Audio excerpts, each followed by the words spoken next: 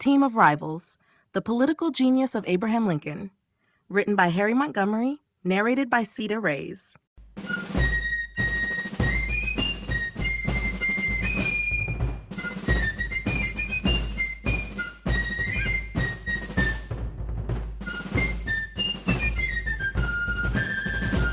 Chapter 1: The Rise of Ambition. Abraham Lincoln's early years were marked by hardship, poverty, and a relentless drive to rise above his circumstances. Born in a one-room log cabin in Kentucky in 1809, Lincoln experienced the difficulties of frontier life. His family moved frequently, and his formal education was limited to less than a year's worth of school. Yet, even in these early years, he developed a deep curiosity and love for learning. He read whatever books he could find, often borrowing them from neighbors, and was known to read by firelight late into the night. This hunger for knowledge became a central part of his identity and would later feed into his political ambitions. Lincoln's entry into politics began in Illinois, where he settled in the town of New Salem. There, he earned a reputation for honesty, storytelling, and a sharp intellect. He first ran for the state legislature in 1832 and lost, but he tried again 2 years later and won. As a member of the Illinois state legislature, he began to develop his political skills and established a clear stance on important issues such as internal improvements and economic development. He aligned himself with the Whig Party, inspired by Henry Clay's vision of a strong national economy. During this time, Lincoln also began to study law, teaching himself the subject and eventually becoming a successful lawyer in Springfield, where he built a respectable career and deepened his connections. Though he was gaining traction in law and state politics, Lincoln's ambition reached further. He served a single term in the U.S. House of Representatives in the late 1840s, during which he opposed the Mexican-American War and supported internal improvements.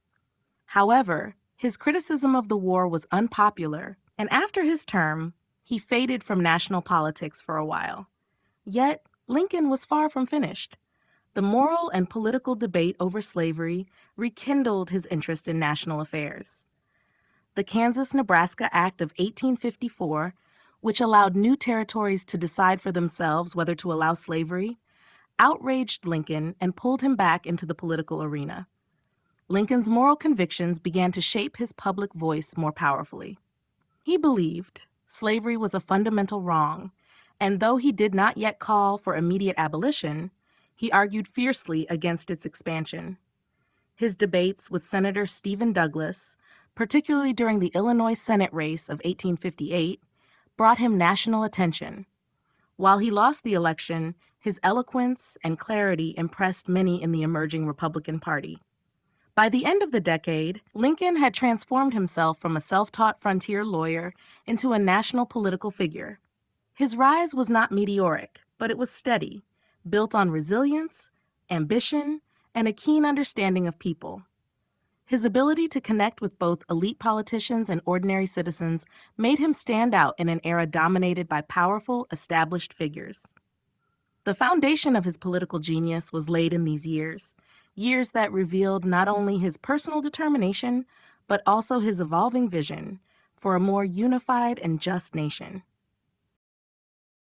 Young Lincoln's early hardships and aspirations. Abraham Lincoln's early life was characterized by a series of challenges that shaped his character and instilled in him an enduring ambition to rise above the constraints of his humble beginnings.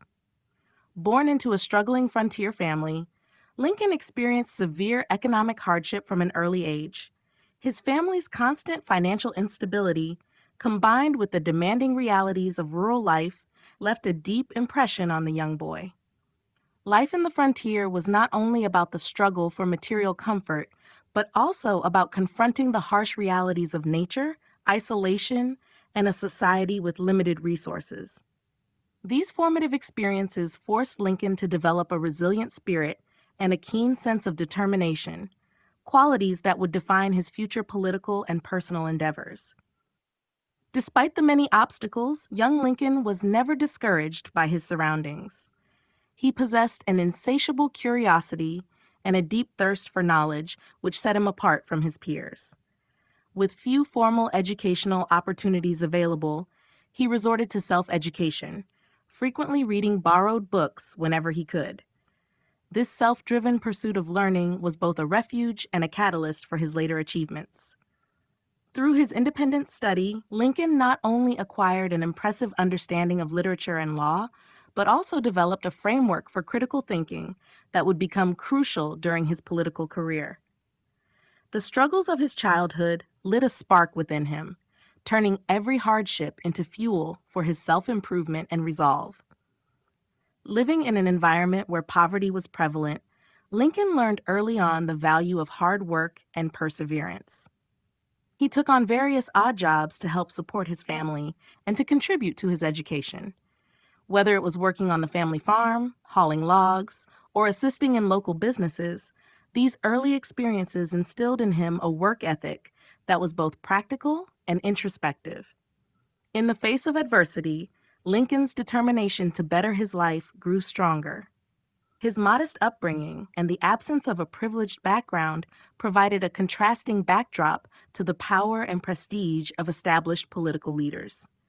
This contrast became a driving force behind his aspirations to engage in public life and eventually lead the nation through one of its most turbulent periods.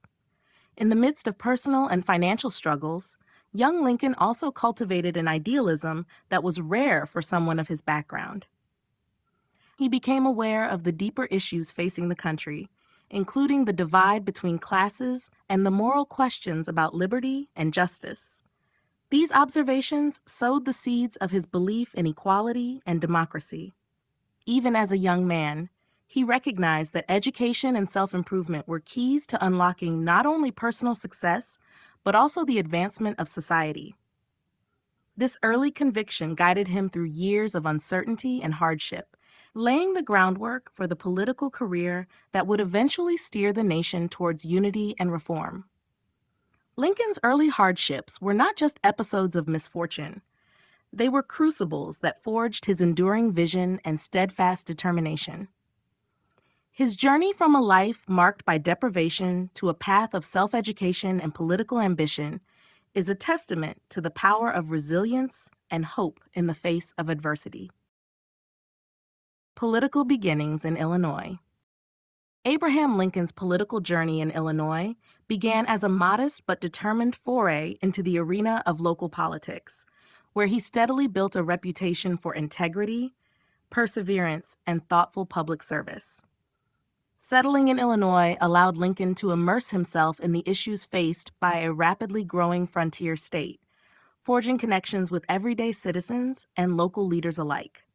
In these early years, his passion for justice and his talent for clear, plain speaking began to set him apart from other local politicians who were often more entrenched in tradition than innovative ideas. Living in a state still in the process of establishing its identity, Lincoln discovered that the challenges of frontier life provided the perfect backdrop for a political career built on hard work and self-made credentials. He was drawn to local offices that addressed common concerns such as infrastructure development, law enforcement, and community welfare. Lincoln understood that every small success in these offices would pave the way for broader opportunities on the state and national stage. This commitment to public service gave him a platform to express his ideas about economic growth, equitable justice, and the expansion of basic civil liberties. During his early political career, Lincoln was noted for his humble beginnings and self-taught knowledge. His lack of formal education, which could have been seen as a disadvantage, became a symbol of his determination to overcome personal obstacles. His ability to communicate in a straightforward manner resonated with a wide audience that was eager for leaders who embodied the very values they held dear. Lincoln's involvement in local politics was characterized by an earnest desire to improve the lives of those around him. Whether he was campaigning for legislative reforms or advocating for improved transportation routes to support economic activity, he consistently demonstrated a willingness to listen to the needs of his community and work collaboratively towards solutions. Lincoln's ascent was marked by numerous small victories that, in time, allowed him to gain significant influence in the state. His legal career, which ran parallel to his political activities, further enhanced his reputation as a practical and principled leader. As he argued cases in local courts and navigated the complex intersection of law and everyday life, Lincoln sharpened his ability to reason through difficult problems. This dual engagement with politics and law imbued him with the analytical skills necessary to understand the broader implications of policy decisions, paving the way for a more ambitious future on the national stage. In the political climate of Illinois, which was characterized by vigorous debates about the direction of the state's growth and the expansion of economic opportunity, Lincoln established himself as a man of principle willing to face contentious issues head-on. His early political beginnings in Illinois were shaped by debates on internal improvements that balanced rural needs with the ambitions of urban centers. These experiences provided him with invaluable insights into the workings of democracy at the grassroots level and a deep appreciation for the importance of civic engagement. Lincoln's formative years in Illinois laid a strong foundation for the political genius he would later display on the national stage. Moral convictions and the foundation of leadership. From early on, Abraham Lincoln exhibited a deep commitment to principles that would eventually define his leadership style. His moral convictions were not merely abstract ideals, but concrete guides that influenced his decisions in both personal and public life. Growing up in a challenging environment, Lincoln was acutely aware of the limitations imposed by poverty and the harsh realities of frontier existence. These experiences molded his belief in self-reliance, integrity, and fairness, qualities that later became the cornerstones of his approach to governance. Unlike many of his contemporaries, Lincoln's perspective was shaped not only by political ambition, but by an unwavering sense of what was just, a vision that would help steer the nation through its most turbulent times. Lincoln's philosophy evolved out of everyday encounters with injustice and hardship. In witnessing the struggles of working people, he developed an empathy and concern for those marginalized by society. This concern informed his advocacy for equal opportunities and fair treatment, both of which would later be reflected in his policies and speeches. His commitment to these values was evident in his willingness to stand against popular opinion when necessary, even when doing so meant standing alone against entrenched interests. By holding steadfast to his beliefs, Lincoln not only earned the respect of his peers, but also laid the groundwork for a leadership style that balanced pragmatism with idealism.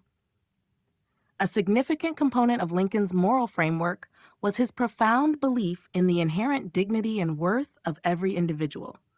This belief was critical in shaping his approach to the institution of slavery, where he saw the moral failings of a nation built on inequality. Although he was initially cautious in his public expressions, preferring to work within the political system to gradually address the issue, his personal conviction never wavered. His internal moral compass was a constant reminder that the expansion of slavery was an affront to the founding principles of liberty and equality. This introspection and commitment to justice later coalesced into policies that would redefine the nation's stance on human rights and equality during the most challenging period in American history. Lincoln's leadership was also distinguished by his humility and willingness to admit limitations. His moral convictions provided a framework for self-assessment and the continuous quest for improvement. Believing that no individual held all the answers, he was open to counsel and debate, a quality that is rare among those in power. This humility enabled him to build a diverse team of advisors and cabinet members, many of whom held differing opinions, yet all were united by the shared goal of achieving justice and progress for the nation. His ability to navigate complex political landscapes by balancing conflicting interests while staying true to his moral ideals became a defining trait of his presidency. The synthesis of personal hardship, ethical fortitude, and pragmatic leadership underpinned Lincoln's rise as a transformative figure in American history. His moral convictions served as the bedrock of a leadership model that valued truth, compassion, and perseverance. In a time when the nation was deeply divided, his steadfast commitment to these principles not only inspired others, but also provided it a guiding light during periods of profound uncertainty and change.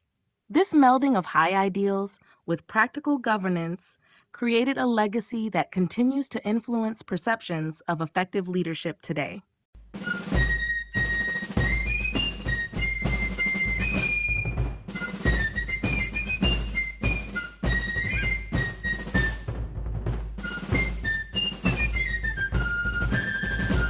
Chapter 2: Contenders for Power. In the turbulent landscape of American politics during the mid-19th century, Abraham Lincoln found himself competing against a formidable array of rivals whose ambitions and ideologies challenged his own emerging vision for the nation. This period was defined by intense debates over the expansion of slavery, rapid economic transformation, and the evolving identity of a country in flux. Lincoln's competitors were seasoned politicians with diverse backgrounds and well-established networks of support, making the contest for political power one of both substance and strategy. His journey through the competitive arena was marked by an unwavering commitment to his principles and a willingness to confront adversaries head-on. Lincoln's rivals were more than mere opponents. They represented competing interpretations of the country's future. Among them, prominent figures such as William Seward, Salmon Chase, and Edward Bates showcased different aspects of political experience and ambition. Seward, with his extensive experience and persuasive oratory, appealed to many as a visionary with a forward-thinking approach to national policy. Chase, known for his legal acumen and vigorous stance against the expansion of slavery, brought an intellectual rigor that resonated with supporters seeking reform. Bates, respected for his diplomatic skills and steady administrative hand, embodied a more pragmatic approach to governance. Each of these men had built careers on the promise of change and the transformation of a divided America, setting the stage for a contest where ideas would clash as fiercely as personalities. Within this contentious environment, Lincoln's rise was characterized by his distinct ability to leverage personal integrity and a deep moral resolve. His campaign for political power was not solely a race for office, but a battle for the soul of the nation. In dialogues and public debates, the contrast between Lincoln's humble origins and the sophisticated political careers of his rivals created a narrative that appealed to both common citizens and more discerning political observers. His understated charm, coupled with a relentless pursuit of truth and justice, allowed him to connect with audiences who felt alienated by the complexities of entrenched political interests. This connection was instrumental in establishing a political foothold that would allow him to navigate through an intricate network of alliances and rivalries. The competition also highlighted a broader struggle within the political system itself, as emerging factions began to challenge the established order. Political alliances were in constant flux, and public sentiment shifted with each new development on the national stage. Amid this shifting political terrain, Lincoln's approach was notably unconventional. He acknowledged the strengths of his rivals while remaining steadfast in his resolve to promote policies that prioritized national unity and moral clarity. His willingness to form alliances across traditional divides earned him both admiration and enmity, and his candid manner of addressing contentious issues served to distinguish him from those who would resort to sectional and partisan rhetoric. As the contest for power intensified, the differing visions for America came into sharper focus. Each contender brought forward proposals and ideals aimed at securing a prosperous future. Yet, it was Lincoln's fusion of pragmatic politics with enduring ethical principles that would ultimately influence the course of the nation. This period of political rivalry and fierce competition laid the groundwork for a profound transformation in American political life and paved the way for the revolutionary changes that would follow in the coming years.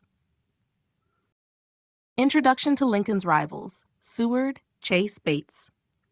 During the height of political transformation in mid-19th century America, Abraham Lincoln's ascent was marked by fierce competition with peers whose reputations and ambitions resonated with a nation at a crossroads.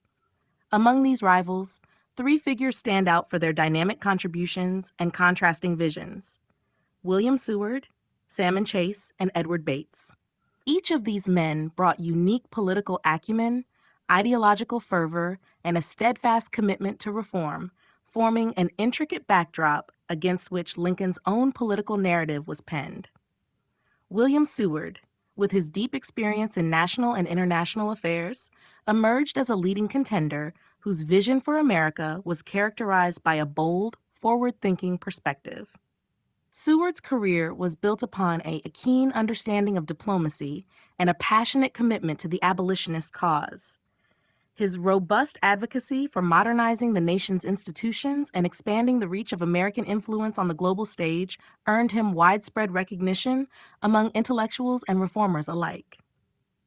Seward's eloquence in addressing the pressing issues of the day allowed him to propose sweeping reforms that captured the imagination of a nation eager for change. His stature in political circles was unmatched, and he became a natural foil to Lincoln's modest beginnings, representing a formidable alternative in the eyes of those who believed in rapid transformation driven by well-established statesmen. Salmon Chase, another formidable rival, was celebrated for his legal expertise and staunch opposition to the expansion of slavery. Throughout his career, Chase demonstrated an unwavering dedication to justice and reform in a period when the moral fabric of the nation was deeply questioned. His incisive legal mind and principled stance on civil rights resonated with voters who recognized the inherent injustice of a society that allowed for continued oppression. Chase's political journey was defined by a series of high-profile appointments and influential roles in government, each underscoring his commitment to aligning policy with ethical imperatives. Through his vigorous debates and public addresses, Chase cultivated a reputation as an advocate for a more inclusive and equitable society, contrasting sharply with traditional power structures that sought to preserve outdated hierarchies. Edward Bates, the third rival, added another layer of complexity to the political rivalry with his unique brand of pragmatism and administrative discipline. As a respected figure in legal and governmental circles, Bates was recognized for his steady hand in managing complex political and bureaucratic challenges. His approach to governance was marked by a cautious yet determined pursuit of reform, seeking to balance idealistic aspirations with the practical necessities of running a government. Bates's influence in legislative processes and judicial reforms illustrated his capacity to navigate the intricacies of policymaking, making him an indispensable part of the broader conversation on progress and stability in the country. The political careers of Seward, Chase, and Bates illustrated different facets of leadership that were critical during a period of national uncertainty and change. Their rivalries with Lincoln, characterized by both shared visions and pointed differences, set the stage for a political dialogue that would shape the future of the nation. In their own ways, each rival challenged prevailing norms and pushed the boundaries of what was considered possible, thereby enriching the political landscape of their time and providing a vigorous counterpoint to the emerging legacy of Lincoln. The road to the Republican nomination. Abraham Lincoln's journey to secure the Republican nomination was neither a sudden breakthrough nor a result of mere chance. It was a long and arduous process forged by a combination of political resilience, calculated alliances, and steadfast commitment to reforming a nation deeply divided by the issue of slavery. As the political landscape shifted dramatically with the disintegration of previous party structures and the emergence of the Republican Party, Lincoln's persistence and gradual accumulation of experience placed him in a favorable position to lead the movement for change. The transformation of the political scene following the Kansas-Nebraska Act created an environment where many traditional party allegiances began to fracture. The act, which allowed new territories to determine the legality of slavery by popular sovereignty, sparked fierce debates and forced politicians to take clear stances on the institution. In this period of ideological realignment, the emergent Republican Party coalesced around a platform opposed to the expansion of slavery, and Lincoln, a vocal critic of its spread, found himself at the heart of this evolving debate. His previous experience in the Illinois legislature and his eloquence on matters of economic development and social justice helped him secure a significant following among those dissatisfied with the old political order. Lincoln's reputation grew steadily as he engaged with local party leaders, participated in debates, and authored speeches that articulated a vision for a future free of the divisive institution. He was careful to position himself as both a principled candidate and a pragmatic politician. Although his rhetoric consistently underscored the moral failings of slavery, he combined that with thoughtful proposals aimed at strengthening national infrastructure and stimulating economic growth. This balanced message enabled him to build bridges between various factions within the newly forming party, laying the groundwork for broader support on a national level. In addition to his public engagements, Lincoln worked diligently behind the scenes to forge alliances with key figures in the Republican movement. Relationships built on trust and mutual respect allowed him to gather endorsements from influential party members who believed in his capabilities as a unifier and reformer. His methodical approach to political strategy, which involved gaining incremental victories in local elections and building a network of supporters, ultimately became a critical asset on the national stage. As the party navigated the turbulent waters of political transformation, Lincoln's reputation as an honest and determined leader provided a stabilizing force that resonated with voters. The culmination of these efforts was Lincoln's ability to articulate a coherent narrative that addressed both the immediate political crises and the long-term vision for the United States. His emphasis on unity, progress, and the preservation of national ideals struck a chord with many who felt that the time had come for a leader capable of bridging regional divides. In a period marked by intense ideological battles and shifting allegiances, Lincoln's road to the Republican nomination was defined by his capacity to remain true to his beliefs while adapting to the rapidly changing political environment. His steady rise, underpinned by both moral conviction and strategic acumen, ultimately secured his place as the preeminent candidate of the Republican Party during a critical juncture in American history. Lincoln's strategy and unexpected victory. Abraham Lincoln's approach to securing his political future was a tapestry of careful planning, adaptability, and persuasive communication that culminated in an unexpected victory, reshaping the course of American political history. His strategy was predicated on the belief that authenticity, moral clarity, and a willingness to forge unlikely alliances could overcome the entrenched power of traditional political factions. Even as the country was gripped by intense debates over slavery and regional identity, Lincoln pursued a path marked by rigorous self-education and a steadfast commitment to both principle and pragmatism. From the early stages of his political engagement, Lincoln recognized that an appeal to both reason and emotion was paramount in winning over a broad constituency. He cultivated a persona that was both relatable and principled, positioning himself as a man who had risen from humble beginnings. This narrative resonated deeply with voters who were disillusioned by the elitist tendencies of the established political order.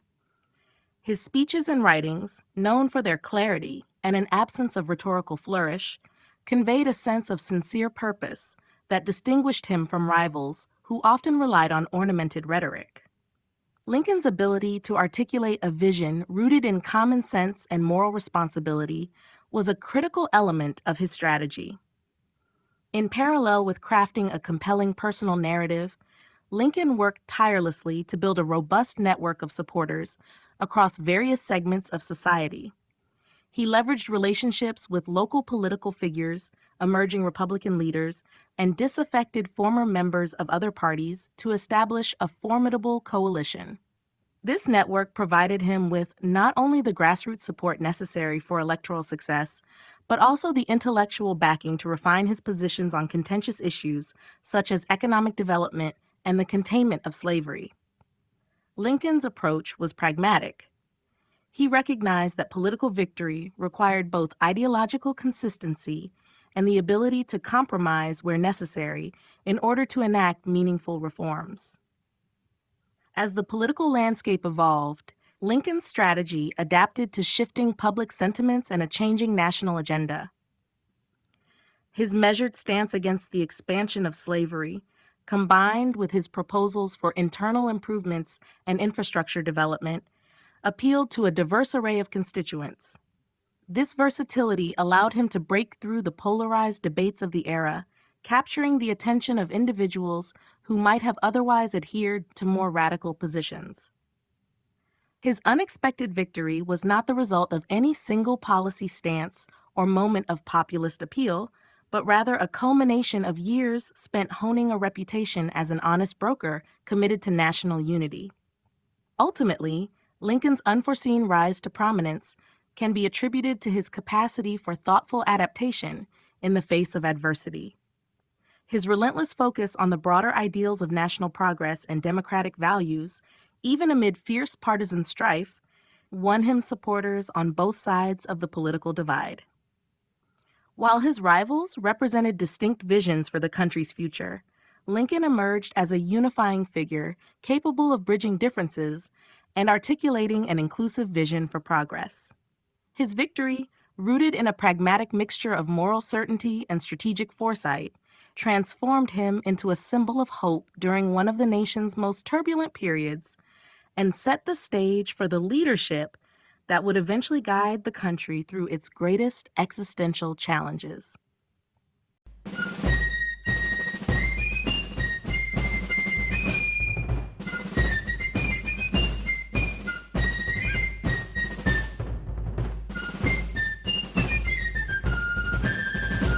Chapter 3: Assembling the Cabinet.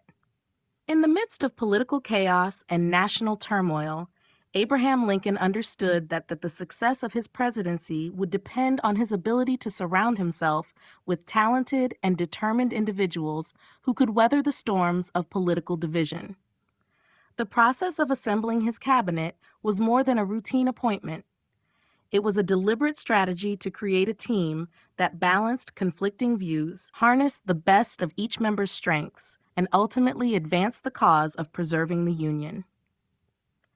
Lincoln faced the daunting challenge of unifying a fractured political landscape, which required him to embrace diversity of thought and reconcile long-standing rivalries.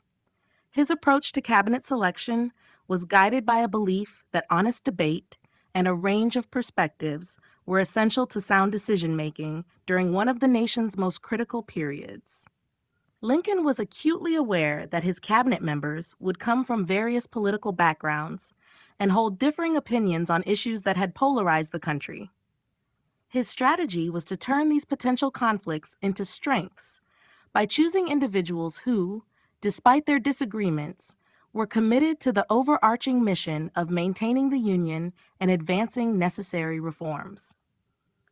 By appointing rivals from his own political party, including men whose views he sometimes found at odds with his own, Lincoln signaled his willingness to consider all ideas and his commitment to placing the country's interests above personal ambition.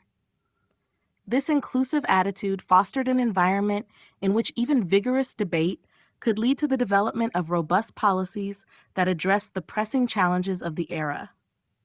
Lincoln's choices for his cabinet were not made lightly, as he carefully considered each candidate's expertise, past performance, and ability to contribute to the national agenda. He sought men who were not only adept in their respective fields, but who also possessed the resilience and adaptability required to serve effectively in a government operating under immense strain. The process was marked by extensive consultations, long discussions, and a keen sense of the delicate political balance that needed to be maintained. Despite the risk of internal strife, Lincoln's insistence on including formidable opponents created a sense of accountability and shared purpose.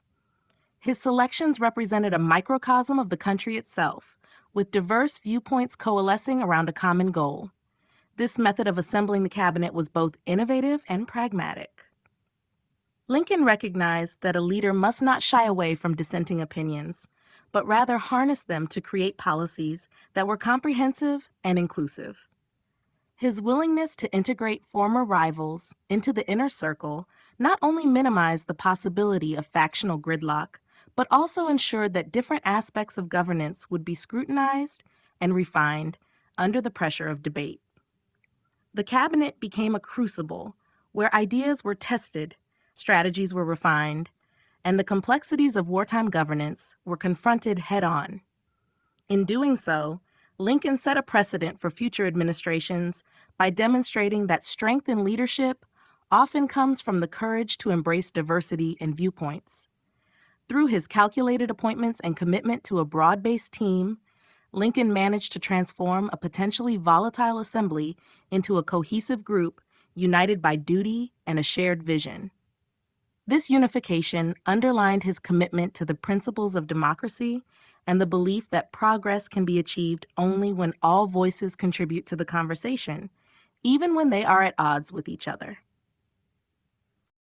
Lincoln's deliberate selection of former rivals. In an era defined by national strife and deep political divisions, Abraham Lincoln distinguished himself not only with his unwavering vision, but also with a strategic and inclusive approach to governance. One of the most remarkable aspects of his leadership was his deliberate decision to select former political rivals for key positions in his cabinet. This unexpected choice was not born out of necessity, but was a calculated move aimed at unifying a fractured political landscape and harnessing the diverse skills of individuals who had once opposed him. Lincoln recognized that political rivalry, if harnessed correctly, could serve as a powerful force for positive change. By inviting those who had been his fiercest competitors into positions of influence, he transformed potential adversaries into allies whose expertise could enrich national policy. This unorthodox approach was driven by his belief that diversity of opinion was critical during times of crisis. In an administration fraught with the pressures of civil conflict and the impending threat to national unity, Lincoln saw value in the breadth of perspectives his rivals could offer. Their different experiences and viewpoints not only challenged his own thinking, but also contributed to a more comprehensive approach to governance. The inclusion of these figures was emblematic of Lincoln's broader political philosophy, one that favored pragmatic solutions over partisan divisions. Former opponents, who had long advocated their own visions for reform and progress, were now called upon to collaborate on the monumental task of preserving the Union. Their willingness to set aside past differences in light of a common mission underscored an emerging sense of shared purpose among the leadership of the nation. Lincoln's calm but resolute nature played a pivotal role in facilitating this shift, as he extended an olive branch to those who might otherwise have remained adversaries. This gesture not only diminished internal conflicts, but also signaled to the public a commitment to putting national interest before personal grievances. Moreover, by integrating his former rivals into his administration, Lincoln demonstrated an unparalleled level of confidence in his own vision and a readiness to embrace criticism and alternative viewpoints. Each appointment served as a testament to his belief that true leadership involves the courage to forge alliances, even with those who disagree on the means to an end. This approach fostered an environment where robust debate could occur within the highest levels of government, ultimately leading to more thoughtful and balanced policy decisions during a period of profound national challenge. The strategy also had significant long-term implications for the political culture of the nation. By setting aside partisan loyalties in favor of a more inclusive governance model, Lincoln helped to pave the way for the evolution of modern political leadership. His actions challenged the prevailing norms of his time and redefined the expectations placed on elected officials. The willingness to reconcile and collaborate, even with former rivals, offered a blueprint for future leaders grappling with the complex demands of democratic governance. In doing so, Lincoln not only addressed the immediate crises of his day, but also left an enduring legacy of unity and pragmatic leadership that continues to influence the political discourse. Ultimately, Lincoln's deliberate selection of former rivals was a masterstroke of political strategy that underscored the importance of unification in times of national peril. It transformed potential conflict into constructive dialogue and demonstrated that a united front, built on mutual respect and shared commitment, is essential for any meaningful progress. Challenges in unifying strong personalities. As Abraham Lincoln assembled his diverse and talented cabinet during one of the nation's most turbulent periods, he faced the enormous challenge of unifying a group of individuals known for their strong and often conflicting personalities. In a time when political allegiance was deeply entrenched and personal ambition could easily undermine collective purpose, Lincoln's task of creating a cohesive and effective team required not only strategic insight, but also remarkable diplomatic skill. His cabinet included individuals renowned for their brilliance, expertise, and passion, qualities that, while essential to sound governance, also had the potential to lead to intense rivalry and discord. From the outset, it was clear that each member of the cabinet brought not only unique skills to the table, but also deeply held beliefs and personal ambitions that could easily conflict with the priorities of the administration. These men were not chosen for their ability to agree on every matter, but rather for their capability to challenge each other, ultimately leading to more robust and well-considered policies. However, the challenge lay in ensuring that these confrontations remained productive and did not devolve into counterproductive infighting. Lincoln understood that in order to harness the strengths of his cabinet, he had to establish a framework that promoted respectful debate while maintaining a unified front. The art of balancing authority with delegation became central to his leadership approach. One significant obstacle was the inherent pride of highly accomplished individuals who were used to operating independently and often on the front lines of policy debate. Convincing them to work as a collaborative unit required Lincoln to not only assert his vision, but also to demonstrate that unity was in the best interest of the country.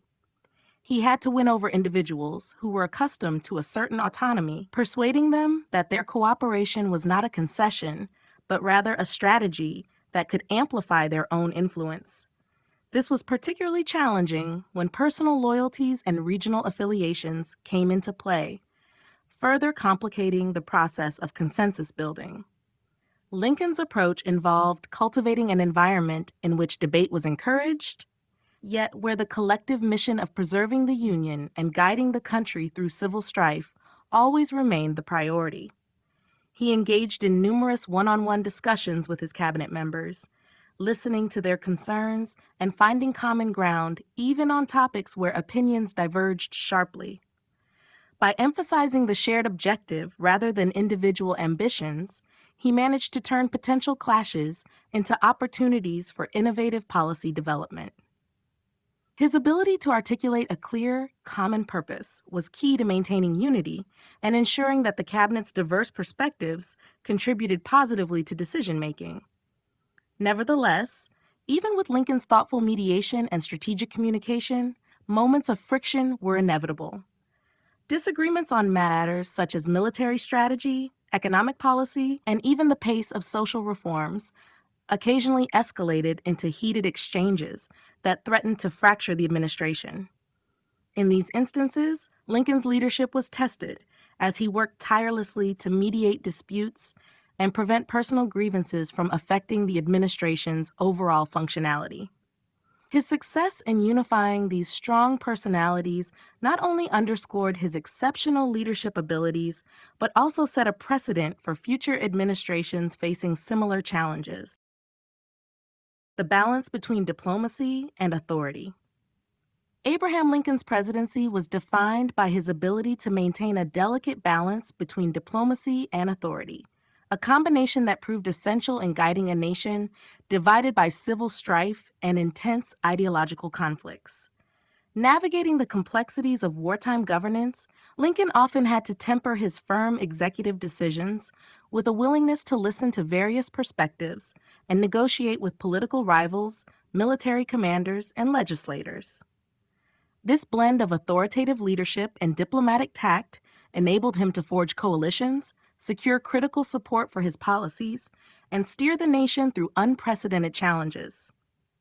Lincoln's approach was marked by a clear understanding that effective authority was not solely imposed by power or position, but was reinforced by an empathetic and open dialogue with those who held differing viewpoints. His style was pragmatic, drawing on personal experiences from humble beginnings and a deep-seated belief in democratic principles. While his decisions were never taken lightly, Lincoln also recognized that the success of his administration depended on his ability to build trust and consensus. This meant engaging in frank discussions with adversaries and advisors alike, often inviting criticism and debate in the spirit of finding common ground. His willingness to listen allowed him to refine policies that were not only robust in theory, but also resilient in practice. At the heart of Lincoln's leadership was his exceptional communication skill. He was able to articulate complex ideas in a straightforward manner that resonated with the general public as well as with his political peers. His addresses and public statements were imbued with a tone of humility and resolve that reassured a nervous nation and helped to consolidate support behind his vision. By clearly communicating the stakes of the ongoing conflict and the rationale behind difficult decisions, Lincoln managed to convey a sense of authority that was tempered by the recognition of the collective effort required to preserve the Union. This balance made his leadership not only effective, but also relatable to a diverse audience facing immense uncertainty. Lincoln's tenure was rife with moments that demanded swift, authoritative decisions, particularly in areas of military strategy and national security. However, even in these moments, he sought to incorporate the insights of military leaders and political allies to ensure that his commands were well informed. This consultation process was critical during battles and in the coordination of large-scale operations, where the costs of unilateral action could be catastrophic. Conversely, when situations required firm leadership, Lincoln was decisive and unyielding, setting clear objectives and maintaining strict control over the chain of command. His judicious use of executive power was balanced by his readiness to accept counsel, underscoring his belief in both the strength of his convictions and the value of collaborative effort. In achieving this blend of diplomacy and authority, Lincoln set a precedent for modern executive leadership. He demonstrated that the exercise of power could be effective without being autocratic, that decisions made in the best interest of the nation needed to be both resolute and inclusive. His legacy in striking this balance continues to serve as a reference point for leaders who face the seemingly contradictory demands of assertive governance and participatory dialogue. Ultimately, Lincoln's leadership during one of the nation's most turbulent eras revealed that true authority stems not from domination, but from the harmonious integration of decisive action with empathetic and strategic diplomacy.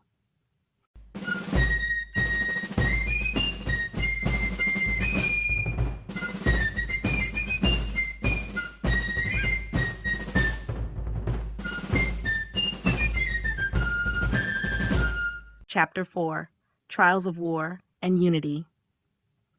As the nation plunged into the turmoil of the Civil War, Abraham Lincoln found himself at the helm of an unprecedented crisis that tested not only his political acumen, but also his capacity to forge unity in the face of profound division. The war became a crucible through which both the character of the nation and the determination of its leadership were relentlessly examined, and Lincoln emerged as a steady force, dedicated to preserving the Union against overwhelming odds. The relentless trials of battle and internal strife highlighted the complexities of managing a nation at war while also trying to bridge gaps between disparate communities and political factions. Lincoln navigated a landscape marked by rapid military developments, shifting alliances, and the ever-present threat of disintegration. His decisions during this period were driven by a deep conviction that the preservation of the nation depended not only on military victories, but also on a concerted effort to sustain the spirit of unity among citizens. The challenges he faced were monumental, balancing the imperatives of wartime strategy with the necessity of maintaining public morale, managing internal dissent, and confronting the moral quagmires posed by the institution of slavery. Each battle on the field and each contentious debate in government underscored the inherent difficulties of leading a nation at war, yet also opened opportunities for forging alliances that transcended previous rivalries. In the midst of conflict, Lincoln demonstrated an extraordinary ability to listen and adapt, often seeking the counsel of military leaders, political allies, and even former adversaries to better understand the multifaceted nature of the challenges at hand. His approach was one of pragmatic patience, combined with decisive action. He understood that the resilience of the Union rested on clear, unwavering objectives, paired with a flexible execution strategy capable of responding to unexpected setbacks. As generals struggled with the vagaries of battle and the political arena simmered with dissent, Lincoln consistently emphasized the importance of a common goal, a united nation rising above sectional interests and personal ambition. The trials of war revealed a nation deeply split by ideology, but also in desperate need of reconciliation. Lincoln was acutely aware that the cost of military defeat extended beyond the battlefield, threatening to shatter the social fabric that bound Americans together. His speeches during this time resonated with themes of hope, perseverance, and an enduring belief in the promise of a more perfect union. These addresses became instrumental in shaping public opinion, striving to restore confidence among citizens battered by loss and uncertainty. By invoking the shared values upon which the nation was founded, he worked to reaffirm the commitment to democracy and freedom that had long been at the heart of the American experiment. While the challenges were severe and the journey fraught with peril, the period of war ultimately served as a proving ground for both the nation and its leader. Lincoln's insistence on unity in the midst of strife forged a legacy of resilient leadership that not only confronted immediate dangers, but also laid the foundation for a reimagined society after the conflict.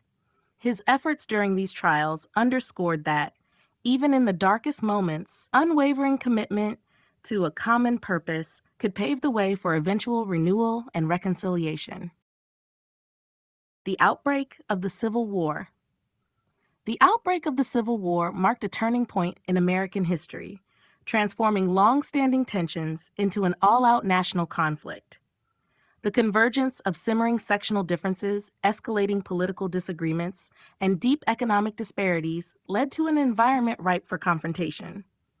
In the years preceding the war, debates over slavery, state rights, and federal authority had intensified, leaving deep divisions among the population.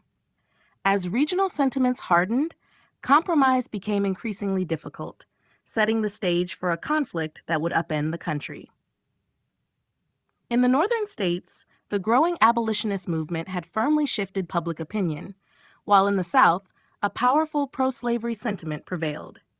These contrasting ideologies fueled an atmosphere of mistrust and resentment. The election of Abraham Lincoln further polarized the nation. Although Lincoln did not initially promise to abolish slavery outright, his opposition to its expansion was perceived by many in the South as a direct threat to their economic and social order. Over time, his victory symbolized a drastic shift in political priorities, causing many Southerns to feel isolated and determined to defend their way of life. As tensions reached a boiling point, the decision of Southern states to secede from the Union became inevitable. The rapid withdrawal of these states fundamentally challenged the authority of the federal government. Secessionist leaders argued that states had the sovereign right to withdraw from the Union if they believed their interests were being compromised. This argument, however, was met with strong opposition in the North, where the integrity of the Union was held as a sacred principle. The diverging interpretations of state sovereignty versus federal supremacy deepened the ideological rift, making reconciliation increasingly unlikely. The initial spark that ignited the full-scale conflict was the attack on a federal installation, which marked the definitive moment when hostilities could no longer be contained. This event was not merely a spontaneous act of aggression, but rather the culmination of years of unresolved disputes. The South's decision to take up arms represented both a desperate bid to protect their perceived rights and a deliberate challenge to federal authority.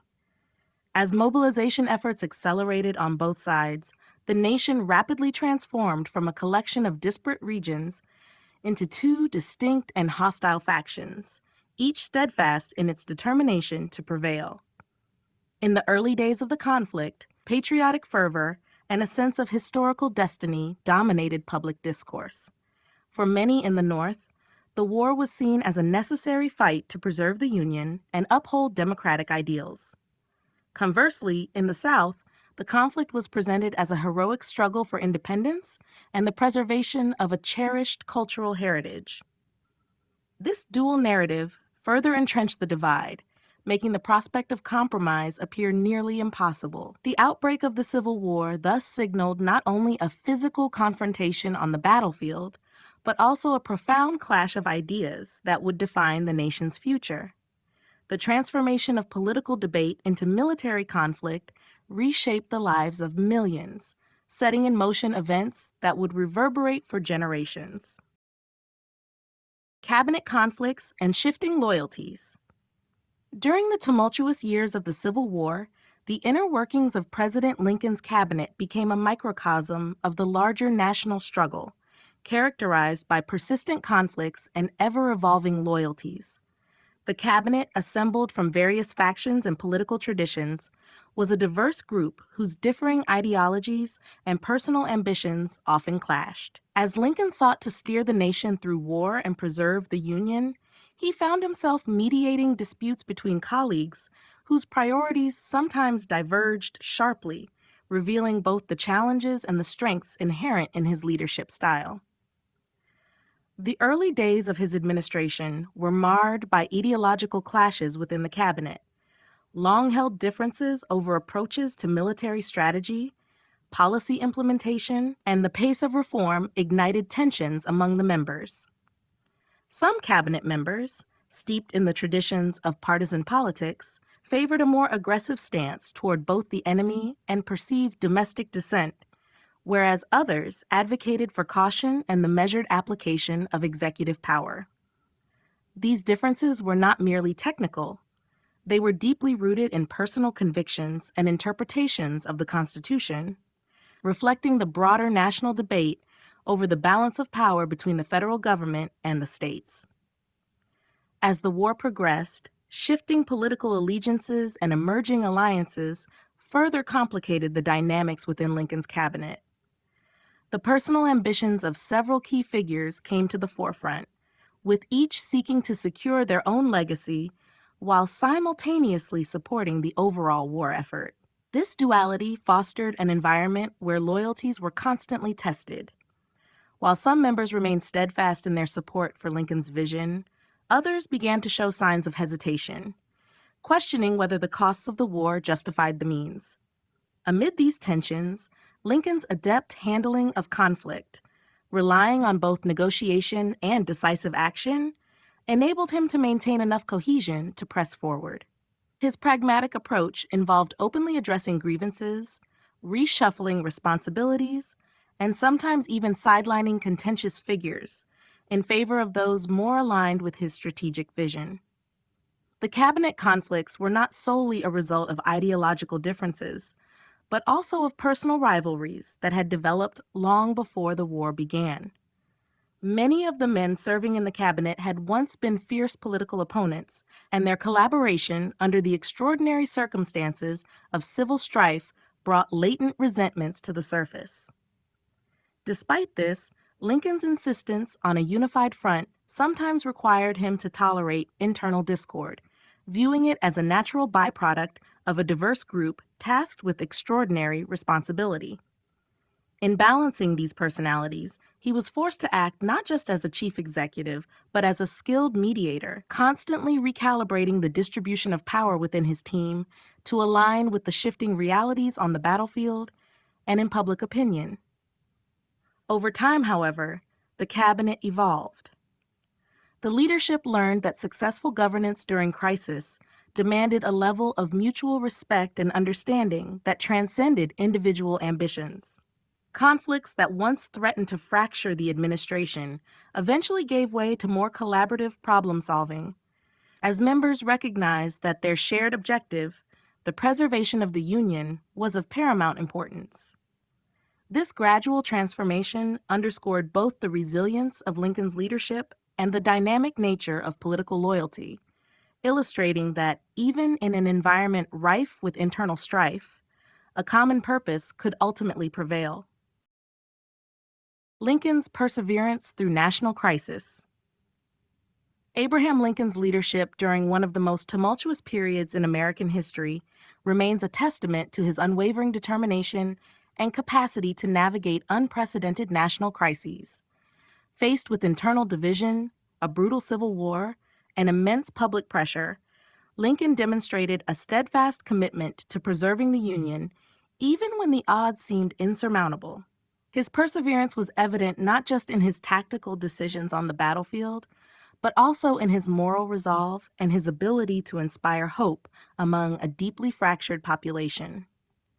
Throughout his presidency, Lincoln encountered challenges that tested his every strength as a leader. The relentless pressures of managing a nation embroiled in conflict required him to balance military strategy, political maneuvering, and public sentiment.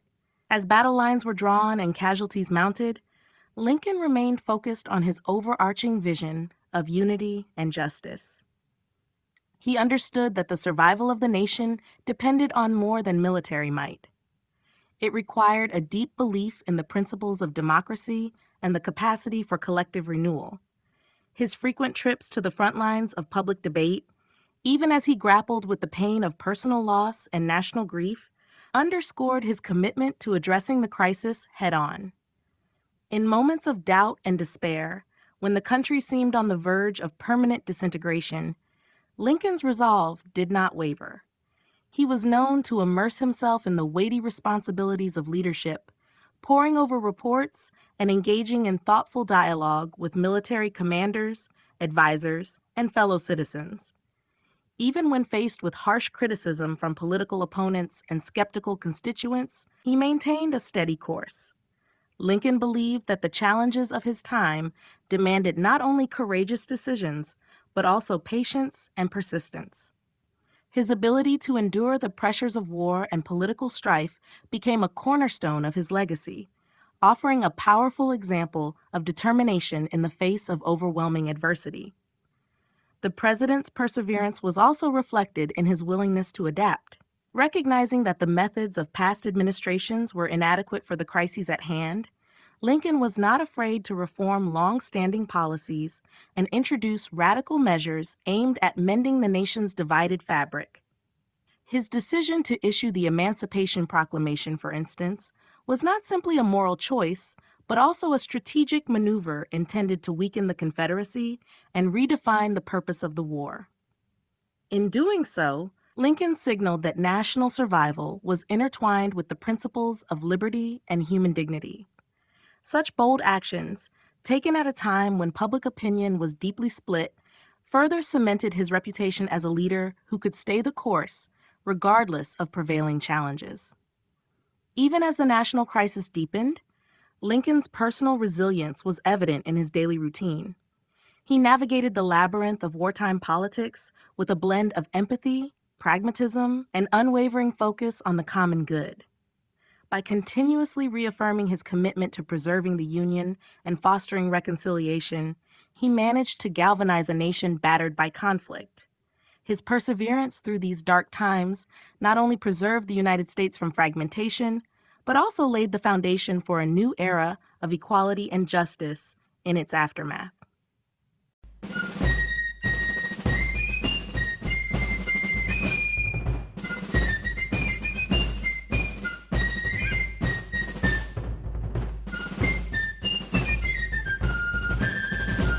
Chapter 5: The Emancipation Struggle.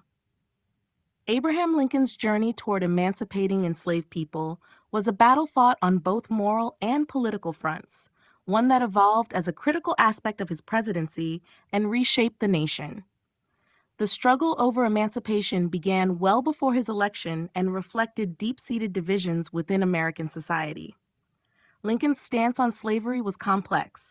He was not an abolitionist in the strict sense early in his career, but he recognized that the institution was incompatible with the nation's founding principles. As tensions mounted and the Civil War intensified, the moral imperative of emancipation became inextricably linked to the larger struggle to preserve the Union. His journey toward a decisive action on the matter was characterized by internal conflict, careful political maneuvering, and evolving public sentiment. The Emancipation Proclamation stands as the most significant milestone in this struggle. However, Lincoln's path to issuing it was neither direct nor universally supported. Initially, he sought to contain slavery by preventing its expansion into new territories, a pragmatic position that aimed to maintain a balance between competing interests. Over time, however, the moral and strategic imperatives of the war forced him to reconsider his approach. Emancipation was not only a deeply held moral belief, but also a tactical tool to weaken the Confederacy, which depended on enslaved labor to sustain its economic and military efforts.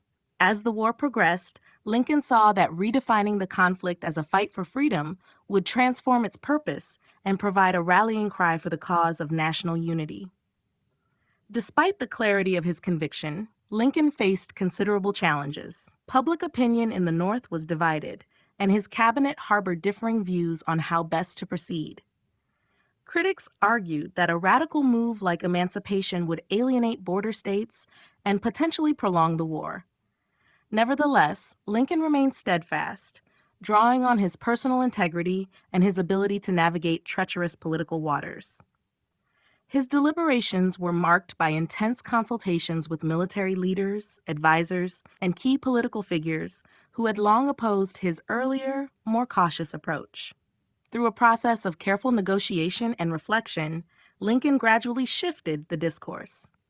His personal correspondence and speeches increasingly reflected a commitment to ending slavery, a change that resonated with many, while also polarizing opponents. The decision to issue the Emancipation Proclamation ultimately was a turning point that redefined the nation's moral and political trajectory. While it did not immediately free all enslaved people, it fundamentally transformed the war into a battle for human liberty, paving the way for the eventual abolition of slavery throughout the nation. In this manner, Lincoln's struggle was not only about relinquishing an outdated institution, but also about aligning the nation's practices with its ideals. The emancipation struggle encapsulates the inherent tension between political pragmatism and moral rectitude. It illustrates how a leader faced with an overwhelming national crisis can evolve his policies in response to changing circumstances while remaining true to core ethical principles, thereby setting a precedent for future generations and reorienting the course of American history. Moral and political tensions over slavery. The national debate over slavery had long divided the United States, intertwining moral imperatives with political strategies in ways that would shape the future of the nation. At the heart of this tension lay conflicting interpretations of freedom and human dignity. For many abolitionists, slavery was a profound moral evil that violated the natural rights of human beings, creating an urgent imperative for immediate abolition. For others, particularly in the southern states, the institution of slavery was woven into the economic fabric and social identity, defended as both a necessary labor system and a cornerstone of their cultural heritage. The resulting discord was not only a battle of economics and politics, but also a struggle over the ethical foundation upon which the country was built. Politically, slavery became a potent wedge issue that exacerbated regional divides. In the North, growing industrialization and an expanding free labor market fueled the rise of anti-slavery sentiment, while Southern states relied on an agrarian economy deeply dependent on slave labor. This economic polarization fostered political alliances that crystallized around the preservation or extension of slavery into new territories and states. As the nation expanded westward, debates over whether new lands should permit slavery intensified political rivalries and altered the balance of power in Congress. The Missouri Compromise and the subsequent Kansas-Nebraska Act are examples of legislative attempts to maintain an uneasy equilibrium, yet each measure only deepened the divide, setting the stage for more dramatic confrontations. Moral arguments against slavery resonated powerfully in public discourse, drawing on foundational documents like the Declaration of Independence, which articulated ideals of equality and natural rights. Abolitionists leveraged these principles to argue that the continuation of slavery was incompatible with American ideals. In sermons, newspapers, and public debates, passionate advocates for abolition decried the hypocrisy of a nation that celebrated liberty while condoning the enslavement of millions of people. However, for many who defended slavery, these moral critiques were seen as abstract ideals that did not recognize the complexities of race, history, and economic survival in a divided nation. This conflict between ideological purity and pragmatic considerations intensified as political leaders attempted to reconcile national values with the realities of entrenched economic practices. Amid this charged atmosphere, political leaders had to navigate a path that balanced moral conviction with strategic governance. Abraham Lincoln emerged as a figure who, though personally opposed to slavery's expansion, initially adopted a cautious approach to its abolition in order to maintain unity and preserve the Union. His nuanced stance, which evolved over time into decisive action with the issuance of the Emancipation Proclamation, reflected the intricate interplay between ethical ideals and political imperatives. Political tensions were further heightened by the diverging opinions of influential factions, each pressing for measures that aligned with their respective visions for the nation's future. These moral and political tensions over slavery ultimately led to a profound crisis that redefined American society, forcing the nation to confront the realities of injustice and inequality. The legacy of these debates continues to influence discussions on freedom, equality, and justice in contemporary America, serving as a reminder of the enduring struggle to reconcile the nation's lofty ideals with its complex historical realities. The drafting and reception of the Emancipation Proclamation. The journey to the formulation and eventual issuance of the Emancipation Proclamation was a complex process shaped by political deliberation, ethical debates, and the evolving realities of a nation at war. In the months leading up to its draft, President Abraham Lincoln found himself at the intersection of mounting military challenges and shifting public opinion about slavery. His personal beliefs, tempered by the political necessity of preserving the Union, gradually steered him toward an approach that would redefine the nature of the conflict. Behind closed doors, advisors and military leaders debated the timing and scope of such a decisive measure, and Lincoln weighed the potential repercussions of issuing a proclamation that would fundamentally alter both the character of the war and the social fabric of the nation. The drafting process was a delicate balancing act. Lincoln, fully aware of the volatile political climate, sought an approach that would be both morally compelling and strategically advantageous. Initially, his focus was on containing the expansion of slavery rather than immediate abolition, a stance that reflected the divided sentiment of the country. As the war progressed and military setbacks underscored the need for a renewed commitment to the cause, the president recognized that a bold, transformative step was necessary. Influenced by consultations with abolitionists, legal experts, and members of his cabinet, Lincoln's thinking evolved. He began to see emancipation not only as a moral imperative, but also as a means to destabilize the Confederacy, undermining its economic reliance on slave labor. The final draft of the proclamation was therefore carefully worded. It declared that all enslaved persons in the rebelling states were to be set free, while deliberately excluding border states and other areas still loyal to the Union to maintain a fragile political equilibrium. The reception of the Emancipation Proclamation was as varied as it was immediate. In the North, reactions were mixed. Many hailed the document as a courageous and necessary step towards fulfilling the nation's highest ideals, reinvigorating the abolitionist movement, and galvanizing support among communities long marginalized by institutional injustice. Newspapers and public speakers in northern cities seized upon the proclamation as evidence that Lincoln was willing to make tough moral decisions, even at the risk of political alienation. However, its implementation also provoked anxiety among Unionists who feared that the measure might prolong the war by antagonizing the border states. In these regions, where the institution of slavery was deeply interwoven with local economies and cultural norms, the proclamation was met with cautious approval at best and outright resistance at worst. In the South, the document was perceived as a direct provocation. Its announcement contributed to an atmosphere of defiance, with Confederate officials condemning the measure as an act of political agitation and a breach of constitutional rights. Nevertheless, the proclamation also had significant practical implications on the battlefield. For enslaved individuals, news of impending freedom spread rapidly, often leading to escapes and the disruption of Confederate labor forces. Lincoln's measure, while limited in its immediate effect, signaled a turning point that reoriented the war as a fight for human liberty rather than merely a struggle for territorial control. Ultimately, the drafting and reception of the Emancipation Proclamation encapsulated the evolving nature of a nation in crisis, a nation striving to reconcile its founding ideals with the harsh realities of civil war and the enduring struggle for justice and equality. Cabinet reactions and public response.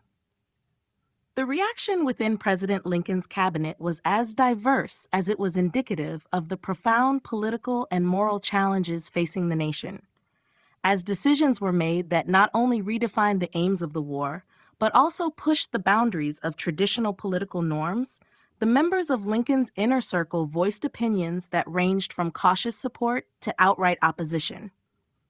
Some in his cabinet, recognizing the necessity of bold action, saw these measures as both a moral imperative and a strategic maneuver designed to undermine the Confederacy. They believed that such decisive actions would galvanize the Union and help to transform a military struggle into a profound fight for human liberty, thus realigning the goals of the conflict with the nation's founding principles of freedom and equality. Other cabinet members, however, expressed reservations about the potential political fallout from the decisions being made. They worried that radical measures could alienate crucial segments of the electorate, particularly in the border states where public sentiment was more ambivalent toward drastic changes. These dissenting voices were not unpatriotic.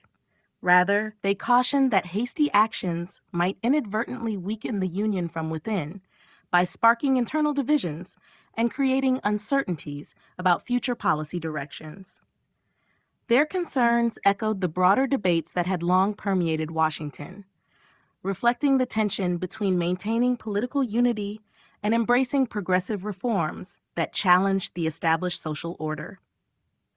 Beyond the walls of the White House, the public response to the administration's bold policy moves was equally complex and emotionally charged. In the northern states, abolitionists and many common citizens hailed the decisions as a long overdue correction of a deep national injustice. The media in these regions, often aligned with reformist causes, portrayed the measures as a courageous stand against a moral evil and a clear demonstration of leadership, willing to sacrifice political expediency for ethical conviction. Such public sentiment brought an invigorated sense of purpose to the movement for emancipation, as communities rallied behind the idea that the nation was finally taking a definitive stand for human dignity. At the same time, segments of the population in more conservative and border areas reacted with suspicion and anxiety. For these groups, the rapid pace of change, combined with the uncertainties of war, stirred fears of disunion and economic disruption. Newspapers in these regions were often skeptical in their tone, warning that the provocative steps taken by the president could deepen sectional rifts and embolden the Confederacy. This climate of doubt was compounded by a legacy of political ambivalence on issues of race and reform, creating an environment where public opinion was not only divided along geographic lines, but also reflective of long-standing historical grievances. The dual reactions, from cautious cabinet dissenters to impassioned public supporters and skeptics alike, underscored the enormity of the challenges faced by Lincoln's administration. In reconciling these conflicting views, the president navigated a political landscape that demanded both visionary leadership and a pragmatic understanding of the country's fractured social dynamics. The interplay between cabinet debates and public sentiment not only influenced immediate policy outcomes, but also set the stage for the national discourse on freedom, equality, and the role of government in times of crisis. This period of intense reaction highlighted how deeply interwoven personal convictions, political ideology, and public perception are in shaping the course of history.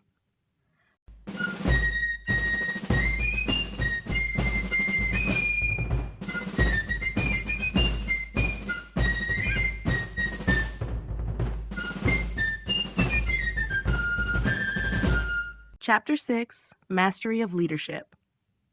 Abraham Lincoln's leadership during one of the nation's most turbulent eras is a study in the art of guiding a country through crisis with steady resolve and inspiring vision.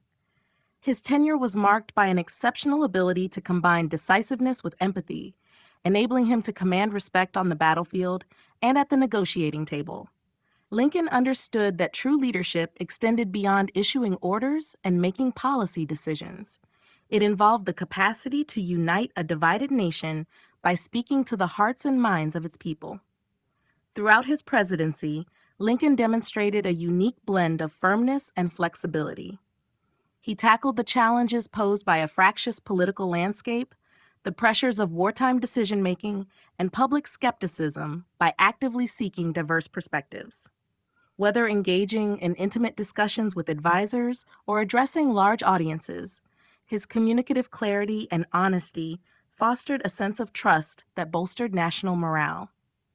His careful attention to the balance between determination and compromise allowed him to navigate shifting alliances and reconcile powerful factions with competing interests.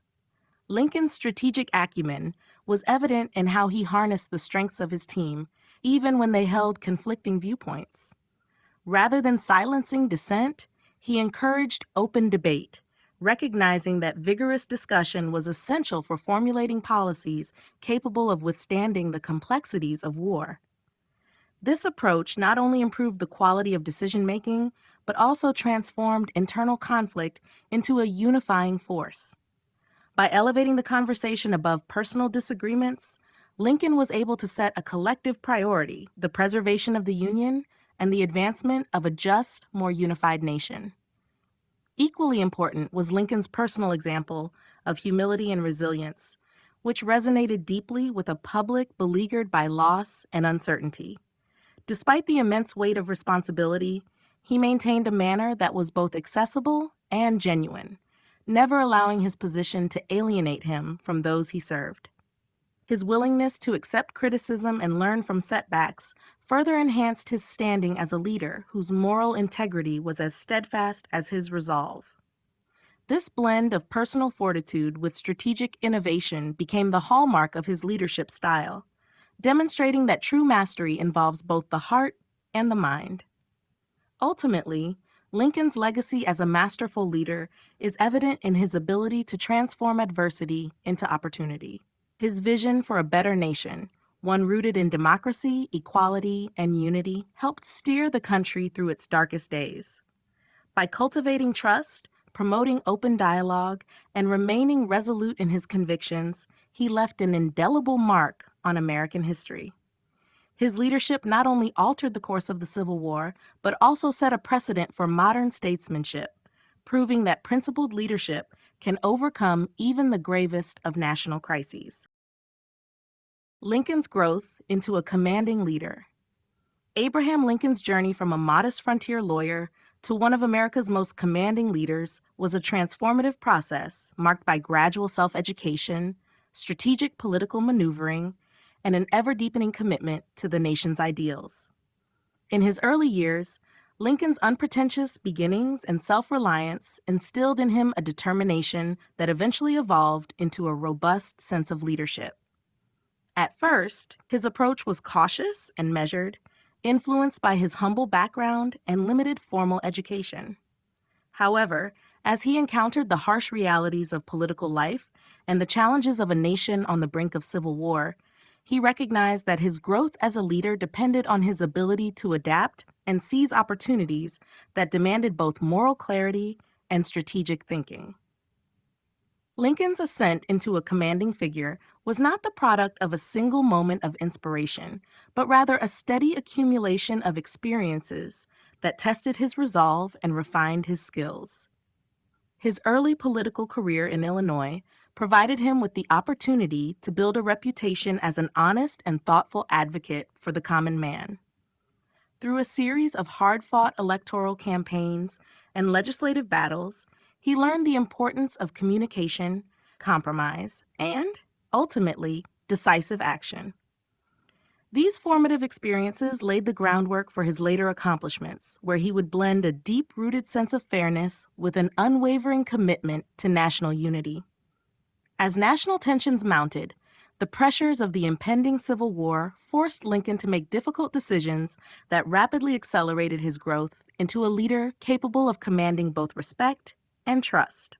His measured responses to personal tragedy and national calamity demonstrated that true leadership is forged in the crucible of adversity. Through extensive consultations with military commanders, political advisors, and even former rivals, Lincoln not only honed his strategic capabilities, but also developed a nuanced understanding of governance under extreme pressure. This period saw him transition from a reactive statesman into a proactive visionary who could galvanize a fragmented populace and inspire confidence even when victory was uncertain. Lincoln's evolution was characterized by his ability to learn from setbacks and refine his leadership style in response to changing circumstances. His reflective nature and willingness to adapt allowed him to reconcile the need for strong, decisive action with the democratic principles of debate and shared purpose. Over time, his clear communication and steadfast moral convictions transformed him into a symbol of national resilience.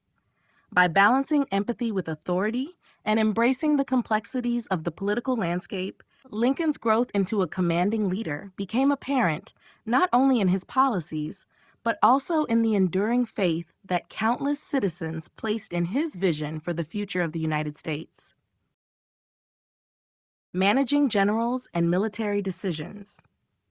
Abraham Lincoln's presidency is often remembered as much for his political acumen as for his ability to steer military strategy during the Civil War. And this was particularly evident in his management of generals and the complex decisions on the battlefield. From the onset of the conflict, Lincoln recognized that effective leadership required more than merely issuing orders. It demanded an intricate balance of assertiveness, adaptability, and constant communication with the military leaders entrusted with the nation's defense. Lincoln's approach to managing generals was characterized by a keen understanding of human dynamics and the challenges inherent in military leadership. Early in the war, he encountered a series of generals whose differing temperaments and strategic outlooks often led to inconsistent performance on the battlefield. Faced with uncertainty and the pressures of a nation at war, Lincoln took it upon himself to sift through a succession of leadership options, seeking commanders who not only possessed tactical skill, but were also capable of working harmoniously with both political directives and a broader vision for the Union. His willingness to replace or reassign generals when necessary underscored his commitment to achieving results over preserving the status quo. Central to Lincoln's management of military decisions was his insistence on detailed communication and the continuous evaluation of strategic plans. He maintained close contact with his generals, frequently soliciting reports and feedback from the front lines to better understand the evolving nature of the conflict. This hands-on approach allowed him to make informed decisions, occasionally intervening to refine military tactics or to alter overall strategy. Lincoln was not content with passive leadership. He actively engaged in discussions regarding troop movements, supply lines, and battlefield maneuvers. His involvement often took the form of measured consultations, where he encouraged his commanders to voice their professional opinions, thereby creating a collaborative environment even under the intense pressures of war. At times, Lincoln's direct involvement in military decisions led to tensions with seasoned generals who were accustomed to operating with significant autonomy. However, his resolve to integrate political objectives with military necessities often compelled him to assert his authority in critical moments. Rather than dictating every move, he sought to inspire a shared commitment to the Union cause, emphasizing that the ultimate goal was the preservation of the nation rather than adherence to individual strategies. His ability to balance authority with diplomacy helped to forge a collective determination among military leaders, enabling them to rally behind unified plans even when the path to victory was fraught with setbacks. Throughout the conflict, Lincoln's management style evolved as he gained a deeper understanding of both the art and science of warfare. His leadership was defined by the willingness to learn from each battle, to adjust tactics in the face of unexpected challenges, and to recognize that the strength of the Union depended on more than just military might. It depended on the harmonious integration of strategic vision with effective execution. In navigating the complexities of military decision-making, Lincoln not only reinforced the cohesion of the Union forces, but also left an enduring legacy of strategic leadership during a defining chapter in American history. Navigating politics during wartime. Abraham Lincoln's presidency was defined not only by the military challenges of the Civil War, but also by the intricate political landscape that demanded constant engagement and careful strategy. In navigating politics during wartime, Lincoln had to balance the demands of maintaining national unity, managing an often fractious political arena, and ensuring that military objectives were supported by sound policy. His ability to operate on both political and military fronts under crisis conditions remains one of the most remarkable aspects of his leadership. Facing widespread dissent and competing regional interests, Lincoln employed a multifaceted approach to maintain control over the political discourse. He was acutely aware that public opinion would play a decisive role in sustaining the Union's war effort. Consequently, he used speeches and executive actions to build a narrative that championed a common national purpose, even as he dealt with the realities of a nation divided by deep-seated loyalties. By framing the conflict as not only a battle to preserve territory, but also a fight for core democratic values, Lincoln managed to engender support from a broad coalition of citizens, including those who were uncertain of the war's ultimate aim. Lincoln's political navigation was further complicated by the need to manage pressures from Congress and a series of often wavering political allies. Many politicians held divergent views on how to conduct the war, and some were more concerned with protecting their own interests than with the collective goal of national survival. In response, Lincoln demonstrated a willingness to compromise where necessary, yet he remained steadfast when strategic decisions were at stake. His interactions with Congress were marked by a firm insistence on the necessity of tough measures, combined with an openness to negotiation that helped secure the resources and legislative backing essential to continuing the war effort. This balancing act between assertiveness and conciliation allowed him to maintain a semblance of cohesion within the government during a time of extraordinary stress. Even as he managed domestic political challenges, Lincoln remained closely attuned to the military situation on the front lines. Recognizing that wartime politics and military strategy were inextricably linked, he ensured that there was a continuous flow of information between the battlefield and the halls of power. This integration enabled him to adapt policies quickly in response to shifting circumstances, whether that meant adjusting diplomatic stances, reconfiguring military appointments, or implementing new measures to bolster public morale. His commitment to informed decision-making underscored the importance of having a deep understanding of both political and military realities. In the end, Lincoln's remarkable ability to navigate politics during wartime helped to steer the nation through its darkest hours. By uniting conflicting factions under a banner of shared purpose, he created the political environment necessary to support decisive military action and paved the way for the eventual restoration of the Union. His leadership during this tumultuous period continues to serve as a profound example of how political acumen, when combined with moral conviction, can reshape a nation in crisis.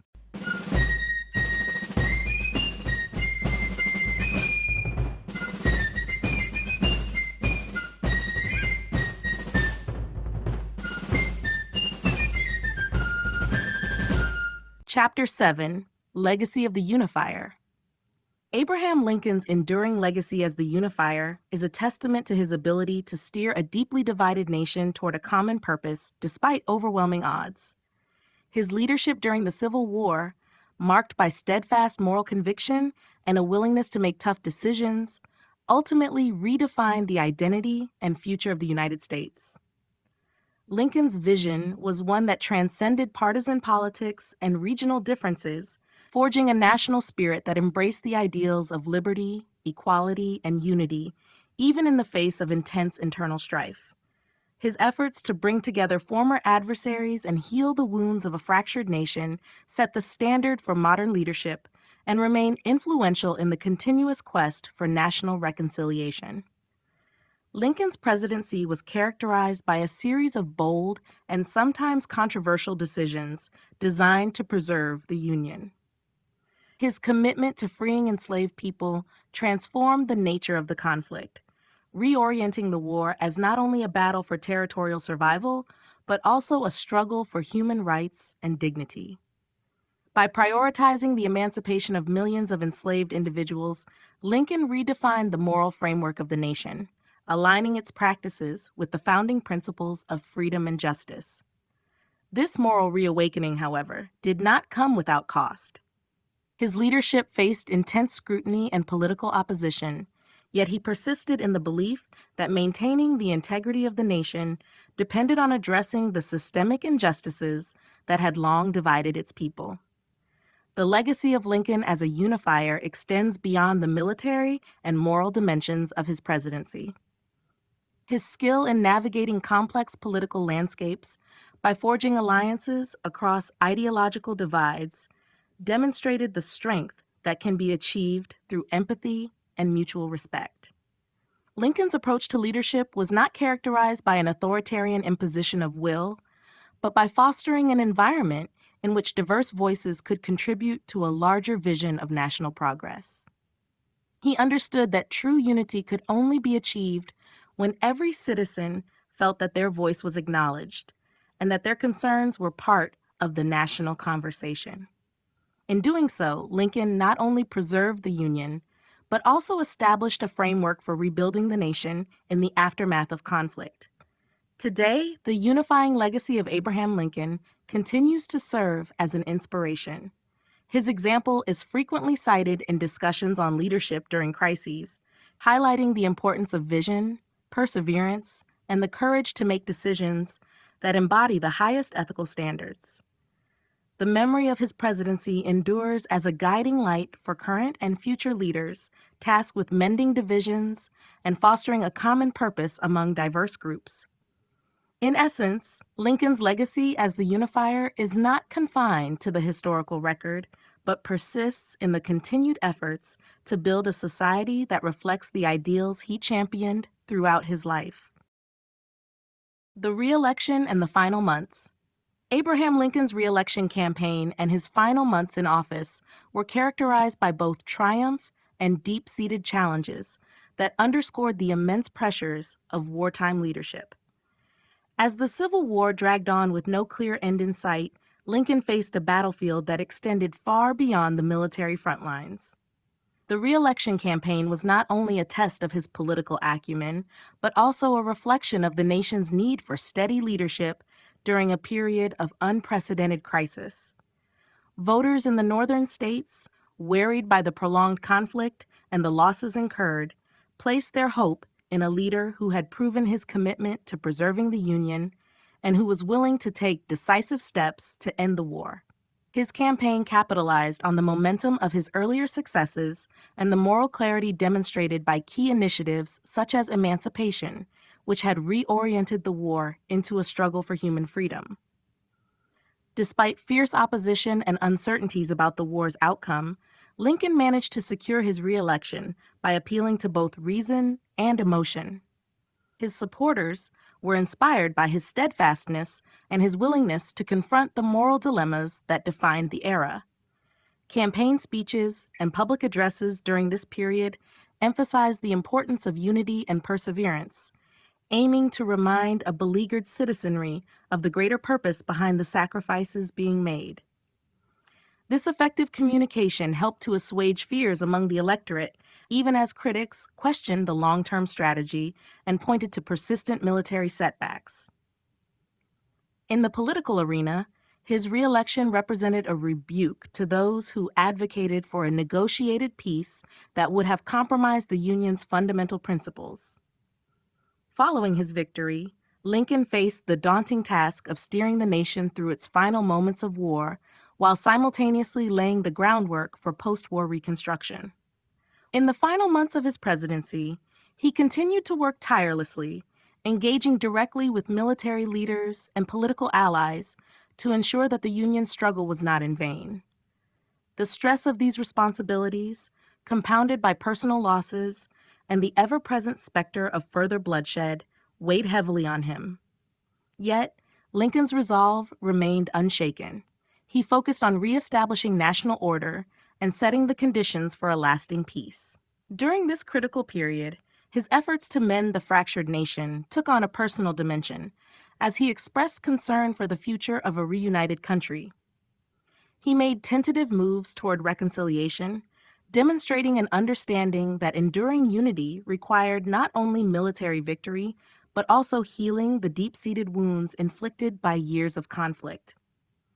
Even as the nation braced for the long, arduous process of Reconstruction, Lincoln's final months were marked by a commitment to justice, forgiveness, and the hope of a more equitable future. His persistent dedication during these final months underscored the complex interplay between leadership, sacrifice, and the enduring belief in the promise of a united, democratic nation. Impact on the cabinet and the nation. Abraham Lincoln's transformative leadership during the Civil War left an indelible mark not only on his cabinet, but on the nation as a whole. The decisions made in the White House reverberated throughout the corridors of government and across a divided country, influencing both immediate wartime strategy and the future trajectory of American democracy. Lincoln's insistence on including a broad spectrum of voices, even those of his political adversaries, created an environment in which vigorous debate and dissent could eventually lead to stronger, well-rounded policy decisions. The dynamics within his cabinet, characterized by both collaboration and conflict, served as a microcosm of the broader challenges facing the nation during one of its most perilous periods. Within the cabinet, Lincoln's leadership style fostered a culture of accountability and openness that helped to navigate the complexities of wartime governance. His deliberate choice to surround himself with men of varying opinions challenged the narrow confines of partisan loyalty and underscored a commitment to national interest above individual ambition. As intense disagreements arose over military strategy, domestic policies, and the timing of reforms, these conflicts forced the cabinet to continuously reassess and adapt. This process not only tested the mettle of each member, but also contributed to the development of policies that were better suited to the unpredictable challenges of the Civil War. Ultimately, the internal evolution of the cabinet under Lincoln's guidance played a critical role in stabilizing the Union's leadership apparatus and securing a unified front in the face of external aggression. Beyond the confines of the White House, Lincoln's policies reshaped the nation and set the stage for a profound transformation in American society. His bold actions, particularly those concerning emancipation and the preservation of the Union, redefined the ethical and political landscape. The nation witnessed a shift as traditional allegiances gave way to a renewed focus on the collective good, with citizens coming to see the conflict not solely as a struggle over territory, but as a battle for the very principles upon which the nation was founded. The moral clarity of his decisions inspired public debates, altered the course of the abolitionist movement, and reoriented the country's understanding of liberty and justice.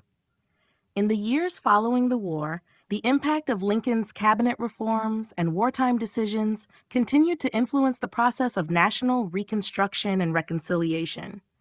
The strategies developed in those dark years laid the groundwork for rebuilding a society fractured by conflict. His legacy, forged in the crucible of war, became a touchstone for the development of modern American political leadership, emphasizing the importance of unity, adaptability, and shared responsibility. Thus, the lasting impact on both the cabinet and the nation stands as a testament to the enduring power of principled leadership in the face of unprecedented division and strife. Lincoln's assassination and enduring influence. The sudden assassination of Abraham Lincoln on April 15, 1865, brought an abrupt and profound end to the life of a leader whose vision had steered the nation through its most trying period.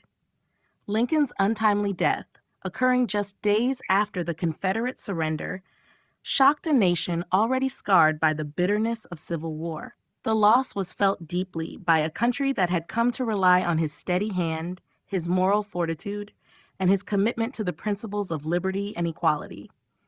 His assassination transformed the mourning of a divided populace into a collective moment of national grief, where political differences subsided in the face of personal loss and the realization that a brilliant mind was no longer there to guide the country through reconstruction and reconciliation.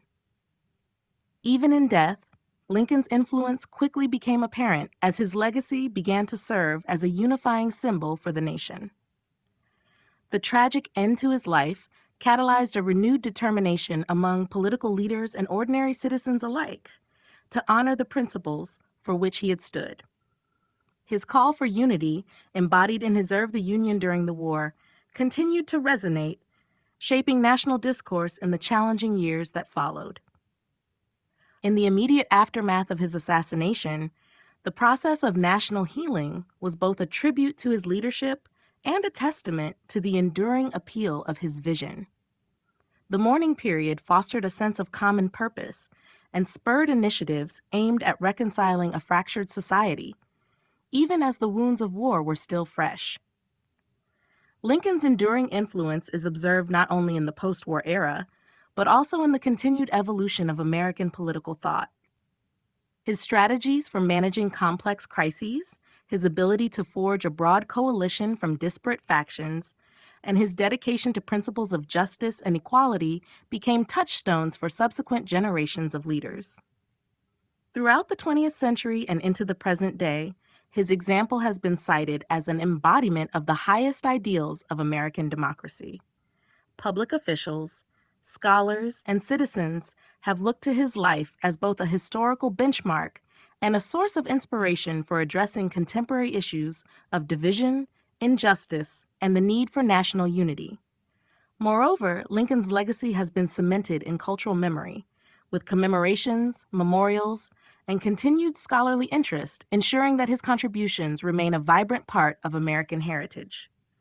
His writings, speeches, and policies continue to be analyzed and revered as enduring works of leadership and moral guidance. The impact of his assassination, though tragic, further elevated his mythic status, transforming him into an icon of national sacrifice whose ideals continue to shape the nation's quest for a more perfect union. In this way, the legacy of Lincoln endures, serving as a beacon for leadership in times of crisis and a reminder of the enduring power of vision and resolve in overcoming even the most profound national challenges. You have been listening to A Team of Rivals, The Political Genius of Abraham Lincoln, written by Harry Montgomery, narrated by Cedar Reyes.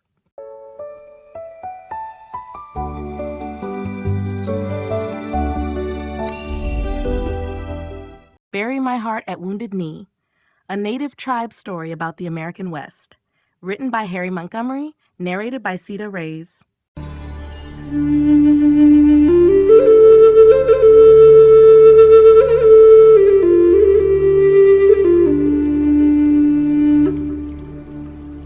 Chapter 1: The Arrival of Strangers. The history of the American West is woven with the stories of lands that were once home to indigenous peoples whose lives were irrevocably transformed by the arrival of European settlers. The beginning of this contact was marked by curiosity, fear, and misunderstanding, as both sides struggled to comprehend the profound differences in their cultures and ways of life. Initially, this period was characterized by cautious encounters where indigenous communities and the newcomers exchanged gifts, ideas, and sometimes even skills. However, as explorers, traders, and missionaries increasingly set foot in native territories, the dynamics began to shift dramatically. For many native tribes, these early interactions brought both opportunity and challenge. The appearance of strangers from across the vast and mysterious ocean introduced new technologies and worldviews that were entirely foreign to the indigenous people. The initial exchange was not always violent, yet it set in motion a gradual process of disruption. Encounters with the newcomers soon revealed differences in attitudes toward land ownership and resource management. Where native tribes had long held a spiritual connection to the land, considering it a shared, communal resource, European settlers arrived with the concept of individual property rights, leading to disputes and tensions that would only grow over time. As the settlers journeyed further into the heart of the West, their presence ignited both awe and anxiety among the native populations. The natural beauty and abundance of the land captured the imaginations of many settlers, yet it also raised concerns among indigenous communities about the lasting impact on the ecosystems and the delicate balance that had sustained them for generations. The expansion of settlements was often accompanied by the establishment of trading posts and mission outposts, which marked the beginning of a fundamental transformation in the way of life for many native tribes. With each new arrival, the established order of the indigenous world was challenged in unforeseen ways. This era of initial contact was not defined solely by confrontation or cooperation. It was a complex period of mutual observation where misunderstandings and miscommunications sometimes led to tragic consequences. Indigenous peoples, who had their own social structures, belief systems, and customs, found themselves at a crossroads. They had to choose between resisting the cultural and territorial encroachments of the settlers, seeking adaptation and compromise, or attempting to integrate the new ways with their traditional practices. The arrival of the strangers compelled native tribes to re-examine their identities and roles in a changing world, setting in motion a series of events that would eventually lead to conflict, loss, and a profound shift in their ancestral narratives. The early years of contact established a pattern of interactions that would eventually influence the policies, alliances, and conflicts of the American West. Although there were instances of goodwill and genuine attempts at coexistence, the underlying current of competition for land and resources quickly became apparent. These initial moments of encounter laid the groundwork for a prolonged struggle over territory, cultural survival, and sovereignty. The arrival of strangers was not simply an introduction of new faces and ideas. It was the precursor to a long and complex history of change that reshaped the destiny of the native tribes and the land they called home. First encounters with European settlers. The initial meetings between indigenous peoples and European settlers were marked by a melange of wonder, apprehension, and tentative curiosity. These encounters, which occurred in diverse regions and under varied circumstances, had a profound effect on all parties involved.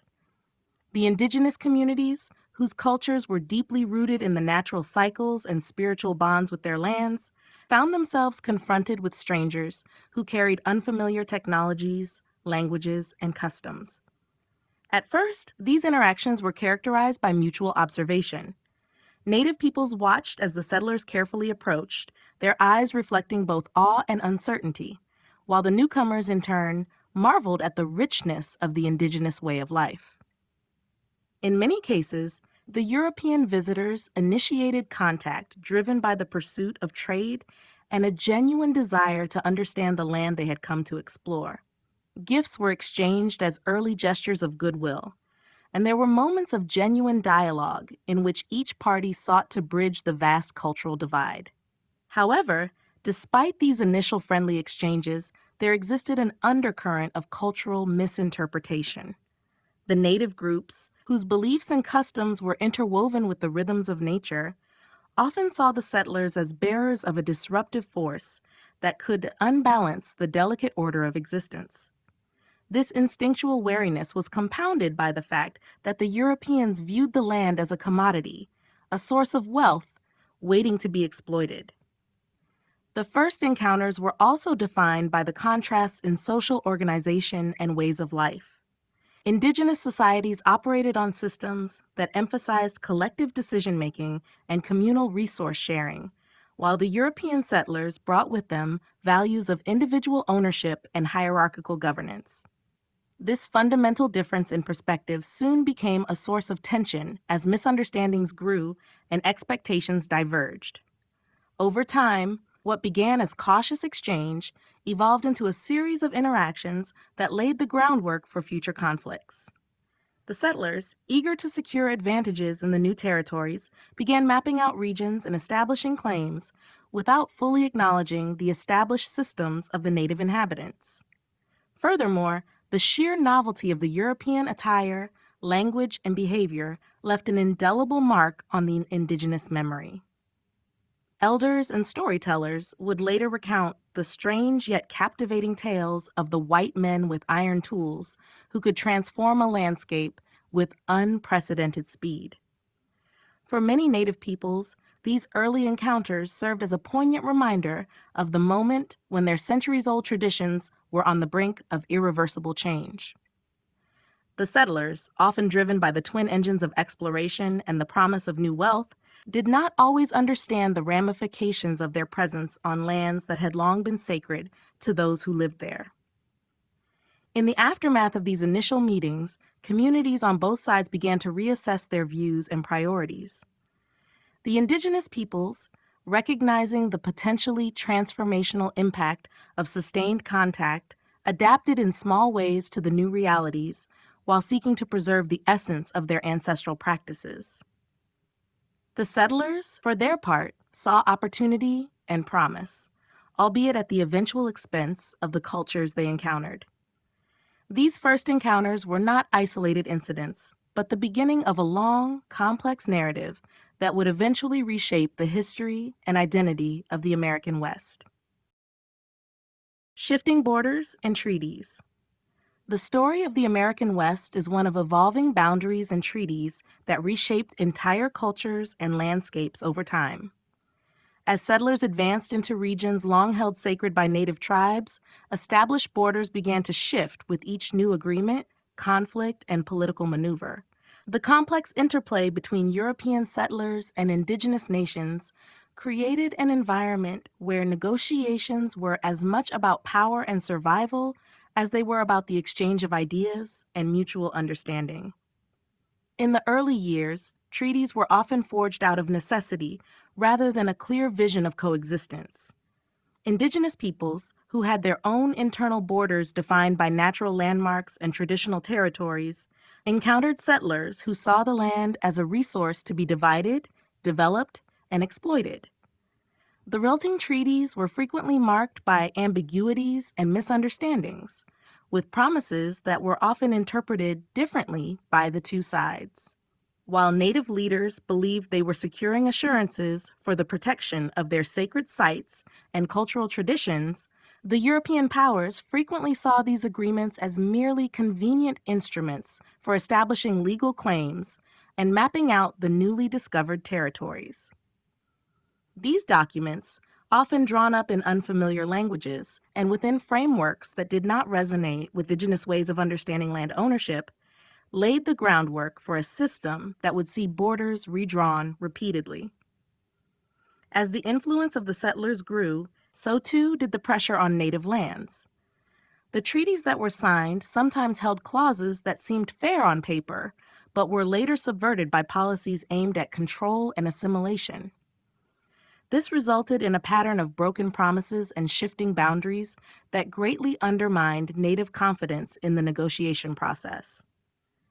Each new treaty set off a cascade of changes that altered traditional migration paths, disrupted established trade routes, and unsettled generations who had long lived in harmony with the land.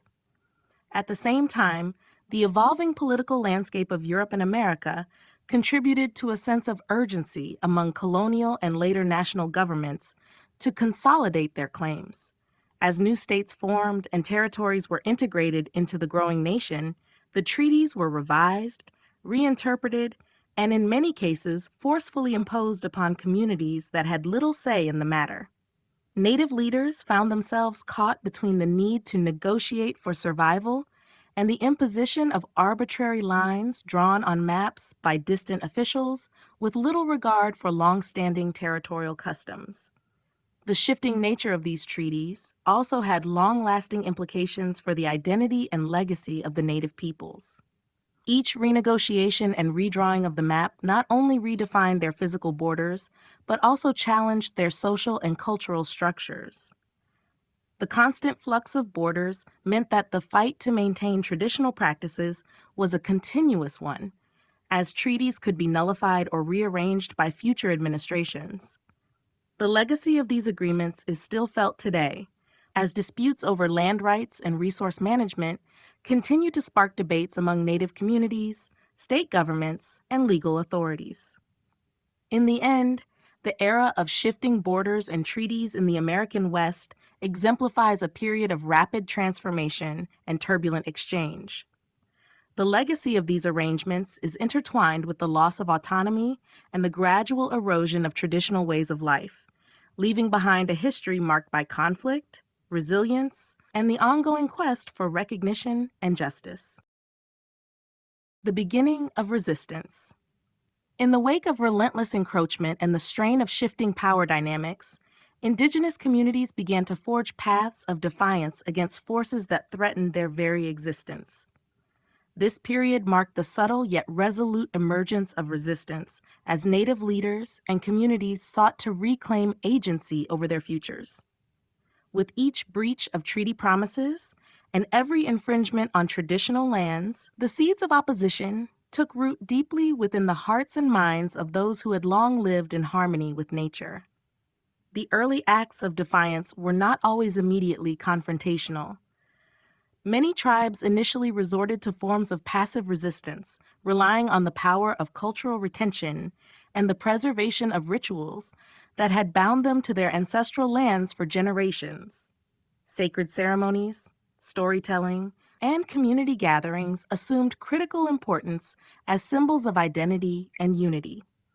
They represented a living repository of memories and histories that defied the narratives imposed by settlers. This was a response not through overt conflict, but through a steadfast commitment to cultural survival, showing the newcomers that the spirits of Native peoples were unyielding and timeless. As exploitation and encroachment intensified, the subdued persistence of the early resistance gradually gave way to more direct actions. Communities began to set up networks of communication that allowed them to warn each other of impending dangers. Small bands of warriors emerged, each band united by a common desire to protect sacred sites and hunting grounds that were vital for their sustenance. These groups, though small and often ill-equipped compared to the well-armed forces of the settlers, employed tactics that drew upon their intimate knowledge of the local terrain. Ambushes and hit-and-run skirmishes became a method by which they sought to disrupt the steady advance of colonial settlements and assert that their way of life was not for sale. A critical component of this burgeoning resistance was the growing awareness among the indigenous peoples of the need for solidarity. Resistance was no longer the isolated endeavor of individual groups, but rather a collective struggle that sought to unite various tribes under the common banner of defending their rights. Alliances were formed, and a sense of pan-tribal solidarity began to emerge, even in the face of stark cultural and linguistic differences. This unification of disparate groups represented not just a military strategy, but a profound assertion of identity, a declaration that indigenous peoples would no longer acquiesce to the relentless tides of change imposed from outside. Resistance also manifested in more subtle forms, including the deliberate undermining of settlers' economic initiatives.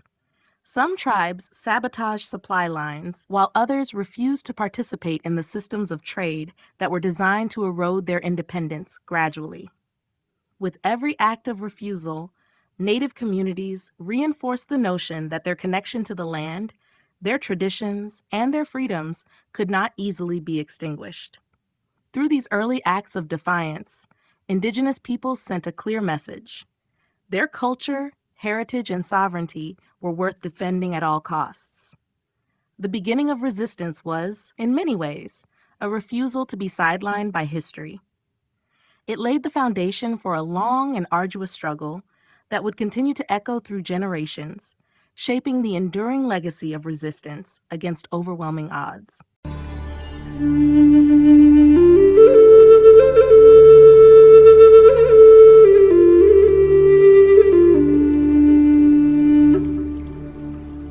Chapter 2: Trails of Displacement. The era of trails of displacement marks a dark chapter in the history of indigenous communities, a time when forced removals and relentless pressure reshaped entire nations and their ancestral territories. This period was characterized by a relentless push from encroaching settlers and government policies that viewed native lives as obstacles to the expansion of new settlements. Families who had lived for generations on the land found themselves uprooted, walking miles to unfamiliar territories, leaving behind homes, sacred sites, and treasured memories. Displacement was not merely a physical relocation. It was a dismantling of centuries-old traditions and livelihoods that were intricately bound to the land. Government decrees and military interventions transformed once peaceful journeys into harrowing treks filled with uncertainty and despair. The new routes imposed upon these communities were fraught with dangers: harsh weather, lack of essential supplies, and the constant threat of encounters with hostile forces or wild animals. Each step away from their native soil represented a step away from the heart of their cultural identity. The forced marches, often undertaken under the watchful eyes of soldiers and officials, sowed seeds of resistance and defiance, even as they broke the spirit of many. Despite the overwhelming odds, there were those who clung to the hope that these trails, however treacherous, might lead to safer grounds or pave the way for a return to their rightful territories. Community bonds were both tested and strengthened during these arduous journeys. Stories of survival and courage circulated among the displaced, weaving together a tapestry of shared hardship and resilience that would ultimately become a part of their enduring legacy. The impact of these forced displacements went far beyond the immediate loss of a homeland. Traditional knowledge of the land, including hunting grounds, water sources, and medicinal plants, was abruptly severed, creating a void in the cultural practices that had sustained the tribes for generations. Elders, who were once the keepers of history and wisdom, found it difficult to pass down their knowledge in the midst of chaos and uncertainty. This rupture had a cascading effect on cultural rituals and community structures, leaving behind communities struggling to reconcile their past with the harsh realities of their present. In the aftermath of these displacements, many indigenous groups faced persistent challenges in adapting to their new environments. The unfamiliar terrains often lacked the resources and natural abundance of their previous lands, leading to further deprivation and conflicts over the allocation of scarce supplies. The scars of displacement were not only visible in the physical exhaustion of countless travelers, but also embedded deep within the collective memory of Native peoples. The loss of ancestral homelands and the forced transitions into reservations and designated areas symbolized the painful erosion of a way of life that had endured for centuries. Ultimately, the trails of displacement represent a period marked by immense struggle and profound transformation. While these forced migrations inflicted lasting wounds, they also underscored the resilience of indigenous communities, who, despite the adversity, continued to strive for recognition, justice, and a reconnection with the spirits of their lost lands. The long walks and forced migrations. The history of forced relocations in the American West is a heart-rending chapter that speaks to the resilience and deep sorrow of indigenous communities. For many Native tribes, the forced migrations, often referred to as the long walks, represent the culmination of systematic policies and violent actions that sought to dislodge them from lands they had inhabited for centuries. The impact of these forced marches was profound, not only displacing entire communities physically, but also deeply fracturing their cultural and social bonds. In many cases, these long journeys were imposed by governmental decrees that disregarded the lives and traditions of Native peoples. As the new policies came into effect, entire tribes were compelled to abandon their ancestral territories. The journeys stretched for hundreds of miles under harsh conditions, with individuals and families forced to traverse unfamiliar and often hostile environments. The long walks were marked by insufficient supplies, brutal weather extremes, and a lack of adequate rest, making the already strenuous efforts even more perilous. These factors, combined with the constant threat of violence and starvation, turned what might have been a slow migration into a race against time and nature. The physical toll of these forced migrations was enormous, but the psychological and cultural consequences were just as devastating. Entire communities, which had thrived for generations in their ancestral lands, suddenly found themselves forced to adapt to new and often unsuitable terrains. The connection between the land and the identity of the indigenous peoples was severed as families were uprooted and relocated to designated areas that rarely matched the environment they had known. The long walks disrupted not only daily life, but also the generational transmission of cultural knowledge, ceremonies, and oral histories. Elders, who were once the repositories of wisdom and tradition, found themselves in a situation where passing on their heritage became an uphill battle amidst the chaos. During these forced migrations, many indigenous peoples faced conditions that strained their ability to survive. The vast distances they were compelled to cover on foot often left them physically exhausted and vulnerable to disease and predation. The social fabric of these communities was tested as families were divided, and the collective strength that had once allowed them to flourish began to wane. Despite the overwhelming hardships, moments of unexpected solidarity emerged. Small acts of resistance and mutual aid became lifelines in the struggle to maintain some semblance of dignity and cultural identity.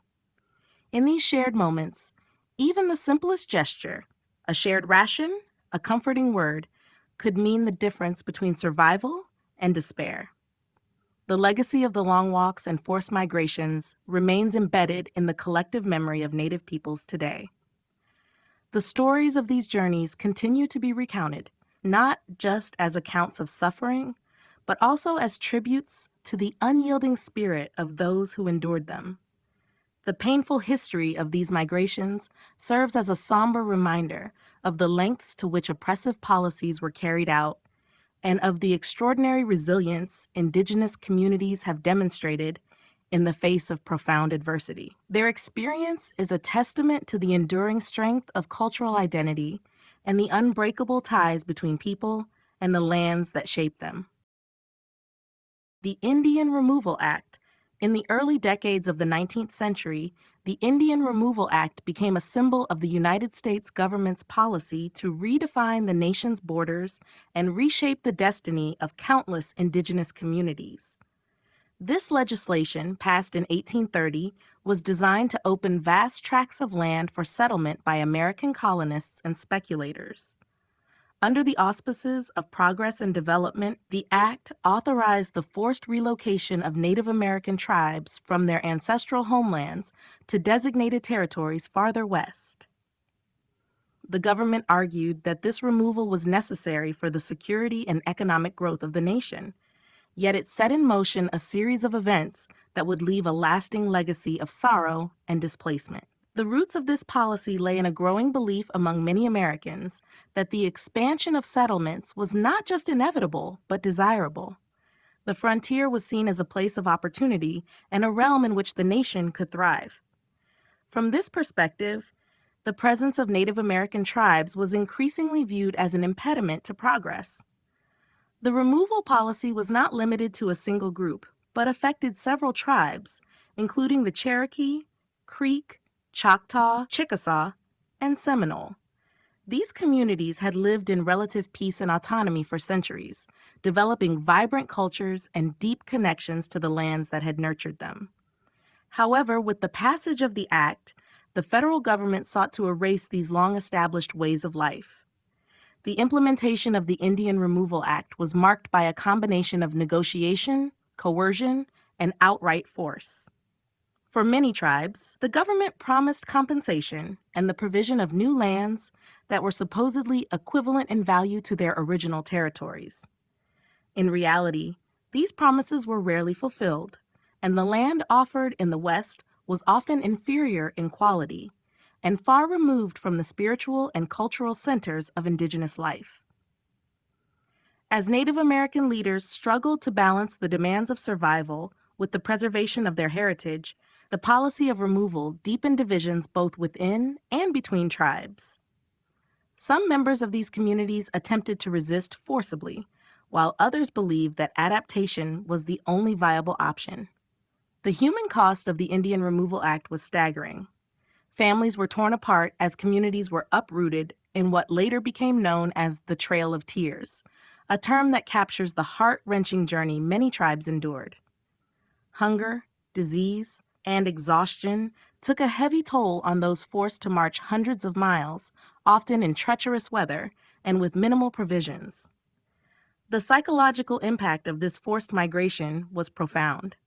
The loss of land signified a severing of the intricate bond between Native Americans and the land that sustained them both physically and spiritually. Their cultural practices, deeply intertwined with specific landscapes, suffered irrevocable damage. Today, the legacy of the Indian Removal Act serves as a stark reminder of a period when state power was wielded in ways that led to profound human suffering and cultural loss.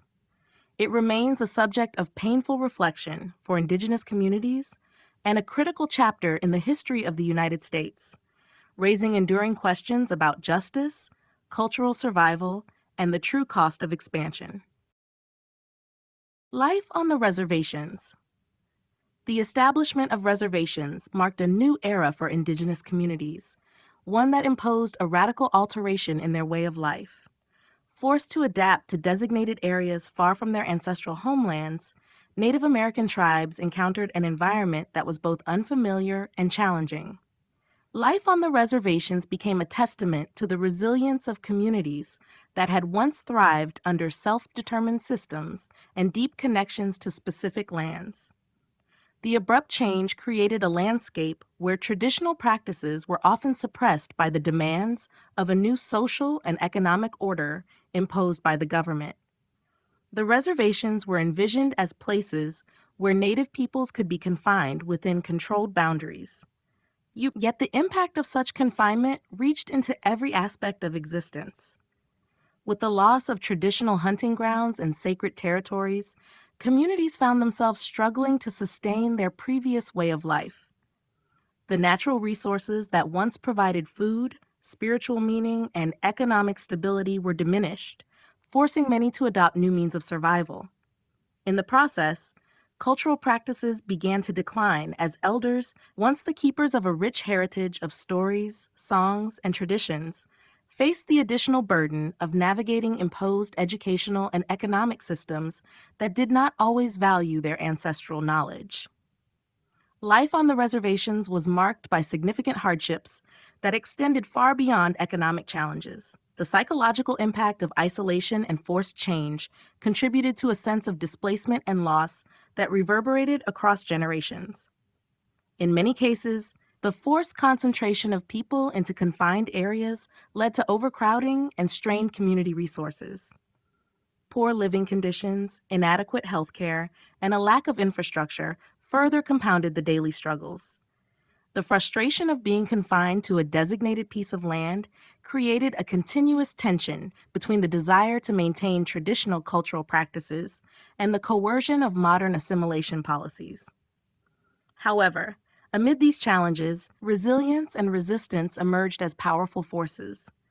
Communities began to find ways to nurture their cultural identities, even within the confines of reservation life. Traditional crafts, ceremonies, and communal gatherings became acts of defiance against a system designed to erase their heritage.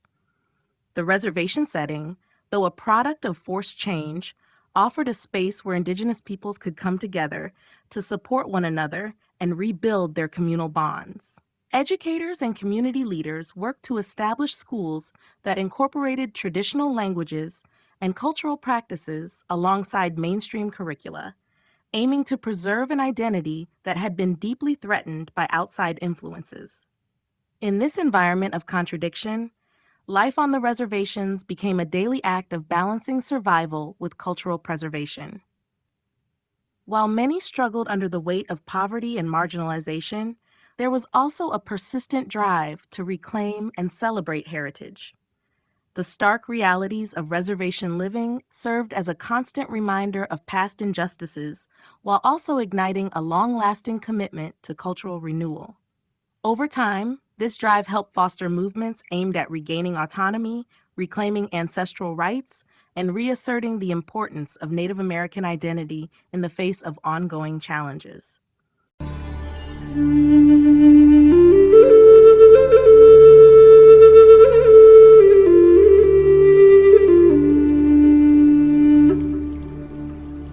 Chapter 3: Broken Promises. Throughout the turbulent history of interactions between the United States government and Native American tribes, promises made in times of negotiation have too often been broken, leaving scars that continue to influence the lives of Indigenous communities. These breaches of trust were not merely isolated missteps, but systemic failures embedded within policies that prioritized expansion and profit over the well-being of long-established cultures. Leaders on both sides of the table initially believed that treaties would provide a framework for peaceful coexistence and mutual benefit. However, as time passed, it became apparent that the promises made in these agreements were frequently undermined by shifting political agendas and economic pressures. At the heart of these broken promises lay the misunderstanding of differing cultural conceptions of ownership and sovereignty. For the Native American tribes, land was not a commodity to be traded or divided, but a sacred trust passed down through generations. The treaties, often written in the language and legalistic style of the colonizers, promised protection, respect, and a secure future on lands that were integral to the identity of entire nations. Yet what followed was a steady erosion of these guarantees. Land that had been promised as safe harbor was gradually encroached upon by settlers, mining interests, and expansionist policies that left the Indigenous peoples isolated and disenfranchised. In many cases, government representatives repeatedly renegotiated treaty terms, wearing down resistance with a combination of legal maneuvering and military force. Promises of compensation, protection, and relocation to lands of equal value were rarely honored, and the reality for many tribes was a life marked by uncertainty and hardship. Communities that had once thrived on centuries-old traditions suddenly found themselves trapped in environments that did not support their cultural practices or provide the natural resources essential for survival. These breaches in trust fostered an environment of deep skepticism and resentment that continues to influence relationships between native tribes and government institutions today. The broken promises were not limited solely to land disputes. They extended into every aspect of life that was affected by treaty obligations. Education, healthcare, and economic opportunities that were to be provided under the terms of various agreements were systematically neglected or mismanaged. Over time, the failure to uphold these promises contributed to cycles of poverty and social disintegration that reverberated through Native communities. The erosion of trust disrupted traditional leadership structures and forced tribes to navigate a new reality in which external authorities held dominion over their futures.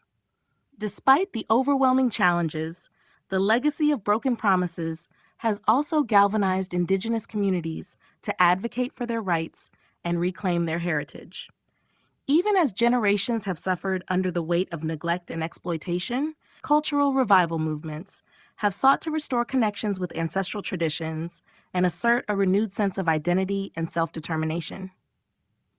The memory of betrayed trust serves as both a cautionary tale and a rallying cry for many Native leaders who continue to pursue justice and full recognition of treaty rights. In the end, the story of broken promises stands as a poignant reminder of the high cost of compromise and the enduring resilience of cultures that have faced repeated attempts at erasure. Government treaties and betrayals. Throughout the tumultuous history of the American West, government treaties established with Native American tribes were intended as formal promises meant to secure peace and delineate the rights and territories of indigenous peoples. Yet these agreements quickly became mired in betrayal. What started as earnest attempts to negotiate boundaries and safeguard cultural traditions soon degenerated into a series of promises that were systematically broken and manipulated to serve expansionist objectives. The treaties were signed amid dramatic shifts in power, yet the underlying assumption by colonial powers was that the Native understanding of land, community, and resource sharing was secondary to the pursuit of national prosperity. The government approached these treaties as instruments to gain new territories while offering only empty assurances of protection and fair treatment. Indigenous peoples, guided by ancestral traditions and spiritual connections to the land, entered these negotiations with the hope of preserving their way of life. They envisioned the treaties as sacred contracts that would guarantee their rights and preserve their communities against the encroachment of relentless settlers. However, the language used in these documents was steeped in legal jargon that masked a one-sided agenda. Government officials often exploited gaps in translation and cultural misunderstandings to impose terms that disenfranchised Native tribes and handed over valuable lands with little or no compensation. As new settlements expanded and the demand for resources grew, earlier promises were repeatedly dismissed or rewritten to allow even greater encroachment on Native territories. Each subsequent treaty became a tool of exploitation rather than a mutual agreement of respect and coexistence. The governments would invoke the treaties as validation for further land grabs, often citing ambiguous phrases to legitimize aggressive actions. This pattern of manipulation sowed deep mistrust among Indigenous communities. As government representatives renegotiated or outright ignored the treaty terms, Native leaders found that every new agreement carried the same seeds of betrayal as those before it. Moreover, the betrayals extended well beyond the loss of land. Many treaties contained provisions that promised assistance, education, and health care in exchange for relinquishing claims to ancestral lands. These services were either withheld entirely or provided in such inadequate forms that they failed to meet the basic needs of the communities. The systemic failure to honor these promises contributed to cycles of poverty, marginalization, and social disintegration that would haunt generations of Native Americans. The continuous erosion of trust left deep psychological scars and hindered efforts to forge cooperative futures between indigenous peoples and the federal government. As the legacy of these broken treaties became apparent, Native American communities began to resist not just the immediate consequences of displacement and loss, but also the persistent undermining of their sovereign rights. The betrayal experienced through these government agreements galvanized movements aimed at reclaiming land, culture, and dignity. Leaders emerged determined to hold the government accountable to its historical promises, insisting on legal and moral redress for actions that had long been accepted as inevitable by those in power. In the end, the history of government treaties and betrayals underscores the tragic irony that the very instruments designed to provide security and stability instead became blueprints for injustice. It serves as a stark reminder that promises made in the spirit of diplomacy must be honored, for the failure to do so can irreparably damage the lives and identities of entire nations. The struggle for ancestral lands. The struggle for ancestral lands represents a long and arduous chapter in the history of indigenous communities, marked by a deep, unyielding connection to territories that are rich in cultural and spiritual meaning.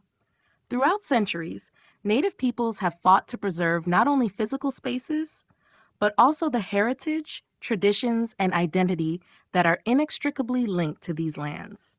This struggle was born out of a sense of belonging that transcends material ownership, rooted in the belief that the earth is a living, breathing entity that sustains life, memory, and legacy. For generations, indigenous communities thrived in harmony with their environment, developing ways of living that were sustainable and deeply connected to nature. Their territories were not simply places for survival. They were spaces where history was written in the cycles of the seasons, the rhythms of the river, and the sacred sites that held the wisdom of the ancestors. When colonial powers arrived, fueled by a desire for expansion and economic gain, these lands were seen merely as resources to be exploited. The imposition of new systems of governance and property rights led to the gradual dispossession of Native American tribes from their traditional territories. This relentless push into indigenous lands was enforced through a combination of legal maneuvers, economic pressures, and, in many cases, violent actions. With each new settlement, the boundaries of Native territories were redrawn, forcing communities into ever smaller parcels of land that could not sustain their old ways of life. Land was sold, taken by force, or manipulated through treaties that were often signed under duress, or through flawed translations that obscured the true implications. As these changes took hold, the indigenous peoples were left with little choice but to fight for the continuation of their cultural identity. The impact of losing ancestral lands was profound and far-reaching. Not only were families separated from the physical areas that had nurtured them for centuries, but the fragmentation also disrupted the spiritual and communal bonds that held entire tribes together. Sacred sites that once served as centers of ceremony, education, and cultural transmission were desecrated or lost entirely in the wake of modern development. In response, Native leaders and communities mobilized, seeking legal redress, launching protests, and engaging in acts of civil disobedience in an effort to reclaim what was stolen from them. The struggle for ancestral lands thus became both a legal battle and a moral crusade, aimed at reasserting the inherent rights of indigenous peoples to self-determination and cultural survival. Despite the overwhelming forces arrayed against them, many indigenous groups managed to secure partial victories. These successes, while often modest, provided a glimmer of hope and reinforced the resilience of communities dedicated to preserving their heritage. Yet, the struggle is far from over. Today, disputes over land use, natural resource extraction, and environmental degradation continue to echo the historical injustices of displacement and dispossession. The fight for ancestral lands remains a powerful reminder that the rights of indigenous peoples are not relics of the past, but living claims that demand recognition and respect. The role of Indian agents. The role of Indian agents in the early interactions between Native American tribes and the United States government was both complex and controversial. These officials were tasked with implementing federal policies on reservations, serving as intermediaries between the government and indigenous peoples. In theory, they were meant to aid in the assimilation of Native Americans into Euro-American society by providing education, healthcare, and other services. However, the reality of their position was far more complicated, and the legacy of their actions has left a lasting impact on Native communities. From the outset, Indian agents were placed in a position of considerable power. They were charged with overseeing vast tracts of land and managing the day-to-day affairs of tribal communities, including the distribution of supplies and the enforcement of government edicts. This authority was intended to streamline interactions and ensure that federal policies were correctly implemented on reservations. In practice, however, many agents found themselves struggling to balance the demands of bureaucratic expectations with the needs and traditions of the indigenous peoples they were meant to serve. The effectiveness of Indian agents varied widely, depending on their personal attitudes, levels of corruption, and understanding of Native American cultures. Some agents developed genuine relationships with local communities and strove to mediate conflicts while respecting traditional practices. In these cases, they often became vital conduits for the transfer of knowledge and resources. Yet, the majority of agents operated within a system that prioritized the interests of the federal government over those of the tribes. This frequently led to decisions that favored resource extraction, land sales, and other actions detrimental to the indigenous way of life. The institutional design of the Indian agency system was such that agents were often incentivized to produce measurable results, even when those results came at the expense of the cultural and economic well-being of Native Americans. Economic exploitation was a recurring theme. Agents were expected to manage annuity payments, land sales, and trade, and many found that embezzlement or mismanagement of funds became common in an environment with little oversight.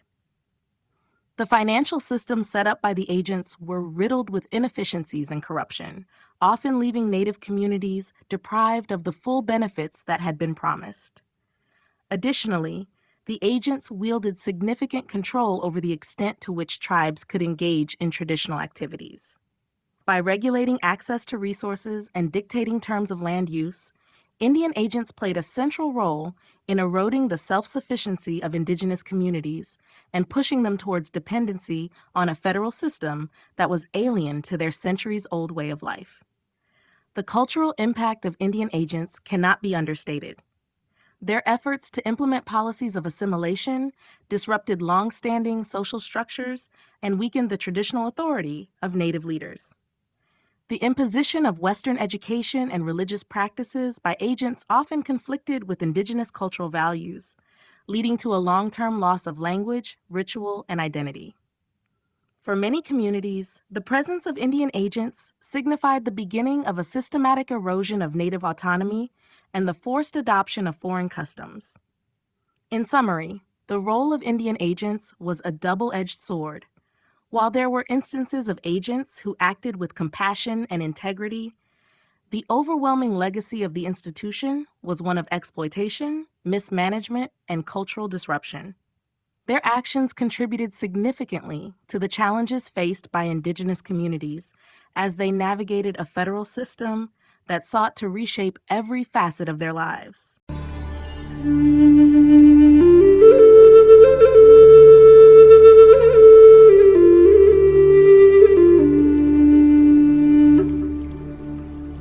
Chapter 4: The Warrior Spirit.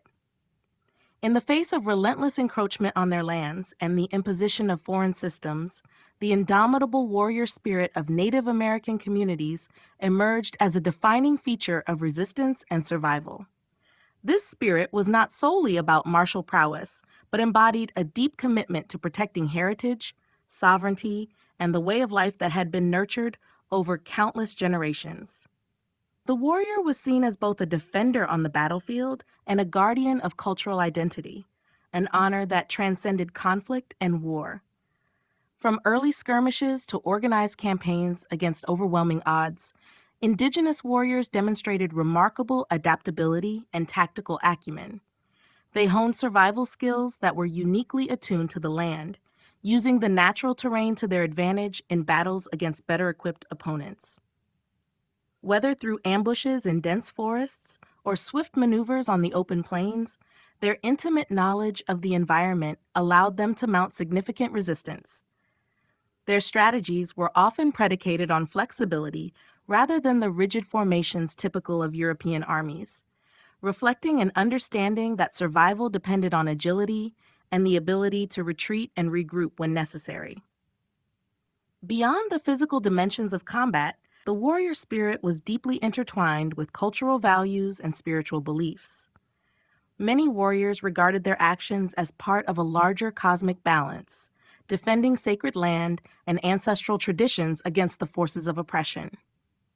Stories of heroic figures, legendary battles, and acts of valor were passed down through oral traditions, inspiring future generations to embrace the mantle of the defender. This legacy of bravery not only fostered a sense of unity among diverse tribes, but also served as a powerful narrative that contradicted the imposed image of inferiority.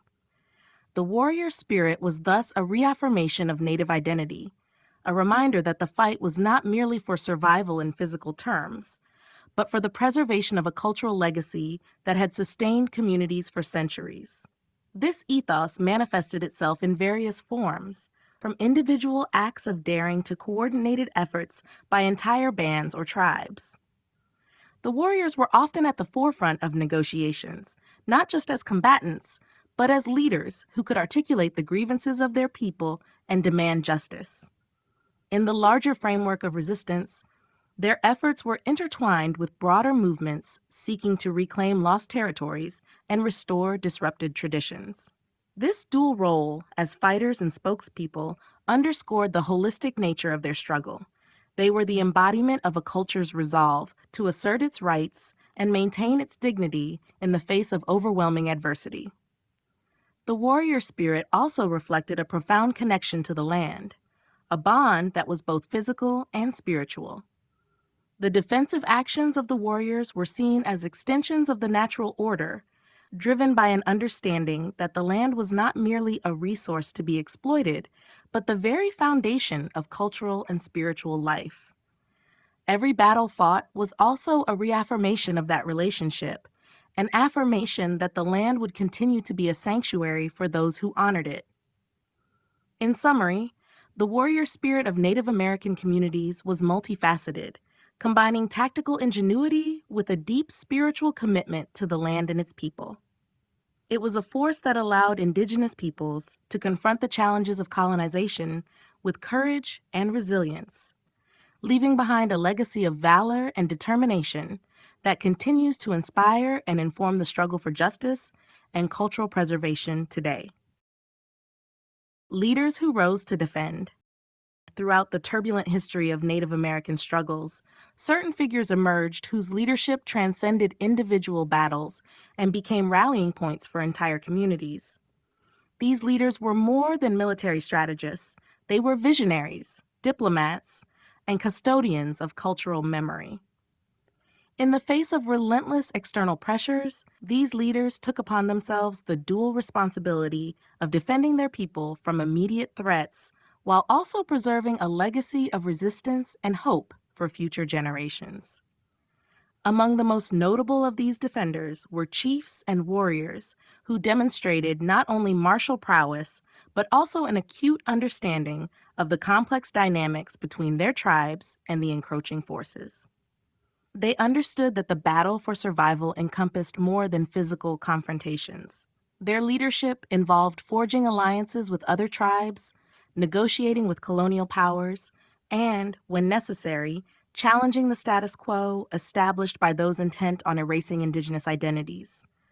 In many cases, these leaders redefined the idea of power by elevating collective welfare over individual glory. Their decisions were guided by wisdom passed down from ancestors, intertwined with a modern awareness of the shifting political landscapes. They called upon historical narratives that celebrated their people's resilience and used these stories to mobilize communities under a common banner of resistance. These leaders recognized that the preservation of language, customs, and traditions was as crucial as the defense of land and sovereignty. They invested their energies in revitalizing cultural practices, encouraging the transmission of oral histories, and fostering a sense of unity among diverse groups. In times of great adversity, they organized councils, convened gatherings, and worked to ensure that each decision honored the spirit of generations that had come before them. Their initiatives often went beyond the immediate needs of warfare and trade. They sought to restore what had been lost to policies of assimilation and displacement by nurturing the roots of their cultural heritage. The courage of these leaders was evident not only on the battlefield, but also in their willingness to stand up against the entrenched systems of power imposed by external authorities. They challenged both military might and bureaucratic institutions that attempted to sideline indigenous voices. Their methods varied from adopting guerrilla tactics in open conflicts to engaging in subtle forms of resistance that undermined exploitative economic systems. This blend of physical courage and moral fortitude allowed them to navigate a landscape filled with betrayal and broken promises, giving their people a sense of dignity and purpose in even the darkest moments.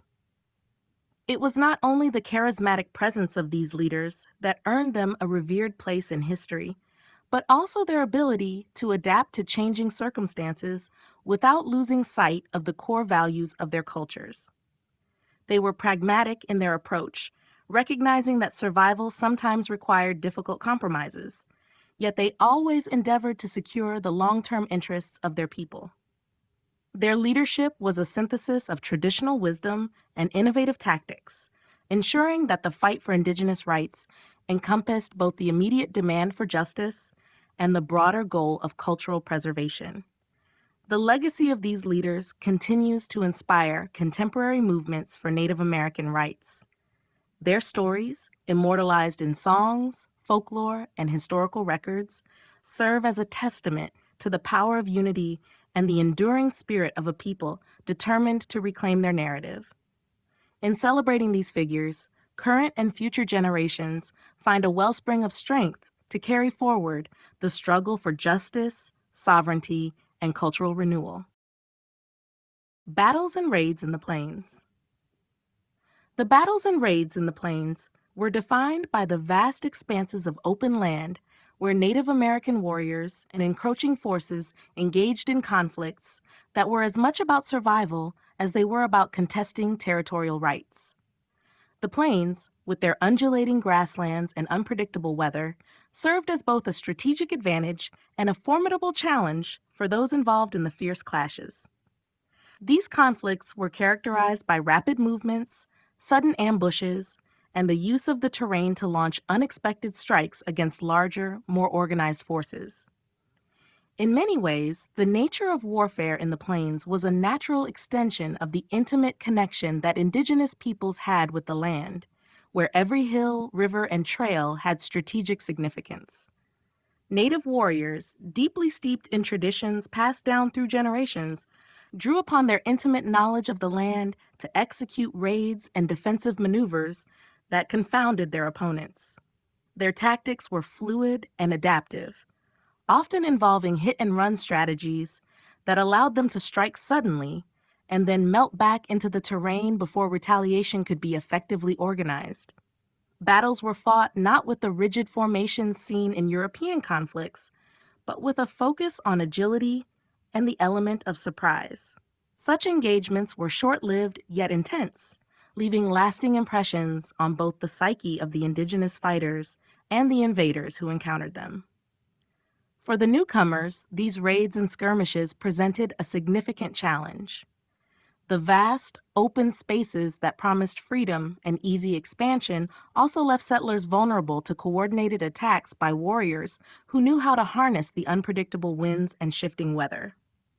The raids were aimed not only at disrupting enemy supplies and morale, but also at sending a clear message that the indigenous peoples would not submit quietly to the incursions on their land.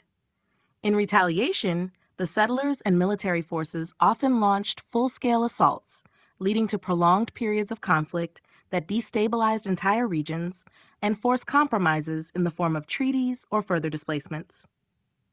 The interplay between offense and defense in these battles was marked by a continuous evolution of strategies.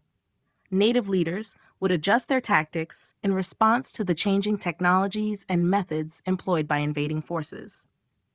The introduction of new weaponry and communication techniques by settlers led to a corresponding shift among Native groups, who integrated these elements into their own repertoire while maintaining the core principles of guerrilla warfare.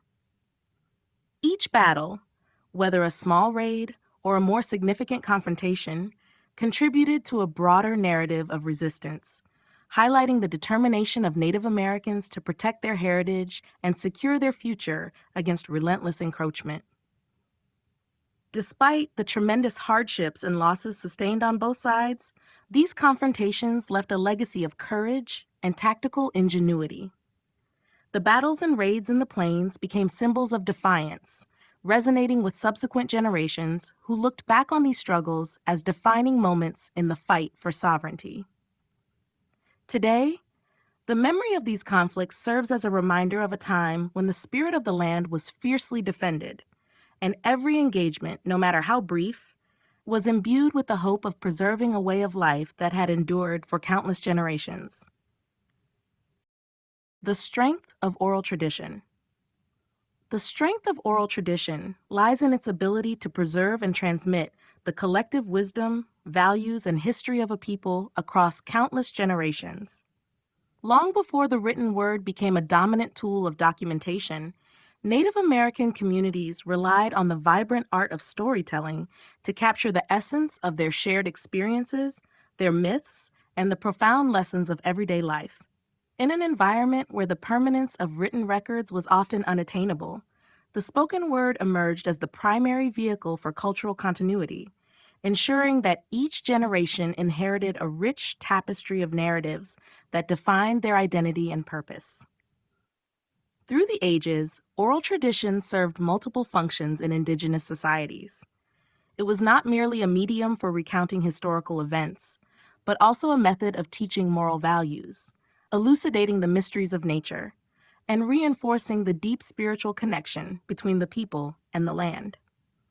Elders, revered as the custodians of this intangible heritage, gathered communities in circles around the fire to share stories that contained allegories of resistance, unity, and respect for all living things. These narratives, passed down through carefully honed recitations, carried with them nuances of language, emotion, and context that were impossible to capture on paper. Each telling was slightly different, yet every version remained faithful to the core message that honored both the past and the present.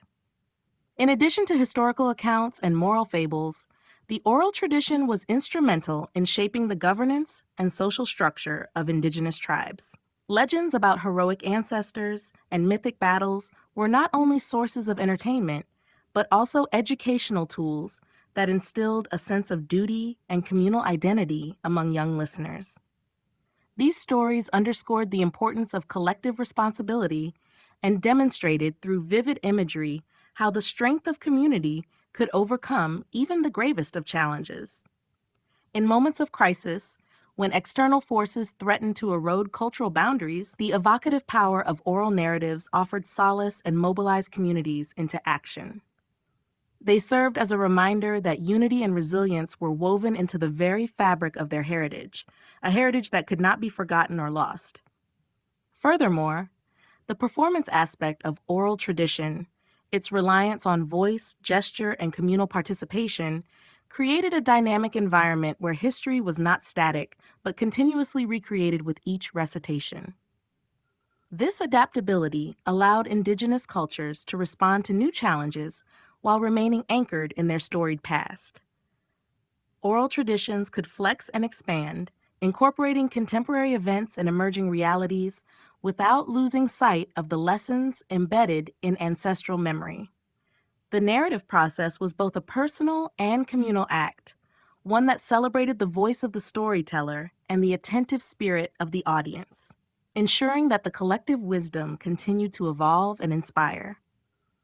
Ultimately, the strength of oral tradition underscores a universal truth about human cultures, that the essence of a people is not found solely in the permanence of written records, but in the fluid, living expressions of their stories.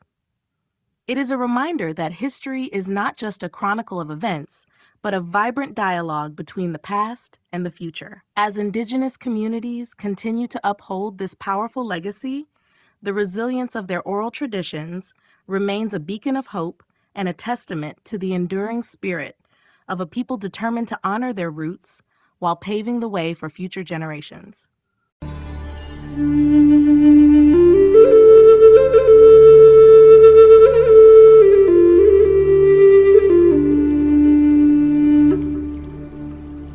Chapter 5: Ghosts and Visions.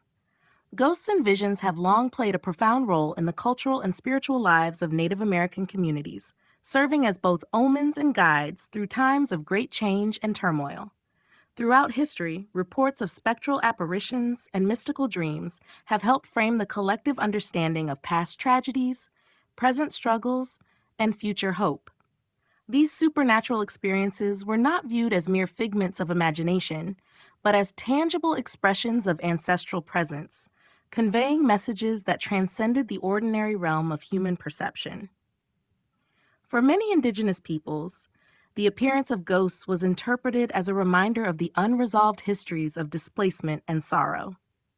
The spirits of ancestors, whether seen as literal manifestations or felt through the stirring of the wind, were believed to walk the lands, bearing witness to the sufferings and triumphs of those who came before. In moments of hardship, when communities faced forced removals or the erosion of their cultural practices, these visions provided a connection to the strength and resilience of the past.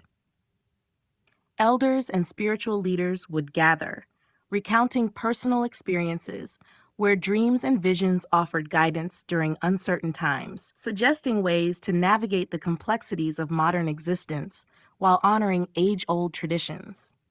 The phenomenon of ghostly apparitions was interwoven with the ancient belief in the sanctity and interconnectedness of the natural world. Every element of the environment, from towering cliffs to whispering plains, was regarded as a potential vessel for spiritual presence.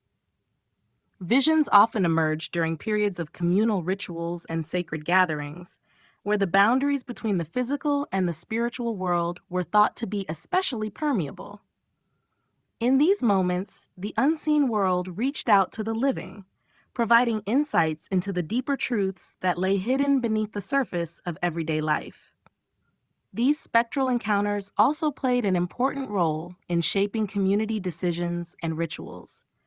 Leaders would interpret signs and omens, using the imagery of ghosts and visions to justify courses of action or to instill a renewed sense of purpose among the people. This interplay between the metaphysical and the practical created a rich tapestry of meaning that sustained cultural identity even as external pressures threatened to erode traditional ways of life. The messages delivered through these mysterious phenomena spoke of loss and remembrance, but also of regeneration and hope, inviting communities to envision a future where healing and reconciliation could take root. In the folklore that passed from one generation to the next, tales of ghostly visitations and visionary experiences acquired a poetic quality that elevated them beyond mere superstition. They became symbols of the enduring connection between the material and the spiritual, a connection that empowered individuals to find solace and courage in the face of adversity. Such narratives served to strengthen the communal bond, reminding all that the ancestors were never truly gone and that the wisdom of the past was an ever-present guiding light for the future. Ultimately, ghosts and visions were embraced as essential elements of cultural resilience, offering not only a window into times long gone, but also the tools needed to forge a path forward in a world of constant change. The rise of the ghost dance. The rise of the ghost dance marked a pivotal moment in the cultural and spiritual history of Native American communities, emerging at a time when the pressures of encroachment and despair reached a breaking point. This movement, born from the deep-seated yearning for renewal and liberation, quickly evolved into a spiritual ritual that promised the return of a harmonious world where indigenous traditions would be restored, lands would be reclaimed, and suffering would cease. The ghost dance was not simply a religious ceremony. It was a form of resistance that conveyed a powerful message of hope and transformation in the face of overwhelming adversity. In its earliest incarnations, the ghost dance emerged as a syncretic belief system that blended traditional indigenous spirituality with new ideas that had been introduced through interactions with missionaries and settlers. Native peoples, battered by centuries of displacement and cultural erosion, embraced this dance as a means to reconnect with their past and summon a future free from the chains of oppression. The dance rituals, characterized by rhythmic movement and intense communal participation, were believed to facilitate communication with ancestral spirits. Participants maintained that by engaging in the dance, they could hasten the removal of white colonizers and precipitate a return to the world as it once had been, a world in balance with nature and the sacred. As the movement spread, it assumed a unifying role among disparate tribes who shared a common destiny of loss and subjugation. The ghost dance became a symbol of both mourning and defiance, representing the intertwined themes of remembrance for a vanished way of life and the fervent anticipation of a better, restored existence. The ritual was often accompanied by prophecies, visions, and signs that were interpreted as assurances of imminent change. These elements imbued the dance with an almost messianic quality, providing spiritual sustenance for communities that had long suffered under the weight of broken treaties and cultural annihilation. The rapid proliferation of the ghost dance movement underscored the desperation of indigenous peoples, many of whom turned to the ceremony as a means to assert their identity in a rapidly shifting world. While colonial authorities viewed the phenomenon with a mix of suspicion and alarm, Native communities saw in the ghost dance a way to reclaim agency and instill resilience within their ranks. The movement spread across the plains and into the mountainous regions, each community adapting the core ritual to reflect its own traditions and experiences. For many participants, the dance was as much a prayer for deliverance as it was a declaration of resistance against forces that had long sought to subdue their spirit. Although the promises of the ghost dance were never realized in the way its adherents envisioned, the movement left an indelible mark on indigenous collective memory. It encapsulated the struggle for survival and the enduring belief that no matter how oppressive the circumstances, hope and transformation could emerge from even the darkest chapters of history. The rise of the ghost dance remains a powerful testament to the resilience and creativity of Native American cultures as they continue to fight for justice and cultural renewal. Spiritual revival and hope. In the aftermath of overwhelming loss and relentless struggle, a powerful spiritual revival emerged among Native American communities, offering a beacon of hope in the midst of despair.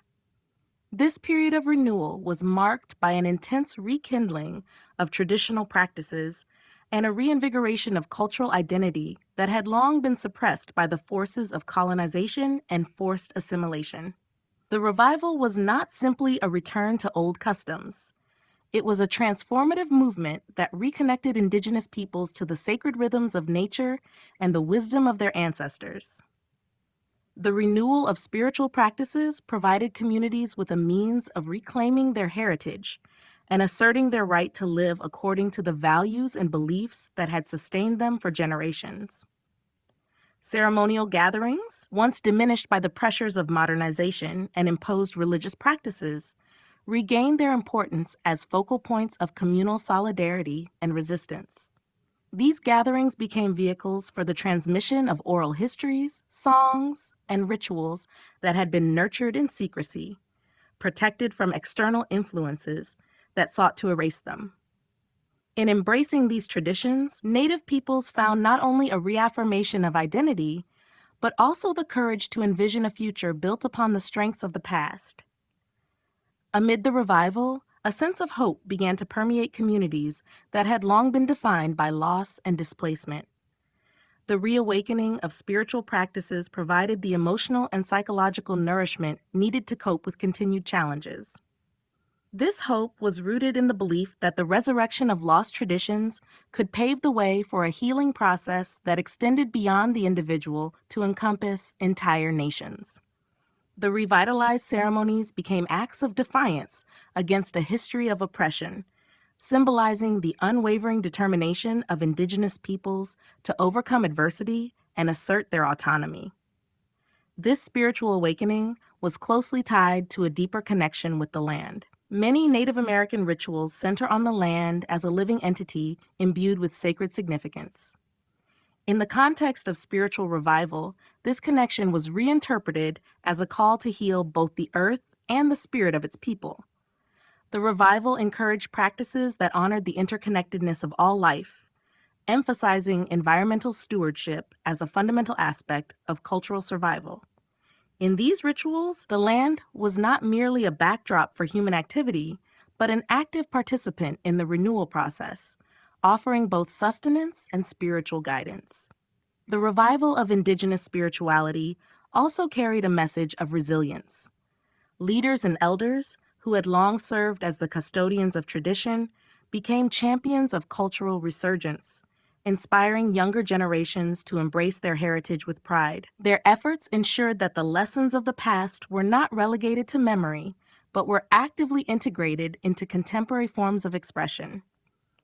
In doing so, they forged a path for sustainable cultural practices that could withstand the pressures of external assimilation while adapting to modern challenges. Ultimately, the spirit of revival and hope remains a testament to the enduring power of belief and cultural resilience. It illustrates that even in the face of historical trauma, communities can rise to reclaim their narrative, heal old wounds, and forge a future that honors the profound connection between heritage, land, and spirituality. Fear among the settlers.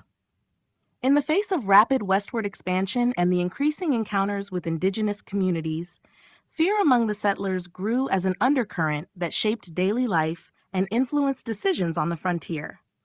This fear was not simply a product of isolated incidents, but an accumulation of uncertainties and cultural clashes that led many to perceive the unknown as a threat. New arrivals to the land were confronted with vast, untamed regions where the familiar rules of established society no longer applied, and the presence of Native Americans represented an ambiguous force whose actions could range from peaceful interaction to violent resistance. For many settlers, the stories passed on by earlier pioneers added layers of anxiety to an already precarious existence. Tales of raids, mysterious movements in the night, and the spectral legends surrounding Native rituals served to intensify the settlers' apprehensions. Without a comprehensive understanding of indigenous cultures, settlers often interpreted Native customs and defensive actions as deliberate hostility. This misinterpretation was fueled by cultural differences and a lack of communication, creating a cycle of fear that was perpetuated by rumors and hearsay. The settlers' fear was entwined with their collective desire for safety, stability, and the promise of prosperity in an unfamiliar land. Yet the unknown traditions of those who had long inhabited the region contributed to a pervasive sense of dread. The isolation of frontier life further amplified these emotions. With little support from established communities and vast distances separating homesteads from any semblance of law and order, each settler family had to rely on its own resources. The sparse population led to a heightened awareness of every noise in the night and every unusual movement in the periphery of their vision. Stories of sudden attacks or supernatural encounters spread quickly, feeding into a state of constant vigilance. Defensive measures, such as fortified homesteads and nightly watches, became necessities, reflecting not only a practical approach to security, but also a deeper psychological need to control the environment and mitigate unpredictable dangers. Even as settlers tried to rationalize these fears, the cultural divide created an atmosphere of tension that ultimately disrupted the possibility of peaceful coexistence. The inevitable conflicts, however sporadic, validated their worst suspicions and led to policies that further alienated Native American communities. The fear among settlers was both a reaction to real incidents on the frontier and a manifestation of internalized anxieties about change, the loss of familiar ways of life, and the disruption of an emerging national narrative. The psychological burden of living in a constant state of alert became an integral part of pioneer life, coloring daily interactions and shaping community behavior in ways that echoed for generations. In the broader context of American expansion, fear among the settlers served as a driving force behind aggressive territorial claims and policies of displacement. It underscored the internal conflicts and external pressures that defined the era of Western migration. While fear was an understandable human response to the uncertainties of life on the frontier, it also contributed to a cycle of misunderstanding and conflict, a legacy that continues to influence the historical narrative of the American West.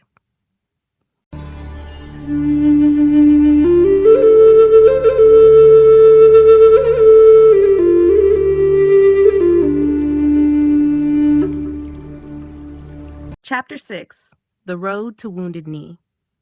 The road to Wounded Knee represents a tragic journey through escalating tensions, shifting alliances, and a relentless drive for control that culminated in one of the most sorrowful events in Native American history. As the pressure of encroaching settlements and military force increased across the Great Plains, the destiny of indigenous communities was irrevocably altered by policies aimed at subduing resistance and consolidating power. The road itself became emblematic of the systematic dismantling of cultural autonomy as the federal government intensified efforts to confine Native Americans to controlled reservations and restrict their ability to govern their own lives. For years, tensions had been mounting between Native American groups and U.S. military forces, a conflict spurred by broken treaties and the insatiable demand for land and resources. This period saw the increasing militarization of the frontier as the government's resolve to impose strict control over indigenous populations grew. The road to Wounded Knee was paved not only by the physical movement of troops and the implementation of draconian policies, but also by the profound sense of betrayal felt by Native communities. Former promises of protection and respect for sacred lands had been abandoned, leaving many to view the government's actions as a concerted effort to erase their cultural identity. As military patrols became more frequent and aggressive, the Native American response shifted from cautious resistance to more desperate measures.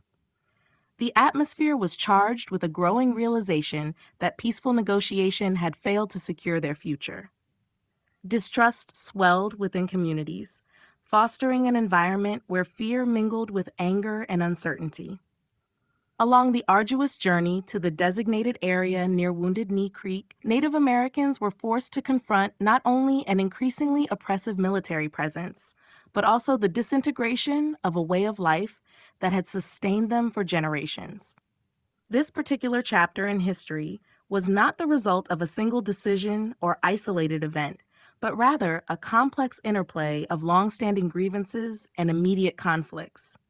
Leaders on both sides recognized the stakes, even though the outcome for indigenous peoples would ultimately be devastating.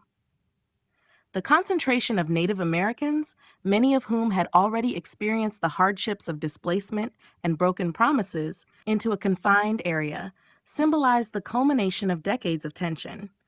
It was a final, irreversible act in the long, painful process of subjugation. The march toward Wounded Knee signified more than just a military maneuver.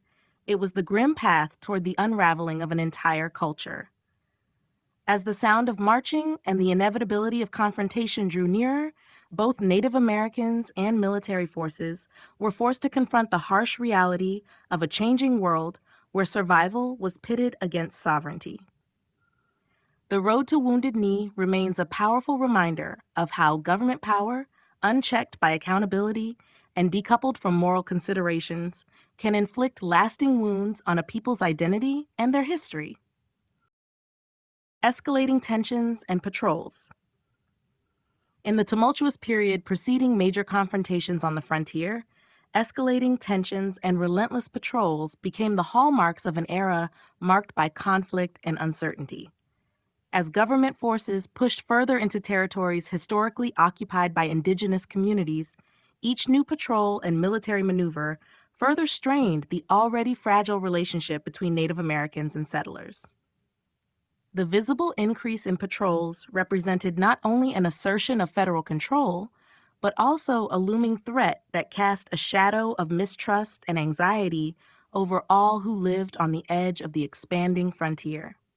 Every day brought heightened vigilance as military patrols swept through vast expanses of land, their presence a constant reminder of the power imbalance that was rapidly shifting in favor of the government. For the indigenous populations, these patrols were more than just groups of armed soldiers. They were symbols of an impending loss of autonomy. The increasing militarization of the region was accompanied by stricter enforcement of policies that had long been seen as attempts to dilute Native sovereignty. Consequently, every encounter, whether a routine inspection or an unexpected confrontation, fueled further distrust and deepened the sense of encroachment among Native American communities. With each passing month, tensions escalated as patrols intensified their efforts to monitor and control movement within these contested areas.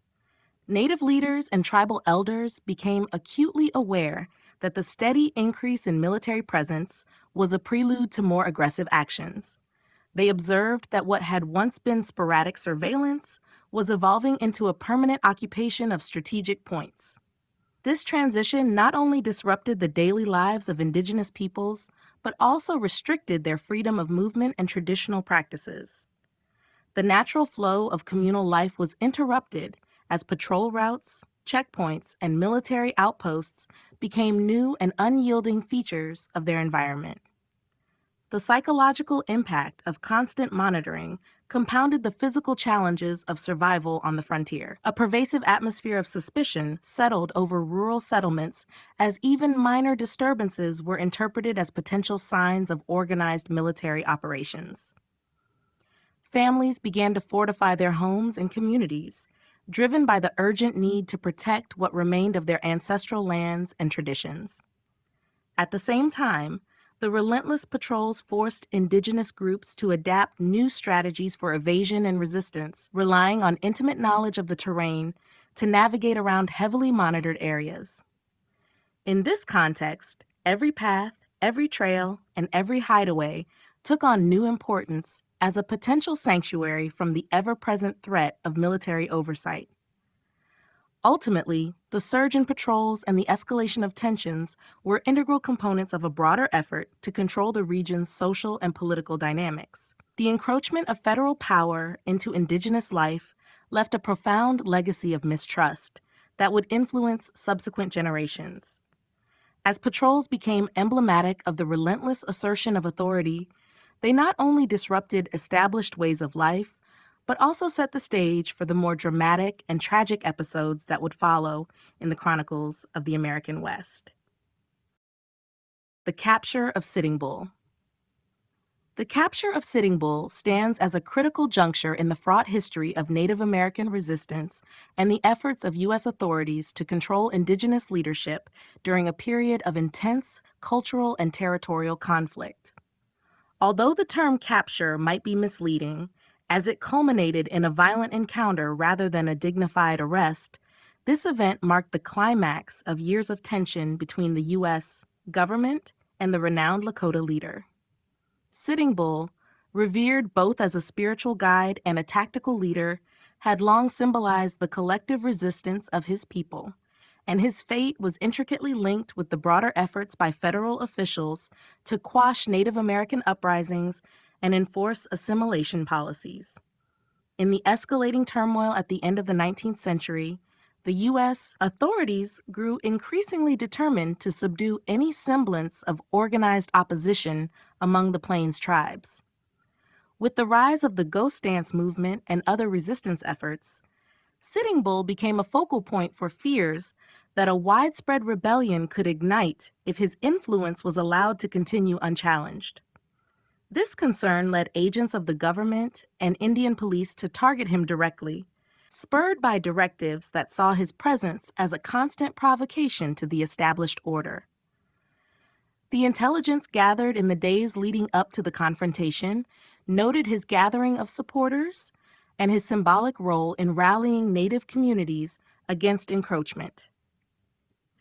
The clash took place on the Standing Rock Indian Reservation, where tensions had been mounting over the government's efforts to force Native Americans into compliance with new policies. Reports indicate that attempts to arrest Sitting Bull were met with immediate resistance, and what began as a cautionary operation quickly descended into chaos. In the ensuing conflict, the line between capture and confrontation blurred. Rather than being taken peacefully into custody, Sitting Bull was engaged in a desperate struggle, reflective of a lifetime spent in resistance. The tragic outcome of the encounter left a scar on both his people and the broader historical narrative of the American West. His death under such violent circumstances not only extinguished the life of one of the most iconic leaders of his time, but also symbolized the culmination of a long-standing struggle against cultural erosion and territorial dispossession. For Native Americans, the loss was profound, representing the demise of a unifying force who had embodied both the spirit of independence and the resilience of his people. For historians, the incident provides a poignant illustration of the extreme measures employed by the state to enforce control, marking a turning point that reverberated through subsequent generations and left a lasting legacy of sorrow and defiance in the annals of Indigenous resistance. The March of Bigfoot's Band. The March of Bigfoot's Band stands as a somber testament to the desperate struggles of Native American communities during one of the most challenging periods of their history. Under mounting pressure from federal authorities and relentless encroachment by settlers, Bigfoot and his followers embarked on a long and arduous journey that was emblematic of the broader experience of displacement and loss across the Great Plains. This forced movement, dictated by policies of removal and the impending threat of further violence, brought with it a profound sense of grief, defiance, and uncertainty as they sought to preserve what remained of their cultural identity. For Bigfoot's band, the march was not simply a physical relocation, but a symbolic retreat from a world that had become increasingly inhospitable to Native American traditions and ways of life. The band, composed of men, women, and children, left behind cherished lands that had nurtured their ancestors for generations. The journey itself was a mixture of determination and despair, as members of the group clung to hope, even as they faced harsh weather, dwindling supplies, and the ever-present fear of encountering hostile forces.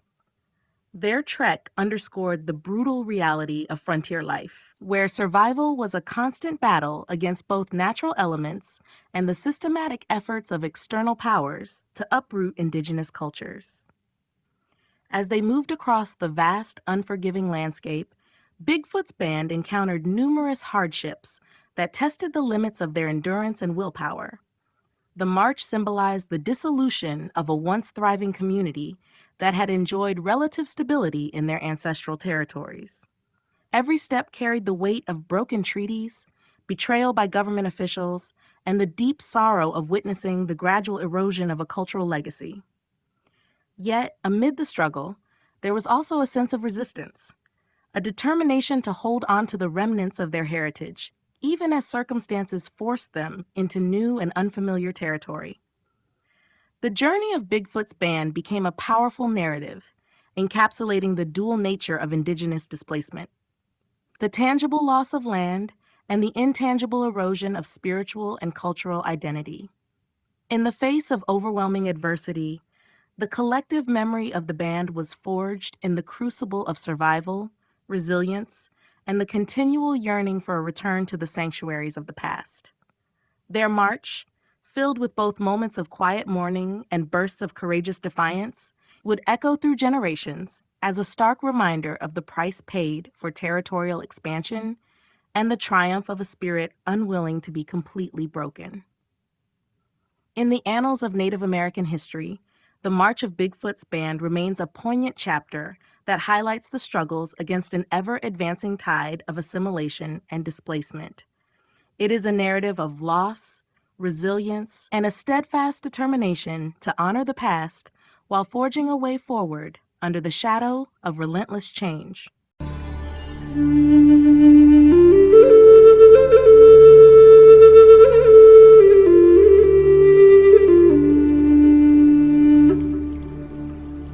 Chapter 7: The Massacre and the Legacy. The Massacre and the Legacy stands as one of the most tragic and enduring chapters in the history of Native American resistance. This event not only signified the culmination of mounting tensions and relentless pressures imposed by the expanding powers of the United States, but also left a legacy that continues to shape the collective memory of Indigenous communities.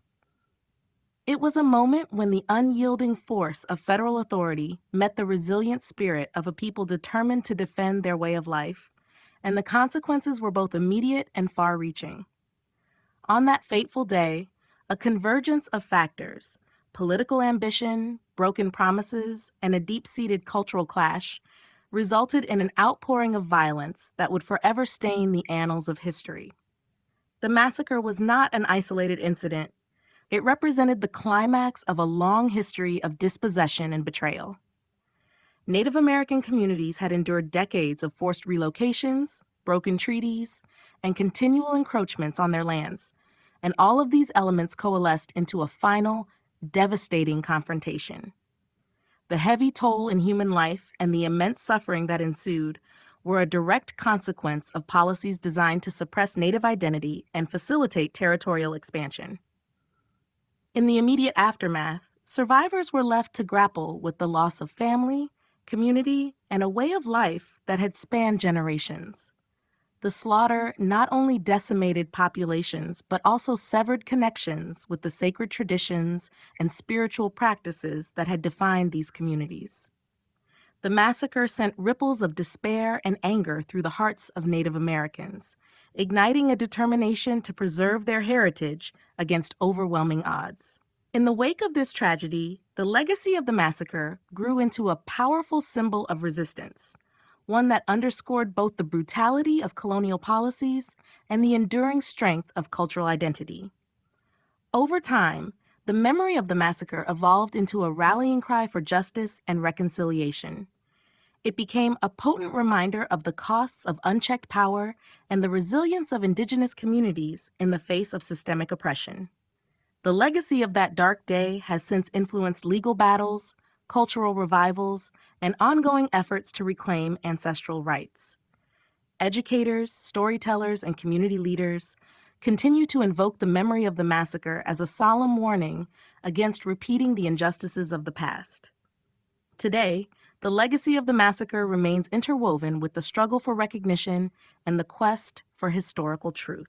It stands as both a testament to the inhumanity of policies that sought to erase an entire people and a tribute to the unbroken spirit of those who continue to honor and preserve the cultural traditions that sustained them long before the tragedy occurred.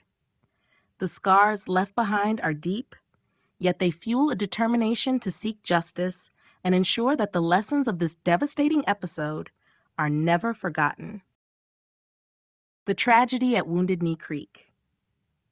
The tragedy at Wounded Knee Creek remains one of the most heartrending episodes in the history of Native American struggle, a moment etched in the annals of injustice and sorrow that continues to resonate across generations.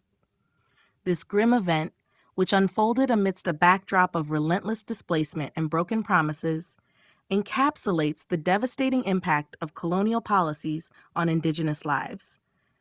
The convergence of mounting tensions, misguided authority, and the insidious effects of forced assimilation set the stage for a confrontation that would leave an indelible scar on the collective memory of Native communities. In the early days of confrontation, little could have prepared either side for the scale of the catastrophe that was to occur. Native American encampments along Wounded Knee Creek had long served as havens for communities striving to preserve their ancient customs and territories, even as the specter of federal intervention loomed large. The gathering of a large contingent of Native Americans at the creek was intended as a temporary congregation, a moment to regroup and perhaps negotiate a future under new imposed realities. However, the presence of heavily armed soldiers, whose orders were steeped in a resolve to subdue any hint of resistance, transformed the peaceful gathering into a prelude to massacre. As tensions escalated, the atmosphere became charged with fear and mistrust on all sides.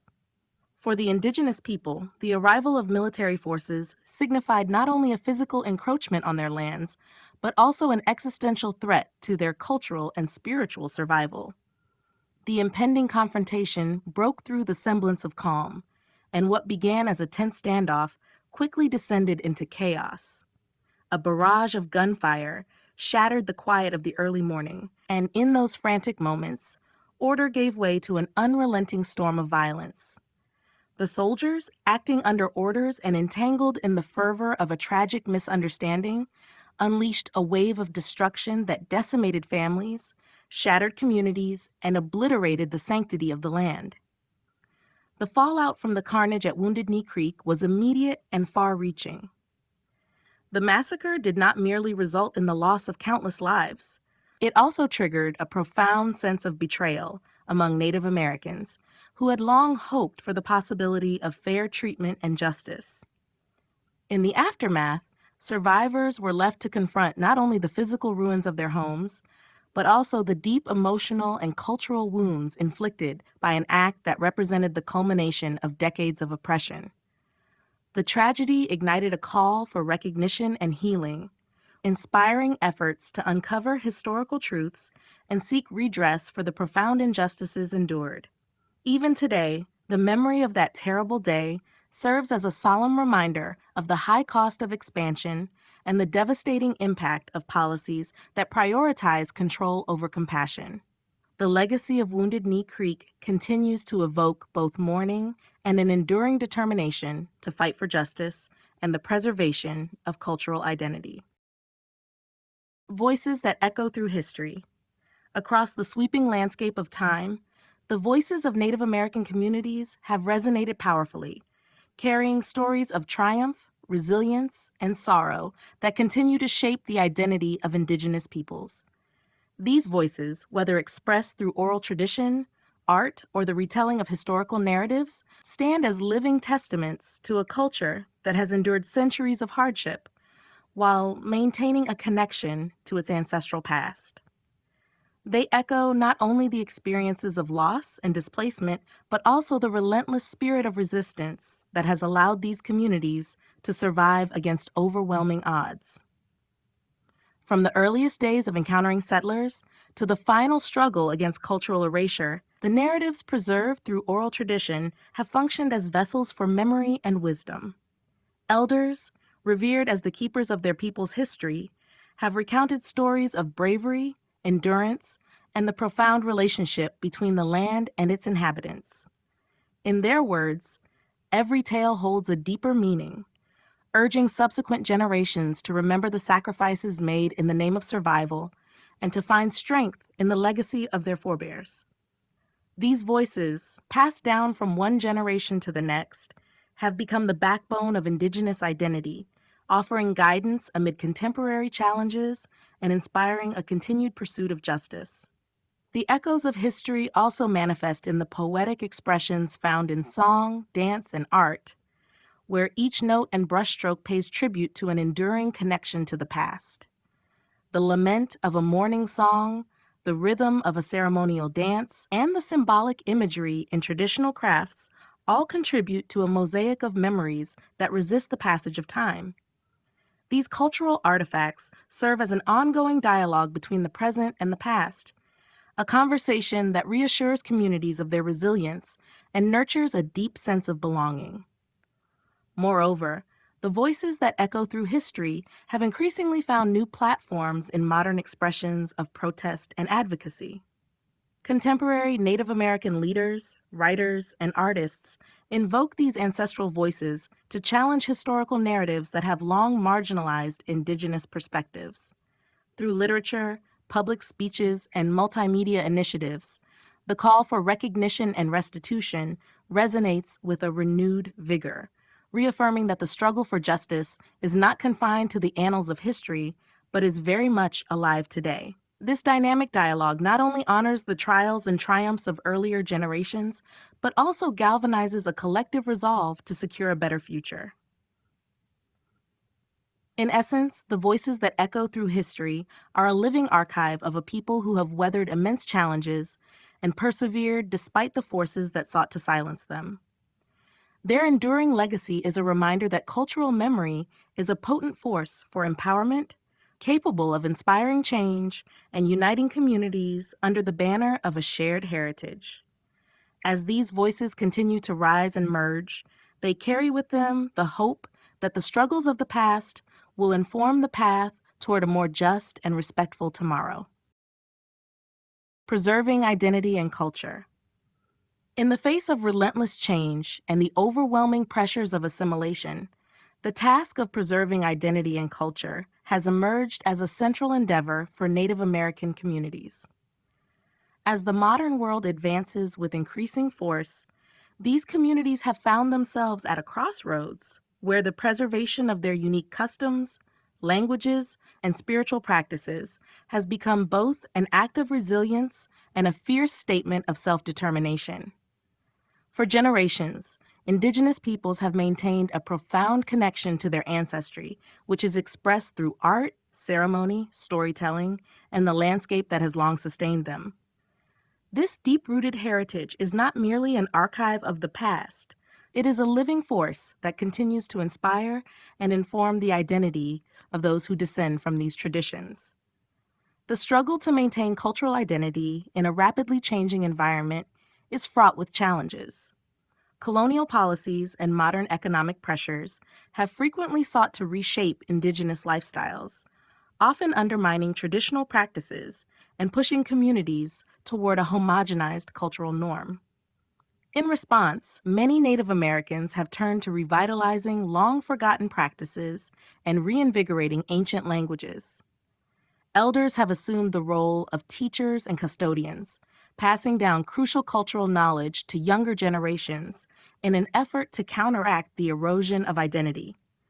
Through community gatherings, traditional ceremonies, and language immersion programs, the wisdom of the past is reintroduced into daily life as both a source of strength and a guiding principle for future progress.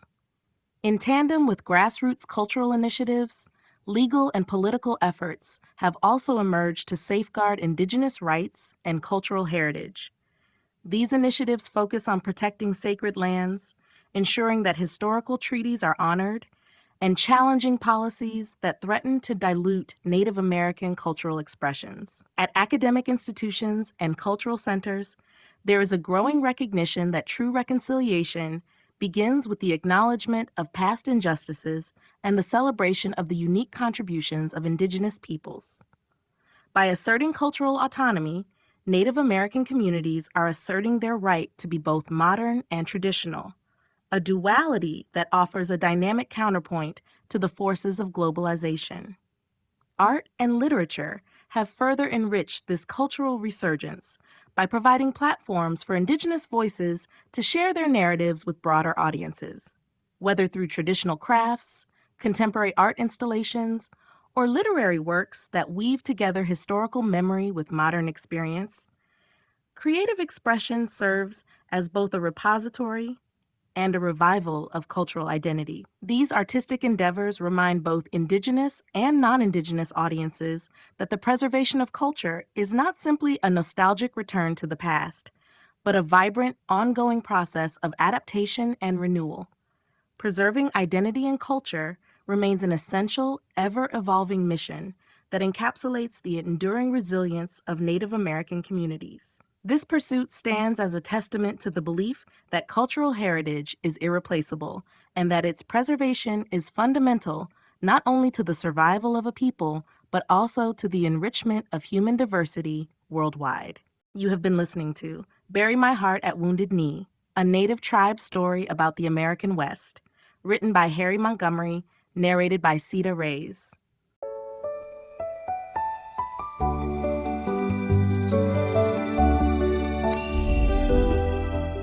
Empire of Liberty, A History of the Early United States Republic, 1789 to 1815.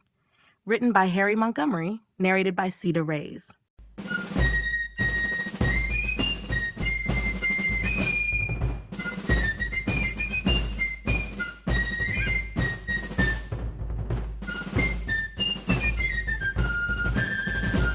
Chapter 1, Foundations of the New Republic. In 1789, the United States stood at a turning point.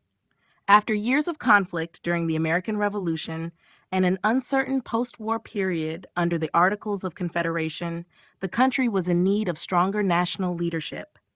The new Constitution, ratified in 1788, was designed to create a more effective federal system while still preserving the ideals of liberty and republicanism.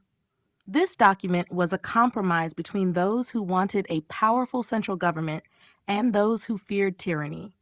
It created 3 branches of government: executive, legislative, and judicial, each with checks and balances to prevent abuse of power. The Bill of Rights, added shortly after ratification, helped ease concerns by protecting individual freedoms such as speech, religion, and the right to a fair trial. With the Constitution in place, attention turned to the task of putting it into practice. George Washington was unanimously elected as the first president, taking office in April 1789. His presence offered reassurance to many citizens who trusted his leadership and commitment to Republican values. Washington worked to establish the authority of the executive branch without appearing monarchical. He formed the first presidential cabinet, appointing Thomas Jefferson as Secretary of State, Alexander Hamilton as Secretary of the Treasury, and Henry Knox as Secretary of War. This team would help shape the future direction of the Republic. The first Congress, meanwhile, worked to set up the basic structures of the new government. They created the federal court system through the Judiciary Act of 1789 and established executive departments. They also passed revenue legislation to fund the government's activities. One of the early and pressing tasks was addressing the national debt from the Revolution. Alexander Hamilton proposed a financial plan that included federal assumption of state debts, the creation of a national bank, and new taxes. His ideas met resistance, especially from Jefferson and others who feared centralization of financial power, but they were mostly enacted and laid the foundation for American capitalism. Foreign relations were also a concern during this early period. The French Revolution began shortly after Washington's inauguration, and Americans were divided in their reactions. Some saw it as a continuation of the fight for liberty. Others feared its violence and radicalism. Washington declared neutrality, believing the young nation was too fragile for European entanglements.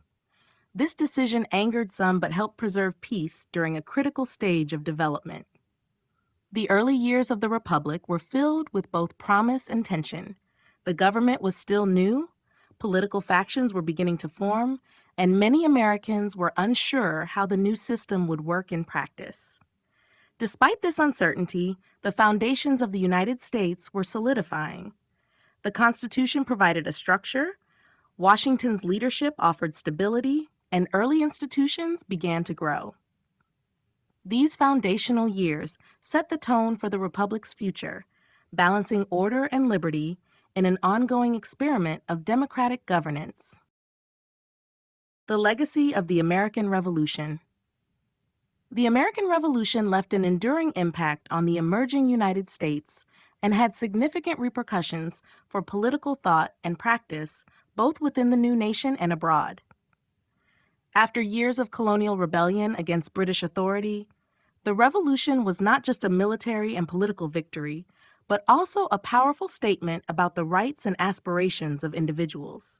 This transformative period redefined the relationship between the governed and the government, replacing monarchical rule with a system based on democratic ideals and the principle of consent of the governed. In the wake of victory, the revolutionary movement inspired a fervor of ideological debate as Americans sought to put into practice the rights and liberties for which they had fought. The revolution was rooted in Enlightenment ideas that emphasized natural rights, equality under the law, and the importance of civic virtue. These principles were integrated into a system that was intended to provide protection for individual freedoms and to ensure that political power was derived from the people rather than a distant sovereign. The adoption of foundational documents, culminating in both the Declaration of Independence and the Constitution, cemented these ideas into the legal and cultural fabric of the nation. The practical outcomes of the revolution were as profound as its ideological contributions. Social hierarchies began to shift as the old distinctions between aristocracy and common folk were called into question. While these changes were neither immediate nor universal, the rhetoric of the revolution paved the way for gradual reforms in education, property rights, and political participation. The values of equality and liberty sowed seeds of change that would later blossom into movements for the abolition of slavery and the advancement of civil rights. Despite persistent inequalities and contradictions, the revolution established a framework for a society where upward mobility and self-improvement became attainable goals for many citizens. Internationally, the American Revolution resonated as a challenge to established power structures. The success of the colonists demonstrated that organized resistance, underpinned by a well-articulated ideology of individual rights and representative government, could upend traditional systems of governance. European powers, particularly those bound by feudal or monarchical traditions, took notice of the revolution's radical implications. Over time, the ideas born in America would help fuel other movements for independence and democratic reform. Revolutionary leaders became symbols of resistance and liberty, and the American example served as a beacon for oppressed peoples seeking self-determination. Domestically, the legacy of the American Revolution set the stage for the evolving nature of American government. The establishment of a republic based on Republican ideals proved to be a difficult experiment, fraught with the challenge of balancing differing visions of government. These tensions would later manifest in the formation of political parties and debates over the extent of federal power. Nevertheless, the revolution's fundamental commitment to certain unalienable rights laid a foundation of political culture defined by civic responsibility, skepticism of concentrated power, and a vigorous engagement with public affairs. Ultimately, the American Revolution was more than a political transition. It was an ideological revolution that reshaped the identity of a nation and charted a course for future generations. Its legacy endures in the values and institutions that continue to characterize the United States and the modern democracies around the world. Drafting and ratifying the Constitution. In the wake of the American Revolution, the newly independent states faced the monumental task of designing a government that could effectively unite the diverse interests of their people while preventing the tyranny they had fought so hard to overthrow. The process of drafting the Constitution was an unprecedented experiment in political innovation, undertaken by a group of enlightened thinkers and experienced statesmen who were determined to create a framework capable of guiding the nation into a stable future. Meetings held at the Constitutional Convention in Philadelphia brought together delegates from various states, each with distinct political traditions and concerns, to engage in intense debates and negotiations that would eventually give birth to the nation's supreme legal document. The challenges in drafting the Constitution were formidable, stemming largely from the need to balance competing interests and regional differences. Delegates grappled with issues such as representation, the division of power between the federal government and the states, and the extent to which the government should exert control over commerce and taxation. Compromises were necessary to reconcile the demands of both large and small states, leading to the creation of a bicameral legislature. The House of Representatives was designed to reflect population size, while the Senate was constructed on the principle of equal representation for each state. These arrangements sought to ensure that the voices of both populous and less populous regions would be adequately heard in the new government. The drafting process was marked by passionate debates, vigorous discussions, and at times, bitter disagreements. Delegates such as James Madison emerged as influential figures, advocating for a system of checks and balances to prevent any one branch of government from becoming too powerful. Their ideas were deeply influenced by Enlightenment principles and prior models of government, yet the final document bore a uniquely American imprint that reflected the practical experiences of colonial self-governance and the recent struggle for independence. The resulting Constitution embodied a spirit of compromise, balancing the need for a strong central government with the preservation of individual state rights and liberties. After the draft was completed, the focus shifted to ratification, a process that proved nearly as contentious as the drafting stage. The proposed Constitution required approval from the states, but the nation was deeply divided on the merits of a strong federal government. The debates over ratification ignited public discourse across the newly formed republic, as supporters of the Constitution, known as Federalists, argued that the document would foster unity and promote prosperity, while opponents, later known as Anti-Federalists, feared that the concentration of power could undermine the freedoms for which they had fought. Pamphlets, newspaper editorials, and public meetings became the battlegrounds for these ideological contests. Ultimately, a series of compromises helped secure the Constitution's ratification, most notably the promise to add a Bill of Rights that would enumerate and protect individual liberties. This assurance was critical in persuading skeptical citizens and state leaders that the new government would be restrained by law and accountable to the people.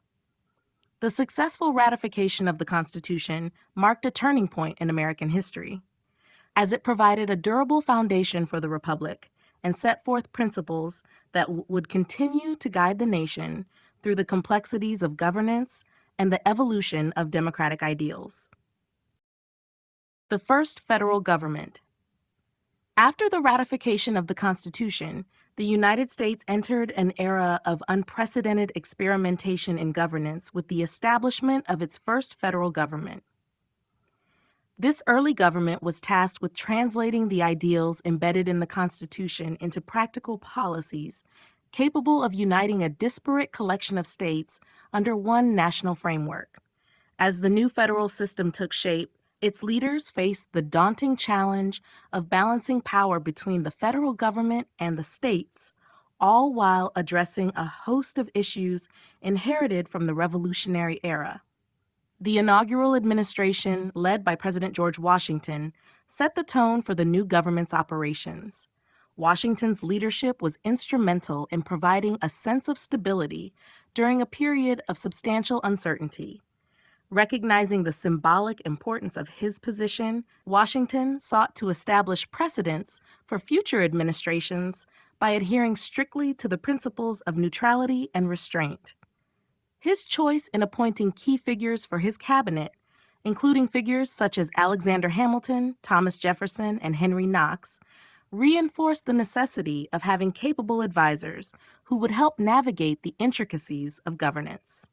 The careful selection of cabinet members underlined the new government's commitment to expert administration and laid the groundwork for how executive power would function in balance with the legislative and judicial branches.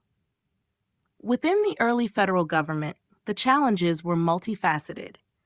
One of the primary issues was establishing the legitimacy of the federal authority in the eyes of the public and the individual states. The government had to prove that it was capable of managing national affairs without encroaching on states' rights. This task involved not only creating institutions, such as the federal judiciary and an organized army, but also implementing fiscal policies that would stabilize the nation's finances. Alexander Hamilton's financial plan, which included the federal assumption of state debts and the creation of a national bank, was a cornerstone of these efforts. The plan sought to secure the credit of the United States, ensure a steady source of revenue, and foster economic growth, despite provoking controversy among advocates of strict state sovereignty. Legislatively, the first federal government set about crafting policies that addressed both immediate post-war necessities and long-term structural reforms. The first Congress was instrumental in enacting laws that would support national defense, establish trade regulations, and create a rudimentary framework for commerce. The legislative branch, working closely with the executive, established foundational precedents for federal law and set the stage for a functioning national government. These early legislative acts were often met with vigorous debate, reflecting the deep-seated divisions between those who favored a robust federal presence and those wary of centralized power. The early federal government also focused on legitimizing its authority on the international stage by maintaining neutrality in the face of European conflicts, while establishing diplomatic channels that would later secure beneficial trade agreements. Although the nation was young and still grappling with internal divisions, the government's actions during this period demonstrated an early commitment to stability, order, and the practical application of its revolutionary ideals. Despite challenges and occasional setbacks, the first federal government succeeded in laying down the institutional foundations that would sustain and evolve into the modern American state.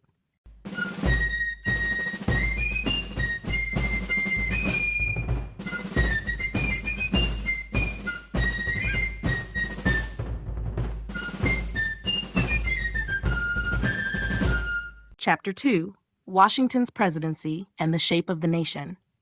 George Washington's presidency marked a defining era in the early United States as the country began to shape its national identity and clarify the roles of its central institutions. His leadership was crucial in establishing political practices and setting precedents that would guide not only the executive branch, but also the entire framework of the federal government. Serving as the nation's first president, Washington was aware that every action he took would be closely scrutinized, so he strove to embody the ideals of Republican virtue, integrity, and impartiality.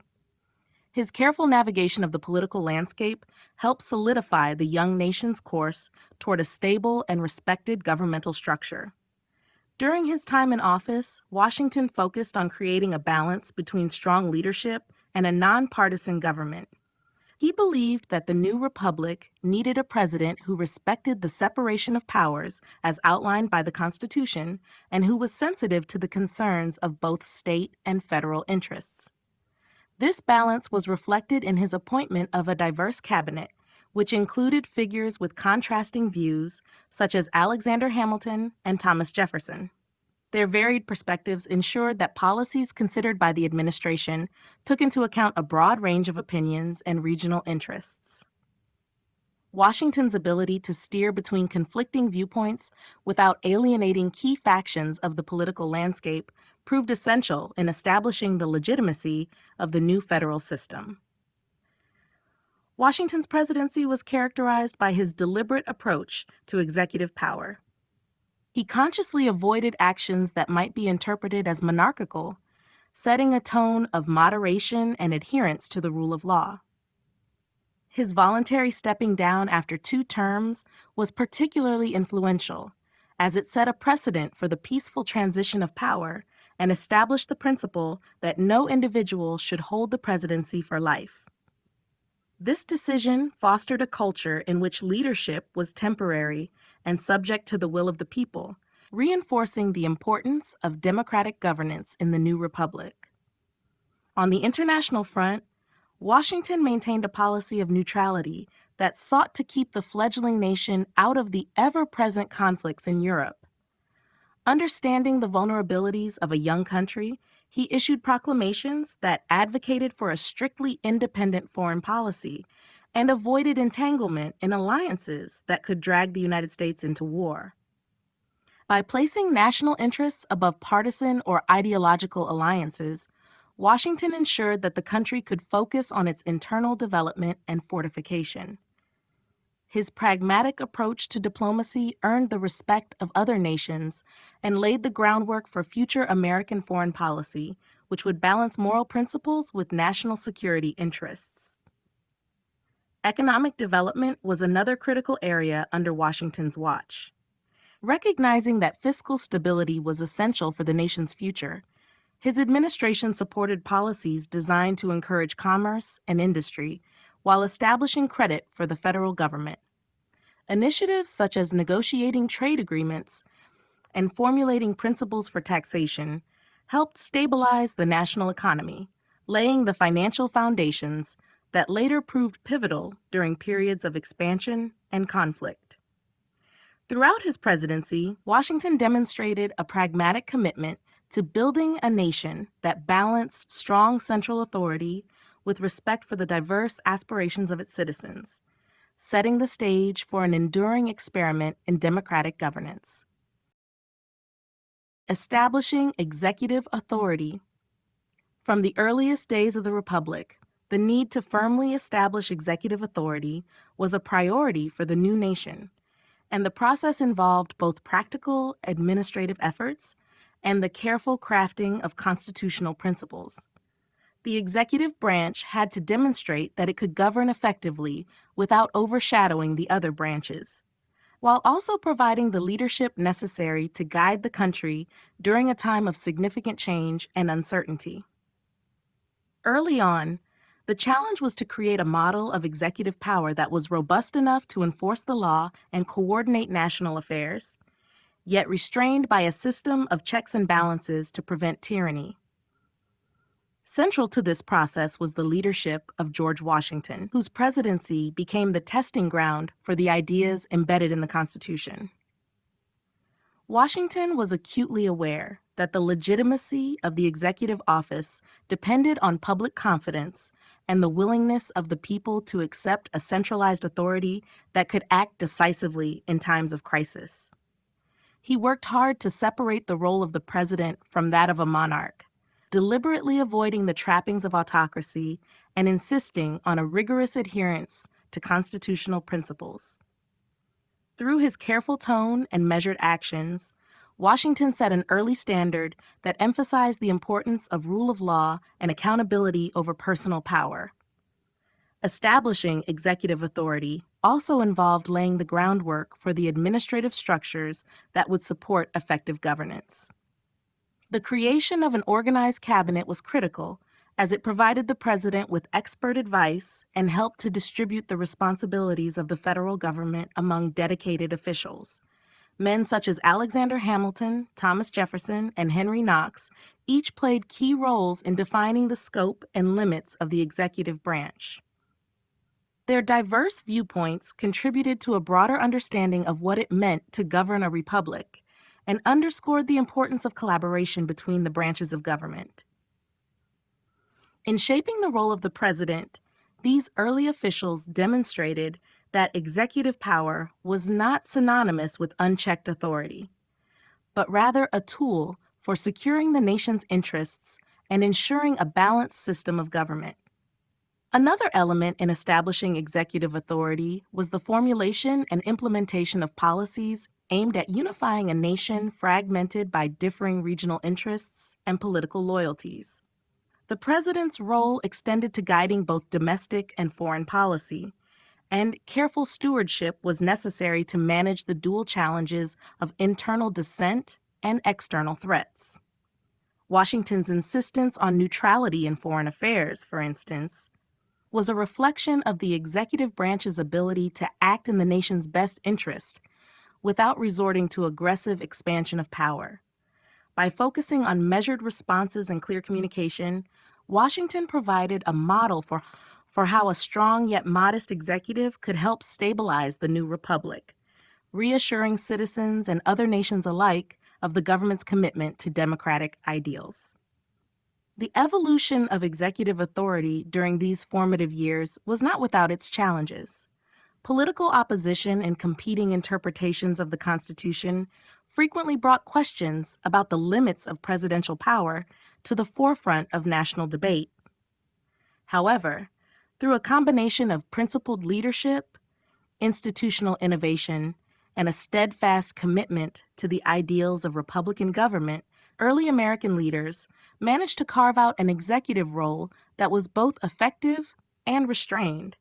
This delicate balance laid the foundation for a presidency that would continue to evolve, reflecting the enduring values of the nation and serving as a bulwark against both internal disorder and external threats.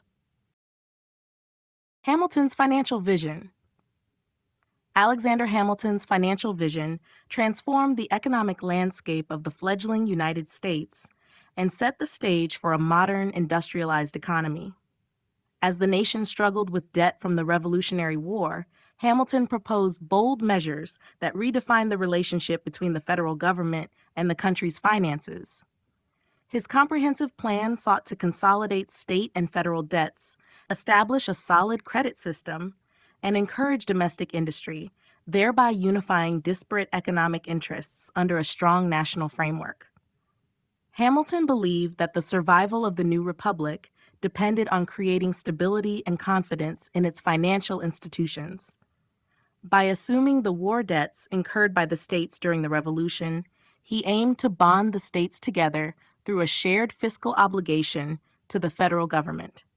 This move, though controversial, was designed to both equalize the financial responsibilities of the states and establish a reputation for creditworthiness that could attract foreign investment.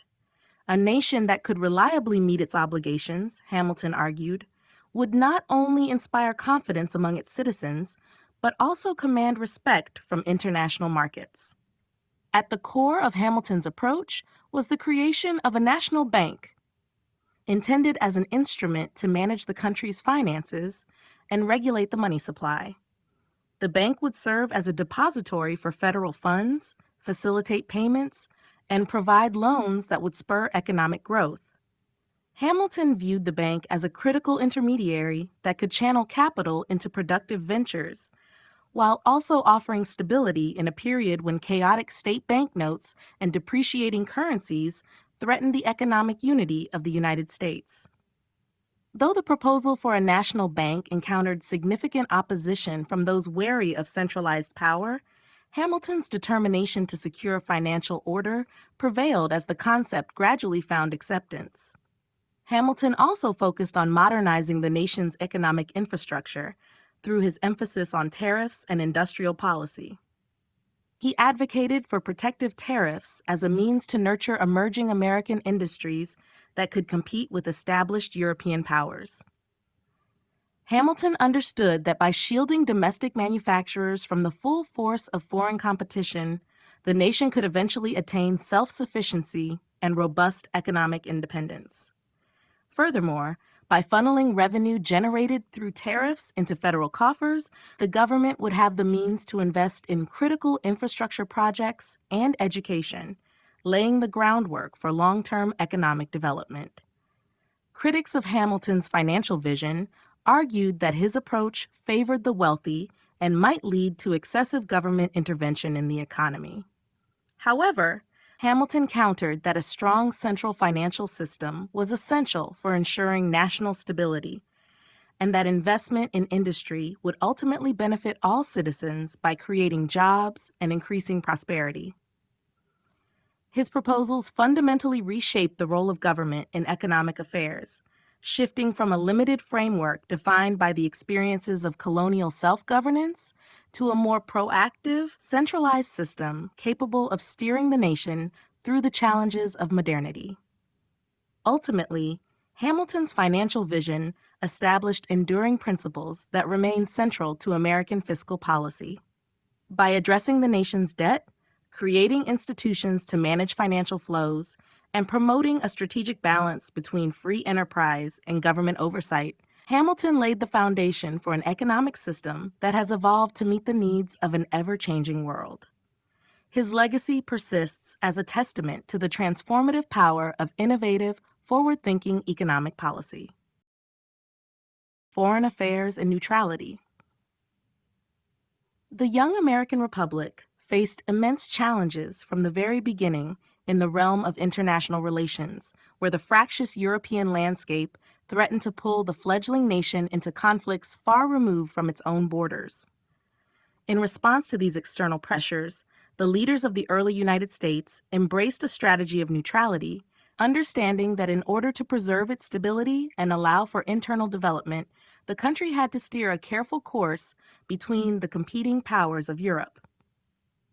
From the onset, American policymakers were aware that the nation was still too fragile to become entangled in the ideological and military struggles that had long dominated European politics. Key figures in the government argued that neutrality was not a sign of weakness, but rather a strategic necessity that would safeguard the nation's long-term interests. By refusing to align too closely with any of the European powers, the United States could focus on consolidating its governmental institutions, building a robust economy, and establishing a national identity free from the influence of age-old rivalries. The adoption of neutrality was not an easy decision. The United States was born in revolution, its independence a direct challenge to the monarchical systems that prevailed in Europe. This historical context provided a strong ideological impetus towards supporting liberal movements abroad. However, the practical realities of statecraft soon dictated otherwise. The government recognized that the country's military and economic weaknesses made it vulnerable, and that the costs of becoming involved in European wars could be catastrophic. In this light, neutrality emerged as a prudent policy designed to shield the nation from conflicts that might otherwise divert critical resources and jeopardize the newfound independence. The administration under President Washington formalized this stance with a series of diplomatic measures intended to make clear the country's commitment to remaining neutral. By issuing formal proclamations and carefully negotiating trade and diplomatic arrangements, the United States sent a clear message that it sought peaceful engagement rather than confrontation. This approach was meant to balance the moral impulse to support liberty with the practical need to avoid the spiraling costs of warfare. Washington's insistence on neutrality also aimed at preserving the integrity of the American experiment in democracy, ensuring that internal developments were not undermined by external conflicts. Neutrality also proved to be a diplomatic tool that allowed the United States to develop its economic and political institutions unimpeded by military commitments. It afforded American diplomats the ability to engage with various nations, building relationships that would later prove instrumental in establishing trade agreements and setting the stage for future alliances. By remaining non-aligned, the United States could benefit from opportunities to import ideas, technology, and capital, all of which contributed to its domestic growth. Moreover, this policy of detachment established a pattern that would influence American foreign policy for decades to come, emphasizing American autonomy and a measured approach to international engagement. In choosing neutrality over entanglement, the early American government made a deliberate decision to focus inward, fostering stability and growth at home, while cautiously observing the turbulent dynamics abroad. This foundational strategy allowed the United States to emerge from its nascent stages with a clear sense of purpose, balancing ideals with pragmatism as it navigated the complex arena of international affairs.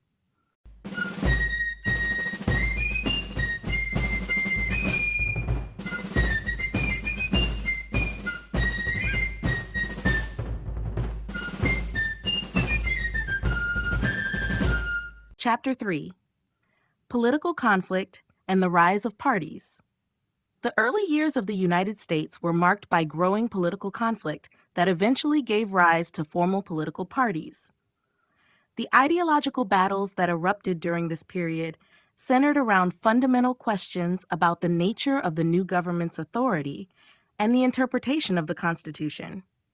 While the framers envisioned a government that would operate on principles of compromise and balance, conflicting visions soon emerged regarding issues such as federal power, economic policy, and foreign relations. As the Republic began to function, leaders within the government started to align themselves with different interpretations of the nation's founding documents. One faction favored a strong central government capable of unifying the diverse states, a position championed by figures like Alexander Hamilton. His vision emphasized the need for a robust federal authority to regulate commerce, manage national debt, and promote economic development through various fiscal policies. In contrast, other influential figures believed that concentrating too much power in the federal government could lead to tyranny. Prominent among these were Thomas Jefferson and his supporters, who advocated for a more decentralized, agrarian model. They argued that power should remain closer to the people through state governments, preserving the values of local autonomy and individual liberties. This clash of ideas created a fertile ground for political conflict. Disagreements were not confined solely to elite circles, but extended into public debates through newspapers, pamphlets, and town hall meetings. The emerging political struggle became both a reflection of deep-seated ideological differences and a contest for control over how the nation would grow and prosper. The debates were passionate and persistent, characterized by accusations of elitism on one side and charges of disloyalty on the other. Critics of Hamilton's policies contended that his initiatives favored the wealthy and urban interests, while Jeffersonians maintained that a government centered on commerce and finance was incompatible with democratic principles. The political conflicts eventually solidified into organized parties as the divisions among influential leaders became more pronounced. The Federalists, led by Hamilton, supported the idea of a strong national government, an economically diversified society, and a vigorous role in international affairs. On the other side, the Democratic Republicans, under Jefferson's leadership, advocated for a return to simpler values, emphasizing the agrarian tradition, states' rights, and a limited federal government. This alignment of interests created a polarized political landscape where policy debates were framed by these emerging affiliations. Consequently, elections became battlegrounds for ideological disputes, with each party mobilizing voters by articulating clear, contrasting visions for the future of the Republic. The rise of political parties had profound implications for how the country was governed. The party system introduced a new dynamic into the political process, one that would increasingly shape debates on legislation, foreign policy, and domestic reform. It also laid the groundwork for the evolution of political identities that continue to influence American politics today. The intense political rivalry of the period was both a source of innovation and a challenge, as it pushed leaders to clarify their positions and engage more deeply with the electorate. In a sense, the emergence of parties helped to institutionalize political conflict, providing channels through which differences could be managed, contested, and occasionally reconciled.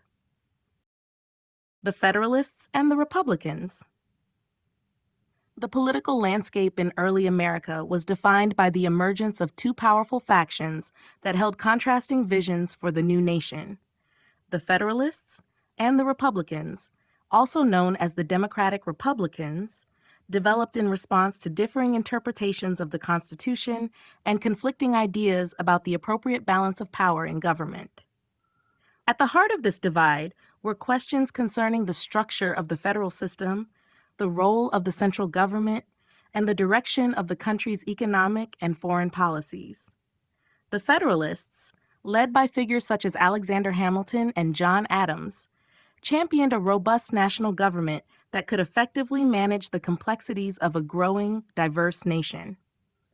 They believed that a strong central government was essential for maintaining order, regulating commerce, and ensuring national security. Hamilton's financial policies, for instance, were designed to create a stable economic foundation through the assumption of state debts, the establishment of a national bank, and the promotion of industry. Federalists argued that these measures were critical for fostering economic prosperity and establishing the credibility of the United States on the international stage. Their vision was influenced by a pragmatic approach to governance that emphasized the necessity of central authority in mitigating the weaknesses inherent in a loose confederation of states. In contrast, the Republican faction, spearheaded by Thomas Jefferson and James Madison, argued for a far more decentralized system of government. They believed that the strength of the new republic lay in preserving individual liberties and maintaining the autonomy of the states. Republicans were wary of concentrated power and insisted that the federal government should have only those enumerated powers explicitly granted to it by the Constitution. For them, the specter of tyranny, whether from an overly powerful legislature or executive, was a constant concern, and they advocated for a strict construction of the Constitution. This ideological stance resonated with many Americans who valued agrarianism, local self-government, and a form of democracy that placed a premium on individual freedoms over centralized control. The debates between these two factions were not merely abstract legal arguments, but had far-reaching practical consequences. Federalists tended to draw support from urban centers, commercial interests, and those who believed that industry and trade were the engines of national growth. Meanwhile, Republicans found their base among rural populations and the agrarian sector, reflecting regional interests that prioritized local control and limited government intervention. These divisions were reflected in contentious political campaigns, legislative struggles, and the evolving nature of electoral politics, as both sides mobilized supporters and framed the future of the country in starkly different terms. Despite their profound differences, both the Federalist and Republican models played critical roles in shaping early American political thought. The Federalists laid the groundwork for a modern administrative state with strong institutions, while Republicans underscored the importance of preserving individual liberty and state sovereignty. The rivalry between these two factions drove essential political debates that helped define the boundaries of federal power and underscored the dynamic nature of American democracy. Over time, the tensions between centralized authority and states' rights would continue to influence policy decisions and the evolution of the nation's government, leaving a legacy that still resonates in American political discourse today. The election of 1796. The election of 1796 marked one of the first major national contests in the history of the United States and underscored the growing influence of partisan differences that were beginning to shape American politics. This contest brought to the forefront important issues regarding national leadership, political ideology, and the balance of power in the new republic. The campaign was fiercely contested between the Federalist candidate John Adams and the Democratic-Republican candidate Thomas Jefferson. It revealed deep regional, economic, and ideological divisions that would continue to influence the country's political landscape for decades to come. Adams, representing the Federalist vision of a strong central government and an active engagement with European powers, sought to secure stability and maintain the legacy of the Revolutionary Order. His supporters valued his commitment to order and his experience as a statesman and diplomat. On the other hand, Jefferson's campaign capitalized on the ideal of a more decentralized government that would safeguard the rights of individual states and promote a vision of liberty that resonated with many agrarian communities. The contest was not only a choice between two political figures, but also a clash of fundamentally different ideas about how the nation should be governed. The mechanics of the election itself were reflective of the constitutional provisions of the time, which allowed each elector to cast two votes without distinguishing between a vote for president or vice president. This system, however, led to complications, especially as it became evident that the political alignment of the electors would shape the outcome in unpredictable ways. In 1796, the geographic and political affiliations of the electors became a crucial factor since voters in different regions were deeply divided along partisan lines. Northeastern states tended to favor the Federalist perspective, while Southern and Western states showed more affinity for the Republican ideals championed by Jefferson. As votes were counted and political maneuvering unfolded, the election exposed the weaknesses in the existing electoral process. The candidate's inability to clearly signal how electors should vote for a president or vice president contributed to the ambiguity that emerged in the results. The outcome of the election resulted in a victory for Adams, while Jefferson emerged as the runner-up, thereby setting the stage for an uneasy balance of power in a political system where the president and the vice president could come from opposing parties. This incongruity underscored the complexities of a new experiment in democratic governance and revealed that the mechanisms for electing national leaders were still in a nascent stage. The election of 1796 contributed to the evolution of American political culture by sharpening partisan divides and demonstrating the challenges inherent in forming a coherent national executive.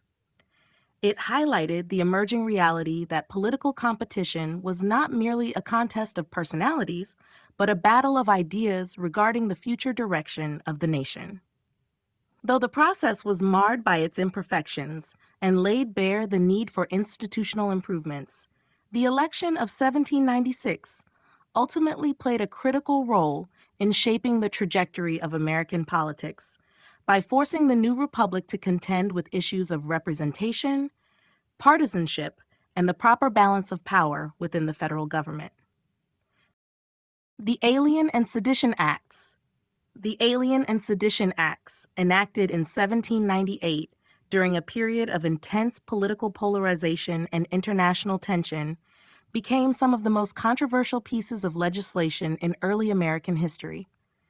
These acts were introduced by the Federalist-controlled Congress and signed into law by President John Adams, reflecting the heightened anxieties of the time and a desire to secure the nation against internal threats and foreign influences. The laws were ostensibly designed to address the dangers of espionage and subversion during a period when the United States was on edge due to the ongoing conflict between France and Britain.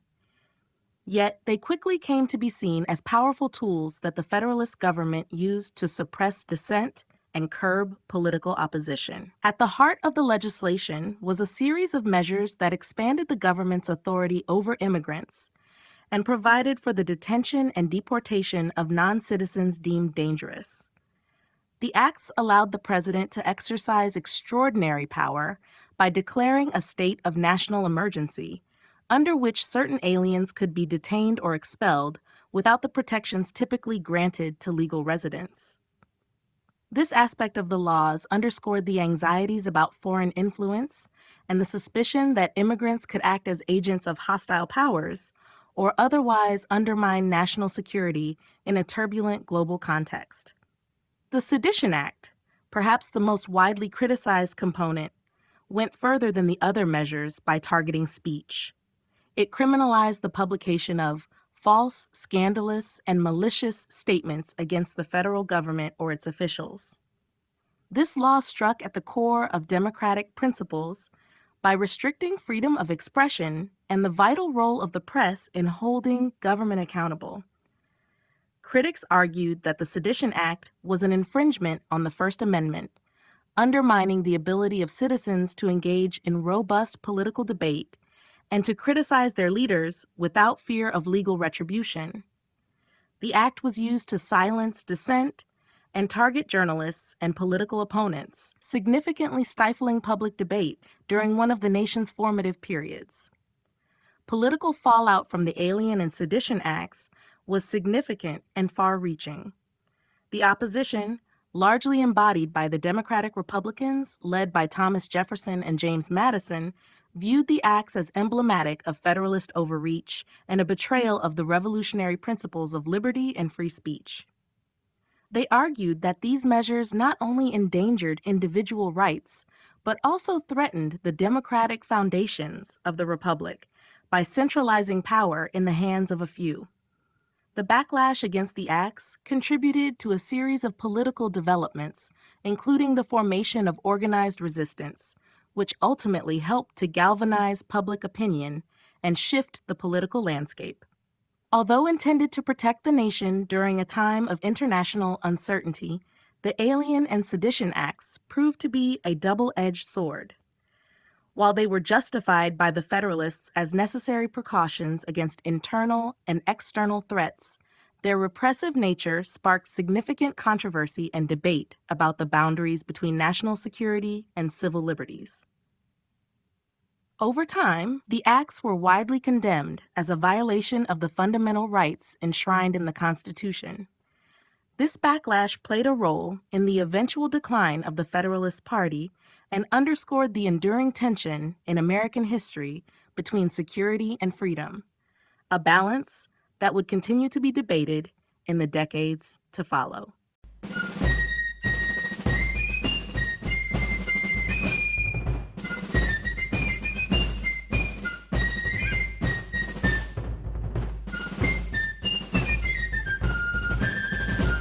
Chapter 4: Jeffersonian Republicanism. Jeffersonian republicanism emerged as a robust ideological counterpoint to the Federalist vision, advocating for a government that was more responsive to the people and wary of centralized power. Jefferson and his followers believed that the strength of the nation lay in its adherence to the principles of individual liberty, agrarian values, and local self-governance. They envisioned a republic where the government's authority was strictly limited by the Constitution and where states retained significant independence, allowing for a closer connection between citizens and their political institutions. At the heart of this philosophy was the belief that power should remain as decentralized as possible. Jeffersonians argued that a strong central government posed a continual threat to personal freedoms and could potentially evolve into a tyranny. They saw the concentration of power not as a means to achieve stability, but as a risk that could undermine the very ideals of the American Revolution. By limiting federal authority, they hoped to ensure that ordinary citizens retained a strong voice in government. This perspective resonated deeply with many who lived in rural communities, where local governance was both a tradition and a practical reality. Economic policy under Jeffersonian republicanism also reflected a commitment to simplicity and self-sufficiency. Jefferson and his supporters favored an agrarian economy over the burgeoning industrial and commercial interests championed by the Federalists. They believed that the virtue of independence was best cultivated through farming, and that an agrarian way of life promoted both moral and economic well-being. While the Federalists pushed for sophisticated financial systems and urban development, the Jeffersonians envisioned a nation of independent farmers whose lives were intertwined with the land. This economic ideal was not merely a practical preference. It was also a moral stance against what many viewed as the corrupting influence of commerce and banking. In addition to their focus on limiting government power and promoting agrarian values, Jeffersonian Republicans also emphasized the importance of civic virtue and an informed citizenry. They believed that a healthy democracy depended on the active participation of individuals who understood their rights and responsibilities. Education was seen as a cornerstone of civic life, and many Jeffersonians supported efforts to establish public schools and promote literacy. Their hope was that an educated populace would serve as the best safeguard against the concentration of power and would be capable of scrutinizing government actions critically. While Jeffersonian republicanism provided a counterbalance to Federalist policies, it was not without its own complexities and contradictions. The emphasis on limited government, for instance, sometimes made it difficult for the Republic to act decisively in times of crisis. Moreover, the ideal of an agrarian republic conflicted with the rapid expansion of a market economy, as emerging commercial interests began to reshape American society. Despite these challenges, Jeffersonian ideas continued to influence political discourse by insisting on the primacy of individual rights and the dangers inherent in unchecked government power. Ultimately, Jeffersonian republicanism was more than a set of policy proposals. It was a comprehensive worldview that celebrated freedom, democracy, and a natural order rooted in the land and the individual spirit. Its legacy would come to shape not only the direction of American political institutions, but also the enduring belief in the right of citizens to govern themselves without undue interference from central authorities. The Revolution of 1800. The Revolution of 1800 marked a turning point in American politics, signifying not merely a change in leadership, but a profound transformation in the way the nation understood itself and its democratic processes. This election, which saw Thomas Jefferson and the Democratic Republicans come to power, was celebrated as a peaceful transfer of authority that underscored the resilience and maturity of the young republic. The change in power from the Federalists to the Jeffersonian Republicans was seen as a repudiation of the policies of the previous administration and a reaffirmation of the ideals of popular sovereignty. For many, the Revolution of 1800 was a vindication of the belief that government should be more responsive to the will of the people. The victory of Jefferson and his supporters was interpreted as a signal that the American electorate was prepared to recalibrate its emphasis toward individual liberties, local governance, and agrarian values. The Federalist era, with its focus on strong central authority and expansive economic policy, had become associated with elitism and an overreach that many believed compromised the Republican ethos. In contrast, Jefferson's vision, which championed a limited federal government and a more decentralized model, resonated deeply with citizens who valued the principles of independence and self-governance. At the heart of this political upheaval was the transformation of public discourse and party organization. The campaign leading up to the 1800 election was intense, with debates over the role of the federal government, foreign policy, and economic priorities taking center stage. The contrast between the two visions was stark. Federalists had pushed for an active government that intervened in the economy through mechanisms such as a national bank and tariffs designed to protect emerging industries, while the Democratic Republicans argued for a simpler, more rustic republic in which the government's role was minimized and individual freedoms were paramount. This division in political ideology not only redefined partisan alignments, but also set the stage for a political environment that would continue to see vigorous debates about the scope of governmental power. The Revolution of 1800 was also significant for its demonstration of the peaceful transition of power, which served as a powerful model for democratic governance worldwide. Unlike many other nations that experienced violent upheavals when regimes changed, the American transition was largely orderly. This smooth passage of authority reinforced the legitimacy of the electoral system and provided an early example of the resilience of constitutional democracy. It reassured citizens that political differences, even when profound, could be settled without descending into civil conflict, thereby strengthening the nation's long-term prospects for political stability. Furthermore, the revolution signified a shift in the national narrative. It was a period in which the interpretation of American identity evolved as the nation moved away from the revolutionary rhetoric of resistance to one that embraced governance through elected representatives.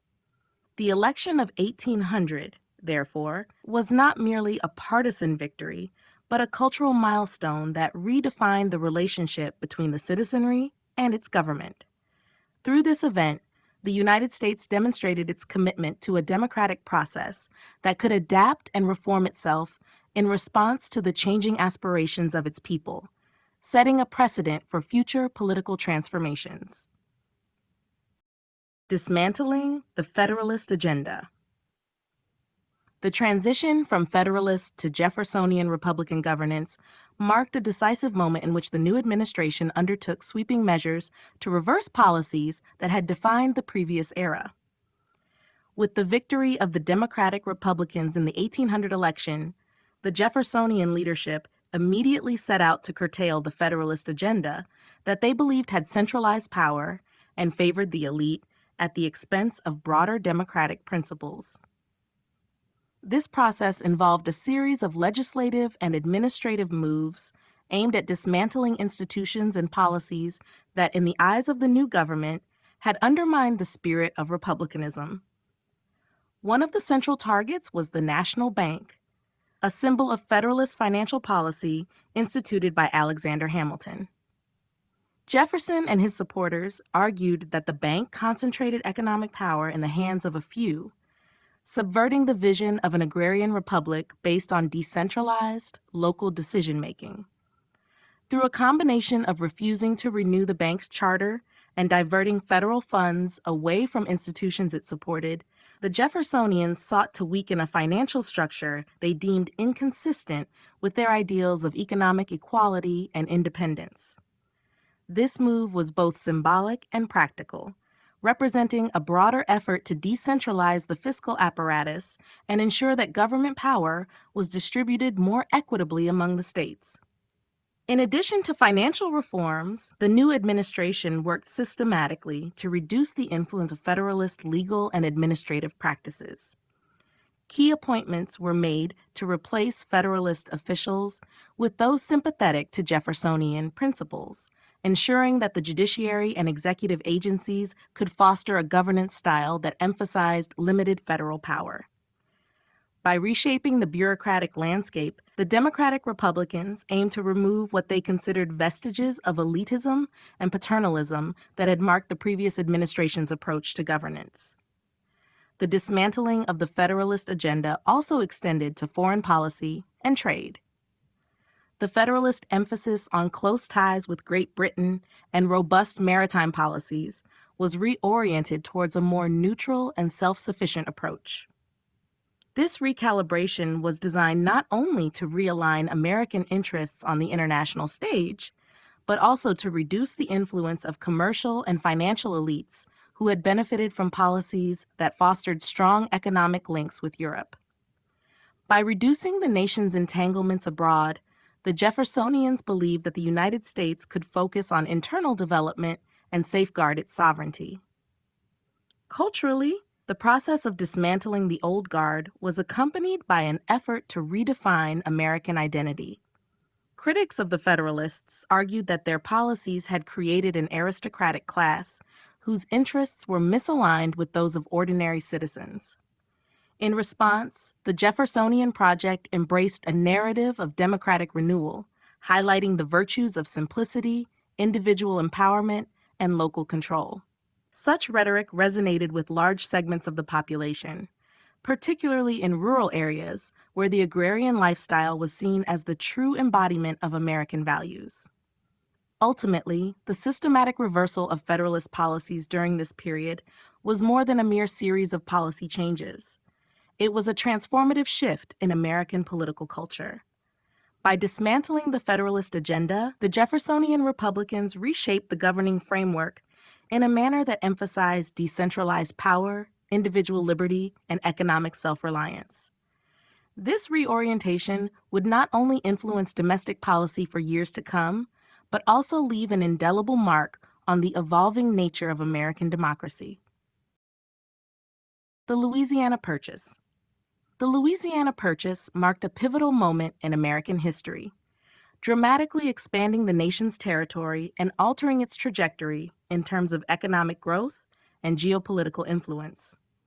In 1803, under President Thomas Jefferson, the United States acquired a vast tract of land from France, an event that not only doubled the size of the nation, but also set the stage for future expansion to the West. This transaction was driven by a mixture of diplomatic maneuvering, economic necessity, and a visionary interpretation of American destiny. At the time, France, led by Napoleon Bonaparte, was in the midst of several military and financial challenges. Napoleon's ambitions in Europe were continually at odds with the resources required to maintain control over distant colonial territories. The sale of Louisiana, therefore, represented an opportunity for France to recoup some losses while freeing itself from the burdens of governing an expansive and logistically challenging territory. For the United States, The purchase was seen as an invaluable opportunity to secure control over the Mississippi River and New Orleans, ensuring free access for American farmers and merchants to vital trade routes. The negotiation process for the Louisiana Purchase was not without its difficulties. Thomas Jefferson, a staunch advocate of limited government and a strict constructionist of the Constitution, faced a constitutional dilemma when it came to acquiring new territories. Despite his reservations about federal authority to expand executive power, Jefferson ultimately decided that the long-term benefits far outweighed the potential overreach. The deal, negotiated by American envoys Robert Livingston and James Monroe, not only secured approximately 828,000 square miles of land at a price of about $15 million, but also demonstrated the flexibility of American political thought. This expansion was justified on the grounds of national security and economic opportunity, even if it stretched the boundaries of constitutional interpretation. The implications of the Louisiana Purchase were profound. With the addition of the new territory, the United States dramatically increased its natural resources and potential for agricultural development. The fertile lands of the Midwest promised to transform the economic landscape by providing ample space for farming and settlement. As more settlers moved into these territories, new states would eventually join the Union, helping to shape the federal structure of the nation. The purchase also spurred a wave of exploration, most notably the Lewis and Clark expedition, which provided critical information about the geography, indigenous peoples, and natural resources of the vast expanse to the west. These explorations played a key role in integrating the new territories into the national economy and political life. Furthermore, the Louisiana Purchase had significant strategic consequences. The acquisition eliminated French presence from North America, reducing the likelihood of European interference in American affairs. This bolstered national security by ensuring that the Mississippi River and New Orleans remained under American control, which was essential for maintaining internal trade and a cohesive economic system. The purchase also set a precedent for future territorial expansion, reinforcing the idea that the United States was destined to grow and that its national character was intrinsically linked to the concept of manifest destiny. In summary, the Louisiana Purchase represented a defining moment of transformation for the United States. It not only doubled the nation's size, but also stimulated economic development, fostered exploration, and enhanced national security. The acquisition remains one of the most significant accomplishments of early American diplomacy and is celebrated for its enduring impact on the nation's growth and identity.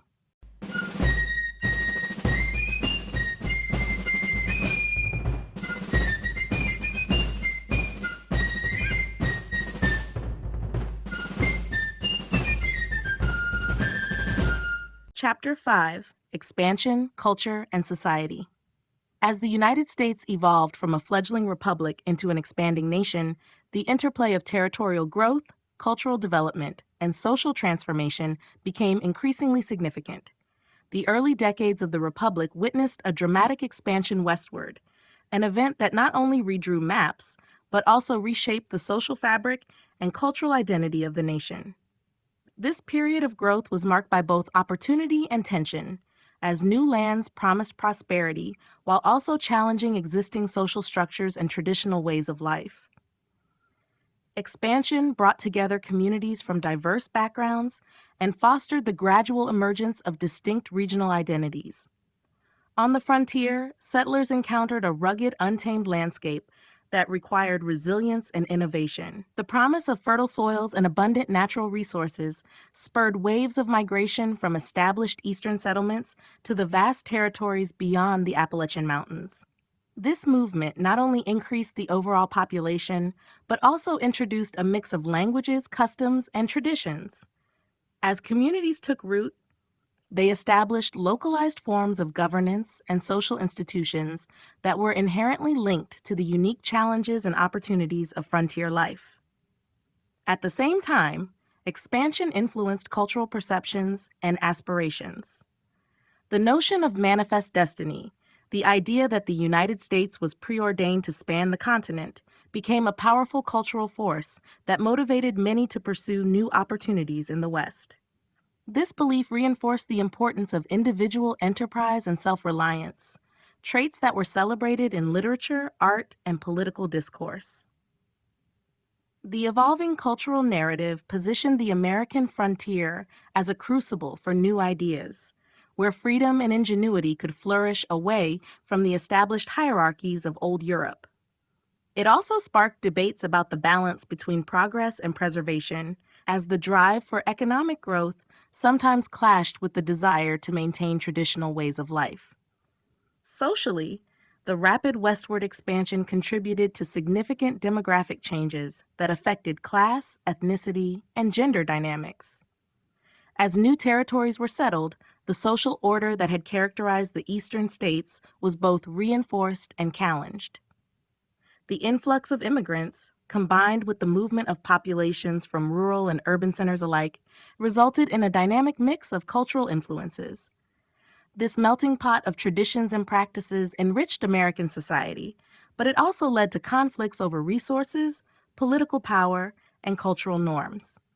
Debates over land rights, the treatment of indigenous peoples, and the role of slavery in the expanding territories intensified as the nation grew, laying the groundwork for future social and political conflicts. Cultural and social changes were also closely tied to technological innovations that accompanied expansion. Improvements in transportation, such as the development of canals and later railroads, helped knit together disparate regions and fostered greater economic interdependence. The flow of goods, ideas, and people across these expanding networks contributed to a growing sense of national identity. Local customs began to blend into a more homogenized American culture, even as regional distinctions persisted. Schools, churches, and civic organizations established by frontier communities played an essential role in transmitting cultural values and shaping the everyday lives of settlers. In essence, the era of expansion was not solely defined by its territorial gains, but by the complex interplay of culture and society that emerged alongside these changes. As the young nation stretched its borders, it also expanded the boundaries of its social and cultural identity, forging a multifaceted legacy that continues to influence American life. Westward migration and native displacement. The westward migration that characterized early American expansion was a transformative period that reshaped the nation's landscape, economy, and demography. As settlers surged into the vast territories beyond the established colonies, the promise of fertile land, abundant resources, and new opportunities drove an influx of pioneers. This movement, often celebrated as a pursuit of freedom and prosperity, was marked by profound consequences for Native American communities whose lives and territories were irrevocably altered in the process. Settlers traveling westward were drawn by the ideals of manifest destiny, a belief that the United States was fated to expand across the continent.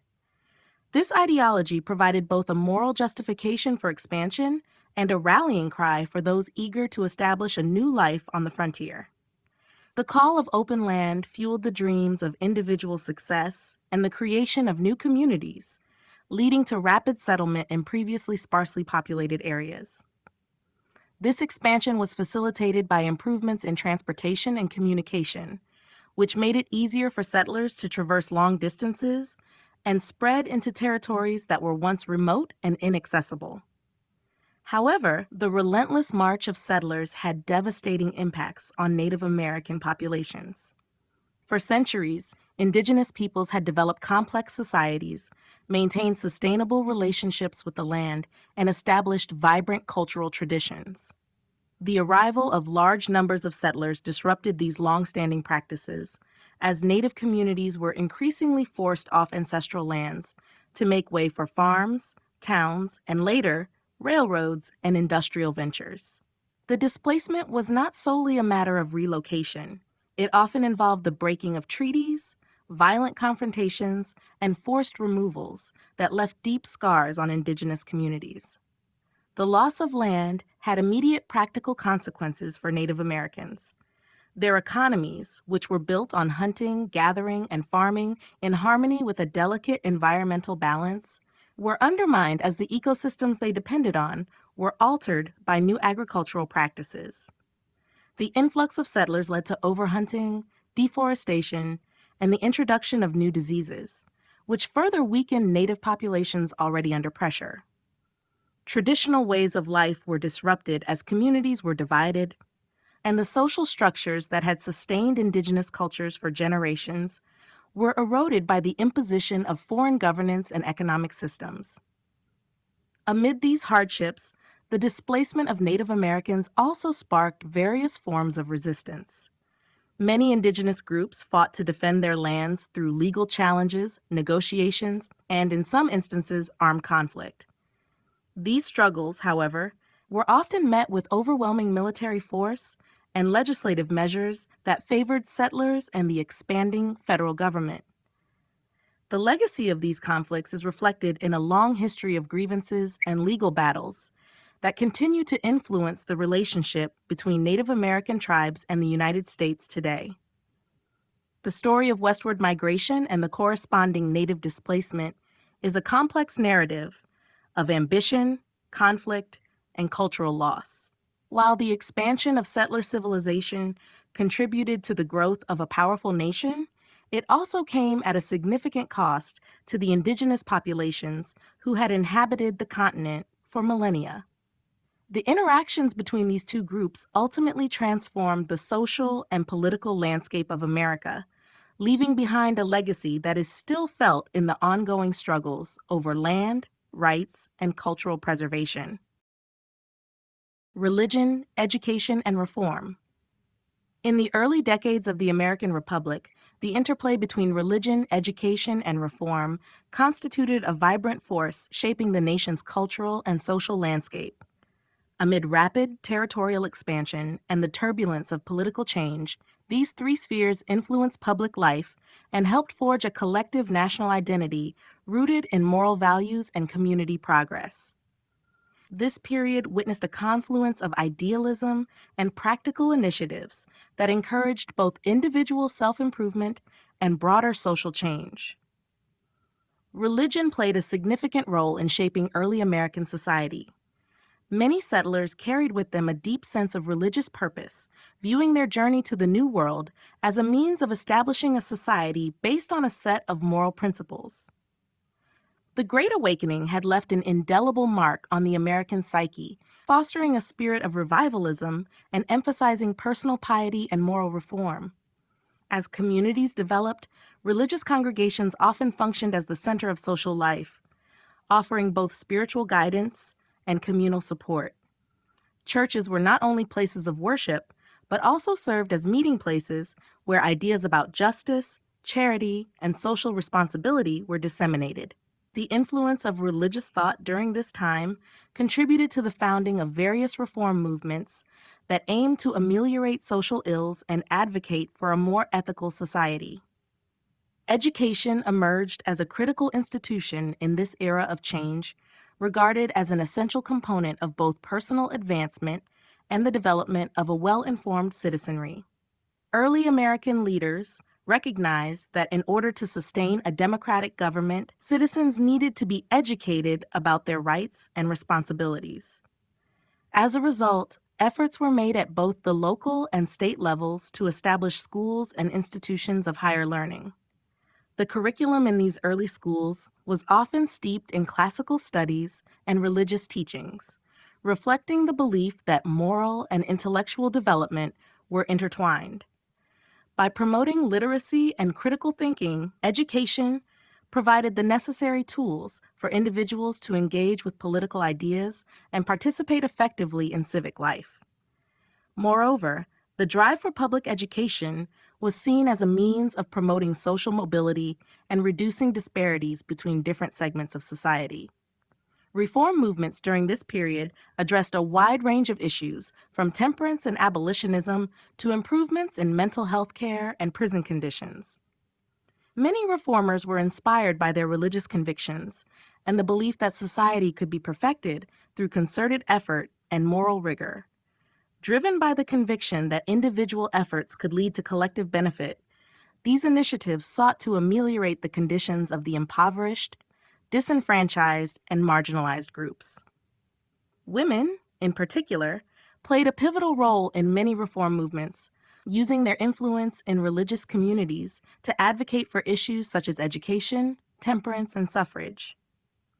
The call for reform was pervasive, permeating political debates and social policies, and eventually led to a series of legislative and grassroots efforts that aimed to address the challenges of a rapidly modernizing society.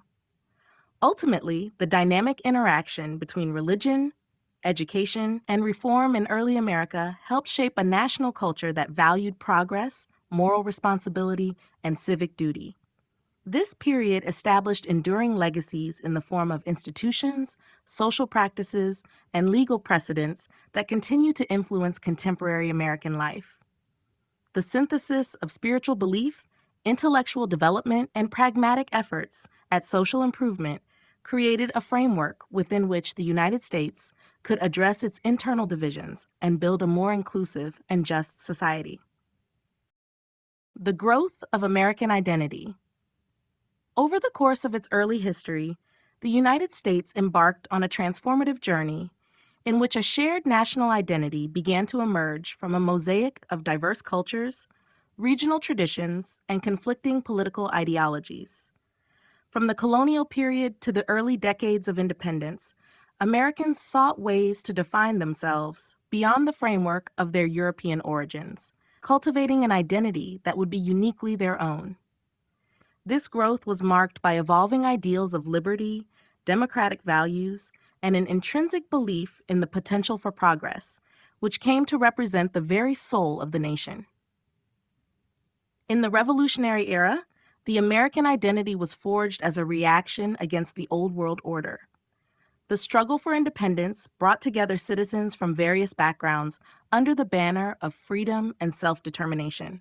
The shared experience of fighting against a common adversary fostered a sense of unity and purpose. This period of collective endeavor not only instilled pride and resilience, but also laid the groundwork for the ideals that would define American character in the years to come. The ideas of popular sovereignty and individual rights resonated deeply, shaping the national discourse and providing the foundation for the country's political and cultural evolution. As the new nation expanded its territory, the process of westward migration further contributed to the evolution of American identity.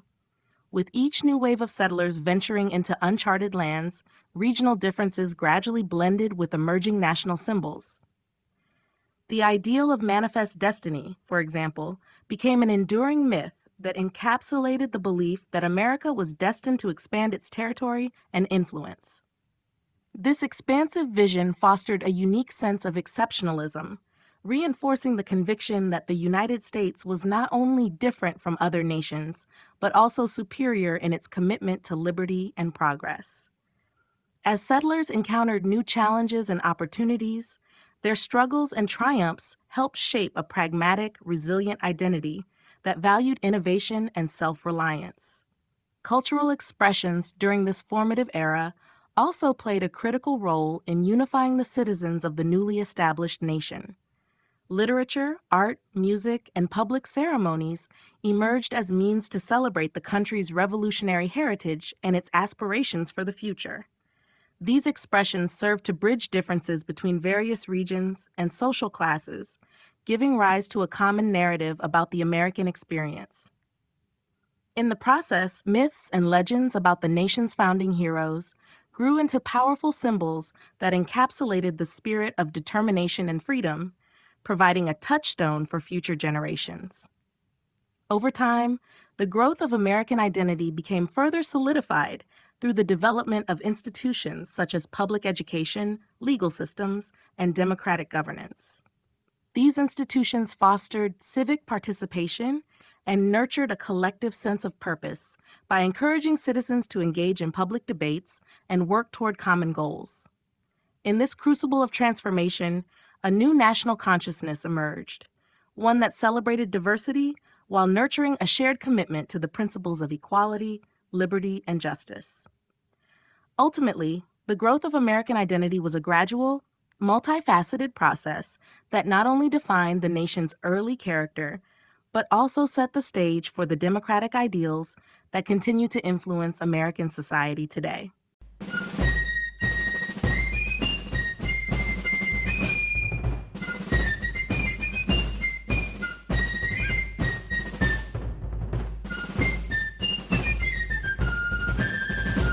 Chapter 6: Challenges at Home and Abroad. The early United States faced a multitude of challenges that tested the resilience of its political institutions and the unity of its people. At home, the nation grappled with issues of economic instability, social divisions, and territorial conflicts, while abroad it navigated the complex dynamics of international relations and rapidly shifting European alliances. Both spheres of challenge demanded pragmatic responses and tested the young republic's commitment to its founding principles. Domestically, economic difficulties were a constant source of tension as the government worked to establish policies that could stabilize the nation's finances and promote growth. The lingering debts from the Revolutionary War, combined with the uneven development of infrastructure and trade networks, placed immense pressure on the federal government to create a balanced fiscal system. Legislative debates raged over the proper role of government in regulating commerce, supporting industry, and managing interstate relations in a diverse and widely dispersed nation. Farmers in the rural hinterlands and merchants in emerging urban centers often found themselves at odds over policies that appeared to favor one group over another, highlighting the persistent challenge of reconciling disparate economic interests under a common national agenda. Social challenges further complicated the domestic landscape. Rapid westward expansion intensified regional disparities and the struggle for power among state governments, while also provoking disagreements over issues such as slavery and native displacement. As settlers moved into new territories, conflicts erupted over land claims and native rights, leading to enduring grievances and violent confrontations. The integration of diverse communities, including immigrants and indigenous peoples, proved difficult as the nation sought to establish a uniform legal and cultural system that could accommodate its pluralistic society. These tensions underscored the challenge of creating a cohesive national identity in a country that was as varied in its traditions as it was in its geography. On the international stage, the United States was similarly challenged by a world in flux. European powers were engaged in constant struggles for dominance that threatened to draw the young nation into conflicts far beyond its borders. The ideals of neutrality were repeatedly tested as American commerce and security came under strain from the naval policies of established European states. The need to secure favorable trade agreements, while resisting pressures to align with one European bloc or another, placed Washington and his successors in a precarious position.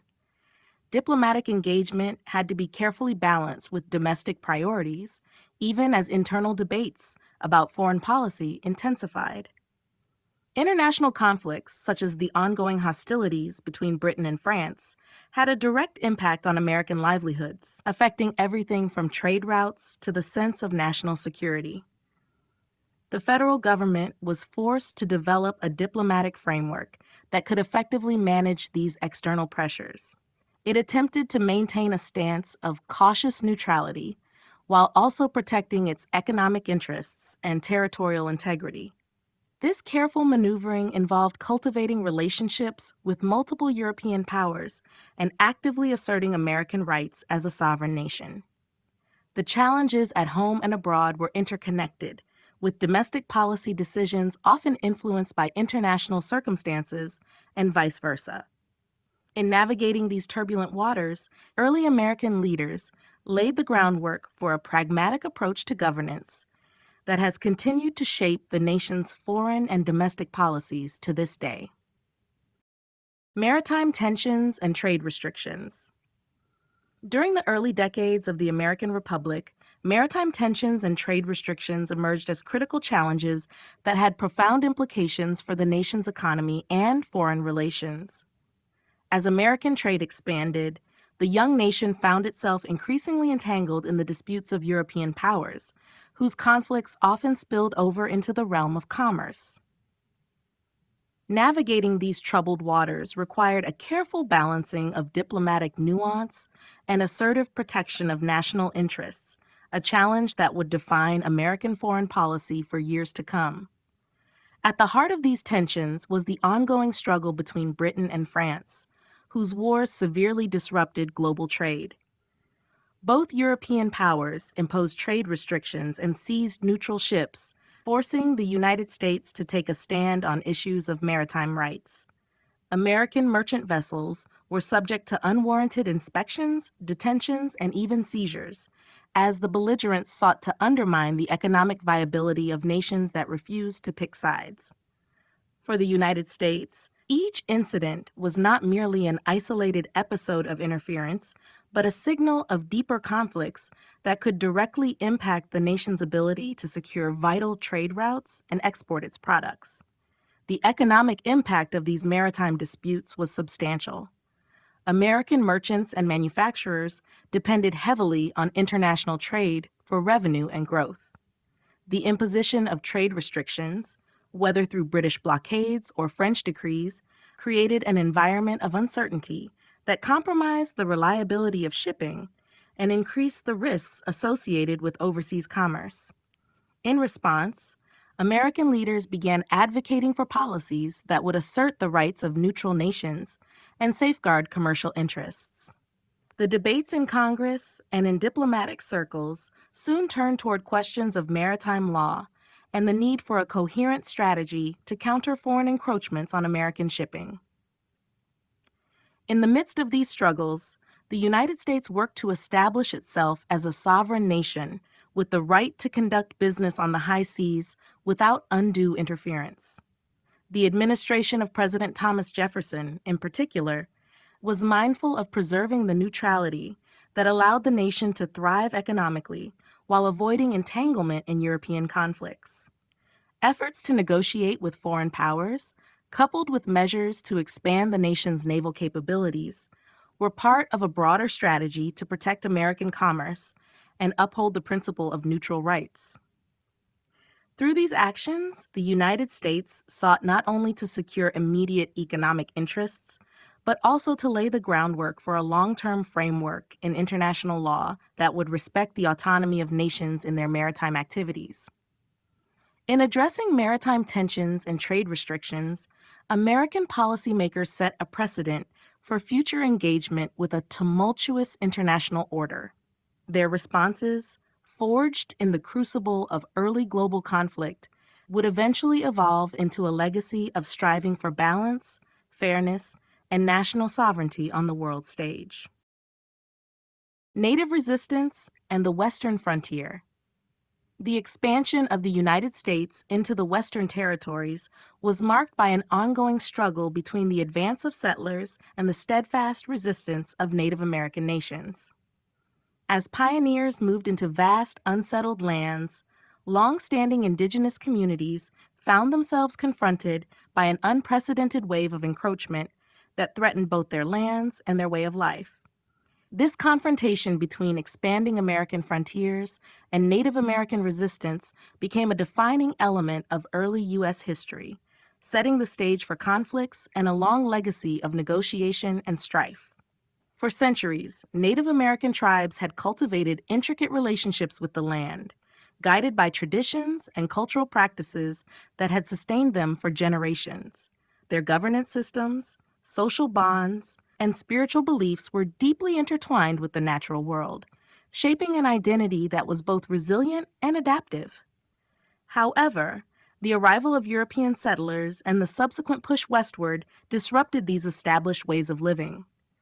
The promise of fertile lands and economic opportunity spurred relentless migration, forcing indigenous peoples into conflict as they sought to protect their ancestral territories. The resistance mounted by Native American groups was as diverse as it was persistent. numerous tribes organized themselves to oppose the influx of settlers, using both diplomatic negotiations and, when necessary, armed conflict to challenge American expansion. Leadership among the tribes emerged in various forms, with some chiefs opting for direct military engagement, while others sought alliances with different groups or appealed to the federal government for recognition and protection of their rights.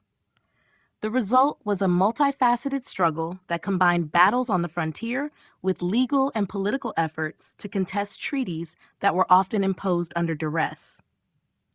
These confrontations led to significant and often tragic consequences for Native American communities. As settlers claimed territory and established new settlements, indigenous peoples were gradually displaced, their access to traditional resources diminished, and their cultural practices disrupted. The cumulative impact of forced relocations, broken treaties, and violent encounters sowed deep divisions and left a lasting imprint on the collective memory of Native nations. This struggle also highlighted the broader challenges inherent in the concept of manifest destiny, where the ideals of progress and expansion came at the expense of long-established communities. Despite the overwhelming push of American expansion, Native American resistance never fully ceased. The enduring spirit of these communities is reflected in ongoing legal battles, cultural revitalization efforts, and the persistent assertion of indigenous sovereignty. The conflict on the western frontier thus encapsulates not only the dramatic shift in the balance of power during the nation's early years, but also the resilient determination of Native peoples to maintain their identity and rights in the face of relentless change. The road to war with Britain. In the years leading up to the War of 1812, tensions between the United States and Britain steadily escalated, fueled by a combination of maritime disputes, interference with American commerce, and lingering resentment from the Revolutionary War. The United States, still in its formative stage, found itself caught between emerging national ambitions and the disruptive influence of European power struggles. The seeds of conflict were sown in part by Britain's practice of impressment, where American sailors were forcibly conscripted into the British Navy. This violation of American sovereignty struck a nerve in a nation that was keen to assert its independence and uphold the rights of its citizens. Trade restrictions imposed by Britain further deepened the rift. British policies aimed at controlling neutral commerce disrupted American trade by seizing vessels and imposing blockades that hurt American merchants and the growing economy. These aggressive tactics were seen not merely as economic pressures, but as a direct challenge to the nation's ability to operate as an independent, sovereign state. American leaders, who had long preached the importance of neutrality and free trade, increasingly viewed Britain's interference as an intolerable infringement on their economic and national rights. Diplomatic efforts to resolve these disputes, however, proved largely ineffective. Negotiations often faltered as both sides clung to principles that had become deeply symbolic of their national identities. For the United States, every act of British interference reinforced the perception that the nation was being treated as a subordinate power rather than a partner in international affairs. This dynamic fostered an environment in which calls for a more assertive response grew louder, as American public opinion increasingly turned against the British for compromising their economic stability and national honor. Political factions within the United States became more polarized as the issue came to define the country's stance on the international stage. While some sought to avoid direct conflict with Britain, arguing for compromise and diplomatic resolution, others believed that force was necessary to secure American rights and assert national dignity. This internal debate was fueled by reports of British arrogance and the constant reminder of past grievances from the Revolutionary War. The combination of maritime violations, economic hardship, and national pride ultimately paved the way for a growing consensus that war might be the only acceptable path to restoring American honor. By the time relations reached their breaking point, A series of miscalculations and provocations on both sides had set the stage for an armed confrontation. The road to war with Britain was not the result of a single incident, but rather the culmination of years of tension, policy failures, and a fundamental clash of national interests. As the United States prepared for conflict, the inevitability of war became a stark reminder that the struggle for sovereignty and respect on the global stage was an ongoing challenge, one that would ultimately shape the future of the American Republic.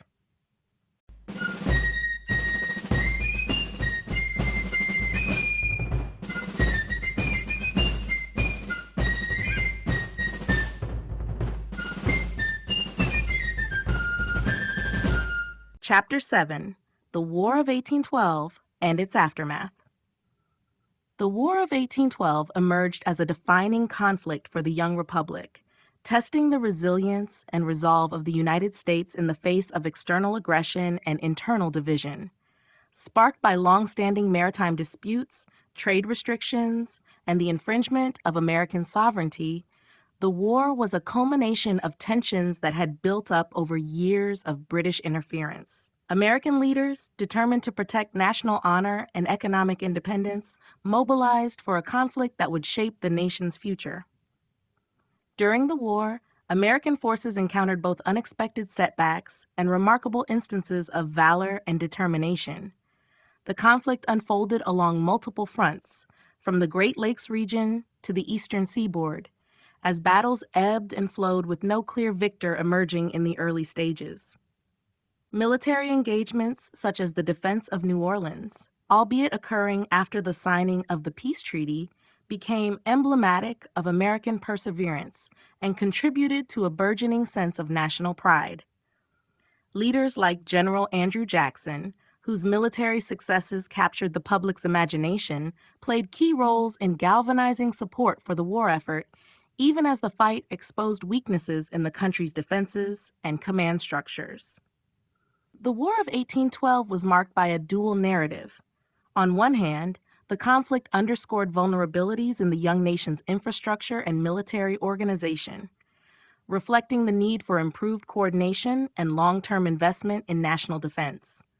On the other hand, it ignited a spirit of patriotism that transcended previous partisan divisions, uniting diverse segments of the population in a shared commitment to the Republic. This newfound unity was significant in its role in helping to forge a collective American identity, one that could rally citizens around the idea of resilience in the face of external threats. The aftermath of the war brought mixed results that would leave an enduring impact on the nation.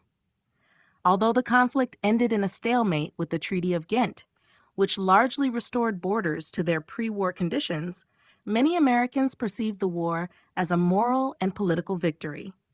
The resurgence of national pride and the strengthened sense of unity allowed the United States to enter a period of rapid growth and westward expansion.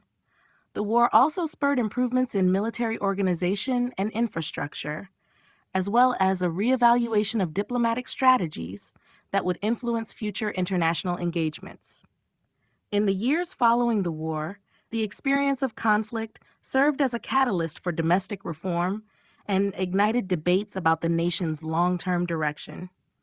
The memory of the War of 1812 underscored the importance of maintaining an agile defense posture while also providing a sense of empowerment that propelled the United States toward a more assertive role on the global stage. Its legacy, reflective of both the sacrifices endured and the spirit of perseverance, remains a pivotal chapter in the ongoing story of American resilience and national identity. Causes and campaigns of the war. The War of 1812 was precipitated by a complex interplay of grievances and strategic considerations that had been brewing for years before conflict erupted. Central to its causes was the widespread anger over British maritime policies. American vessels laden with goods were routinely intercepted on the high seas, and many American sailors were forcibly recruited into the British Navy under the practice of impressment. This blatant encroachment on American sovereignty not only threatened the nation's economic interests, but also struck at the heart of its national pride. The resulting maritime tensions deeply divided public opinion and made the prospect of war increasingly acceptable, even necessary, for those who viewed these violations as intolerable infringements on American rights. Another significant factor that contributed to the outbreak of the war was the persistent interference in American trade. Both Britain and France, embroiled in their own conflicts, imposed trade restrictions on neutral nations, and American commerce found itself caught in the crossfire. These restrictions severely hampered the nation's ability to engage in free trade and disrupted the livelihoods of merchants and farmers alike. Economic discontent, therefore, became intertwined with patriotic fervor as citizens rallied behind the call to defend their economic independence from foreign oppression. Internally, political pressures also played a crucial role in steering the nation toward war. The growing influence of nationalist sentiment among American leaders and the populace at large created a political climate in which asserting American dignity became imperative. Critics of the prevailing policy of neutrality argued that the nation's failure to act decisively in the face of British aggression would be interpreted as weakness.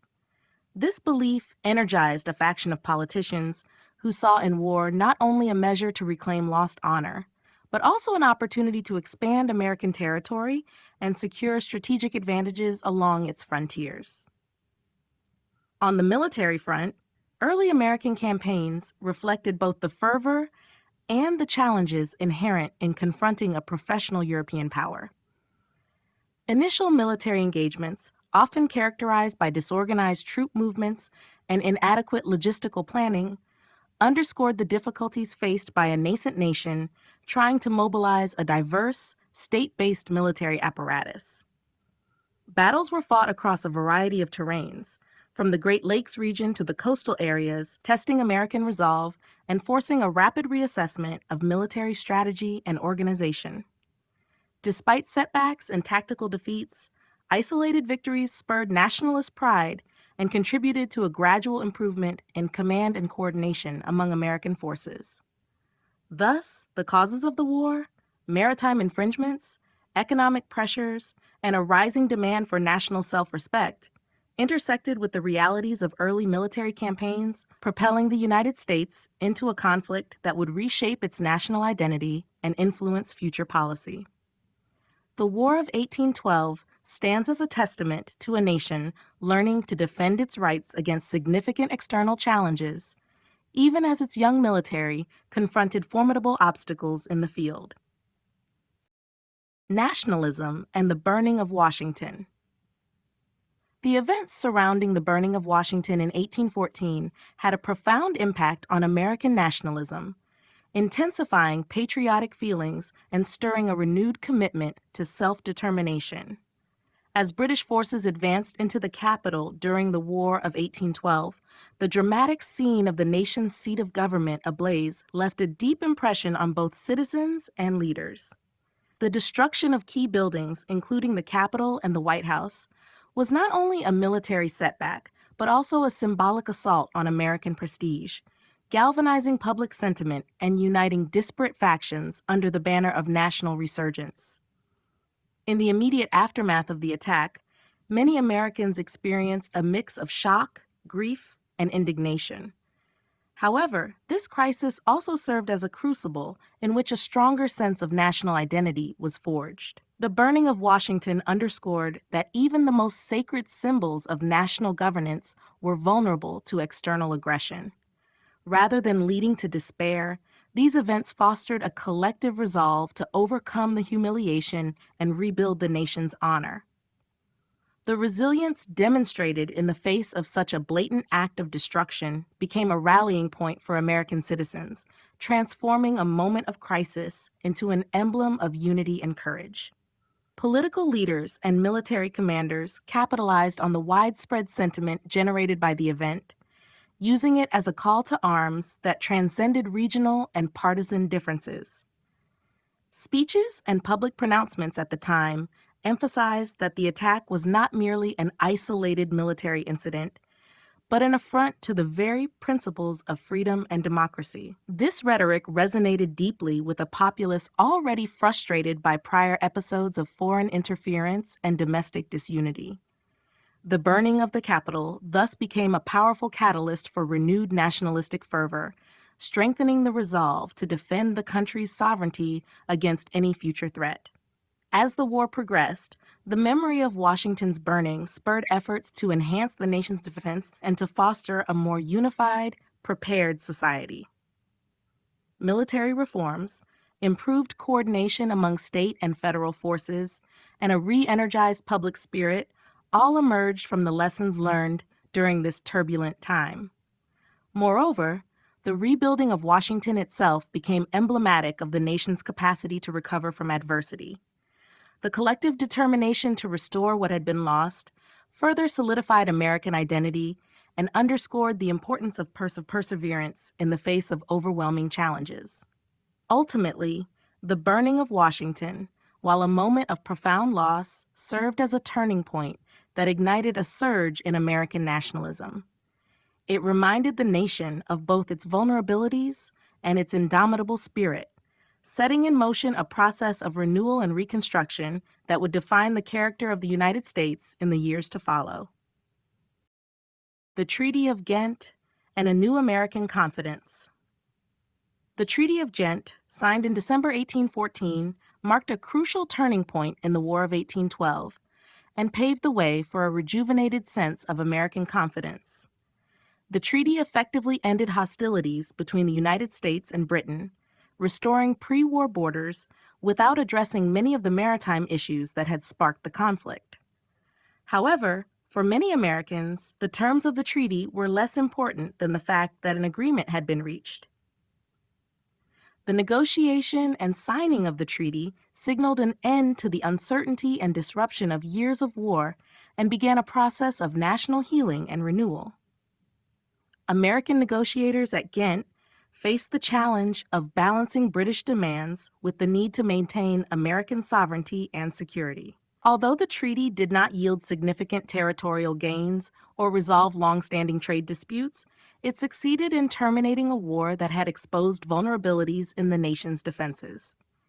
The cessation of hostilities allowed the United States to focus on internal development, strengthening its military capabilities, and consolidating its rapidly expanding territory.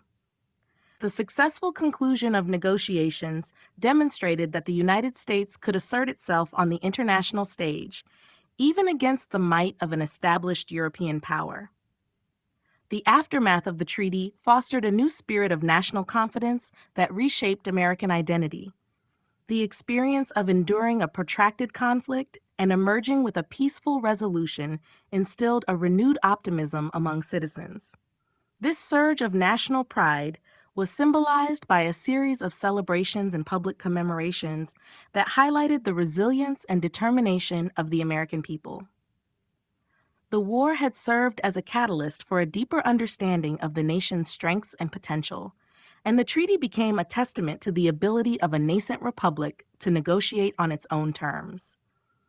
Domestic reforms and military reorganization soon followed, as policymakers and citizens alike sought to capitalize on the momentum generated by the cessation of war. The lessons learned during the conflict spurred investments in infrastructure, defense, and education, which collectively boosted the country's long-term prospects. The renewed sense of confidence permeated the political and social spheres, encouraging individuals to pursue new opportunities and contribute to the nation's growth. As the memory of the war receded, the Treaty of Ghent stood as a symbol not only of negotiated peace, but also of a reawakening American spirit. In essence, while the Treaty of Ghent may have restored the status quo ante bellum on paper, its legacy was far more profound. It provided the United States with a much-needed respite from external aggression and laid the groundwork for a period of cultural and economic growth.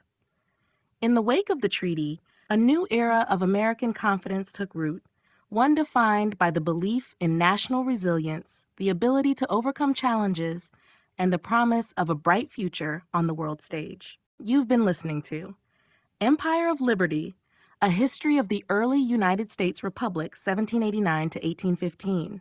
Written by Harry Montgomery, narrated by Cedar Reyes.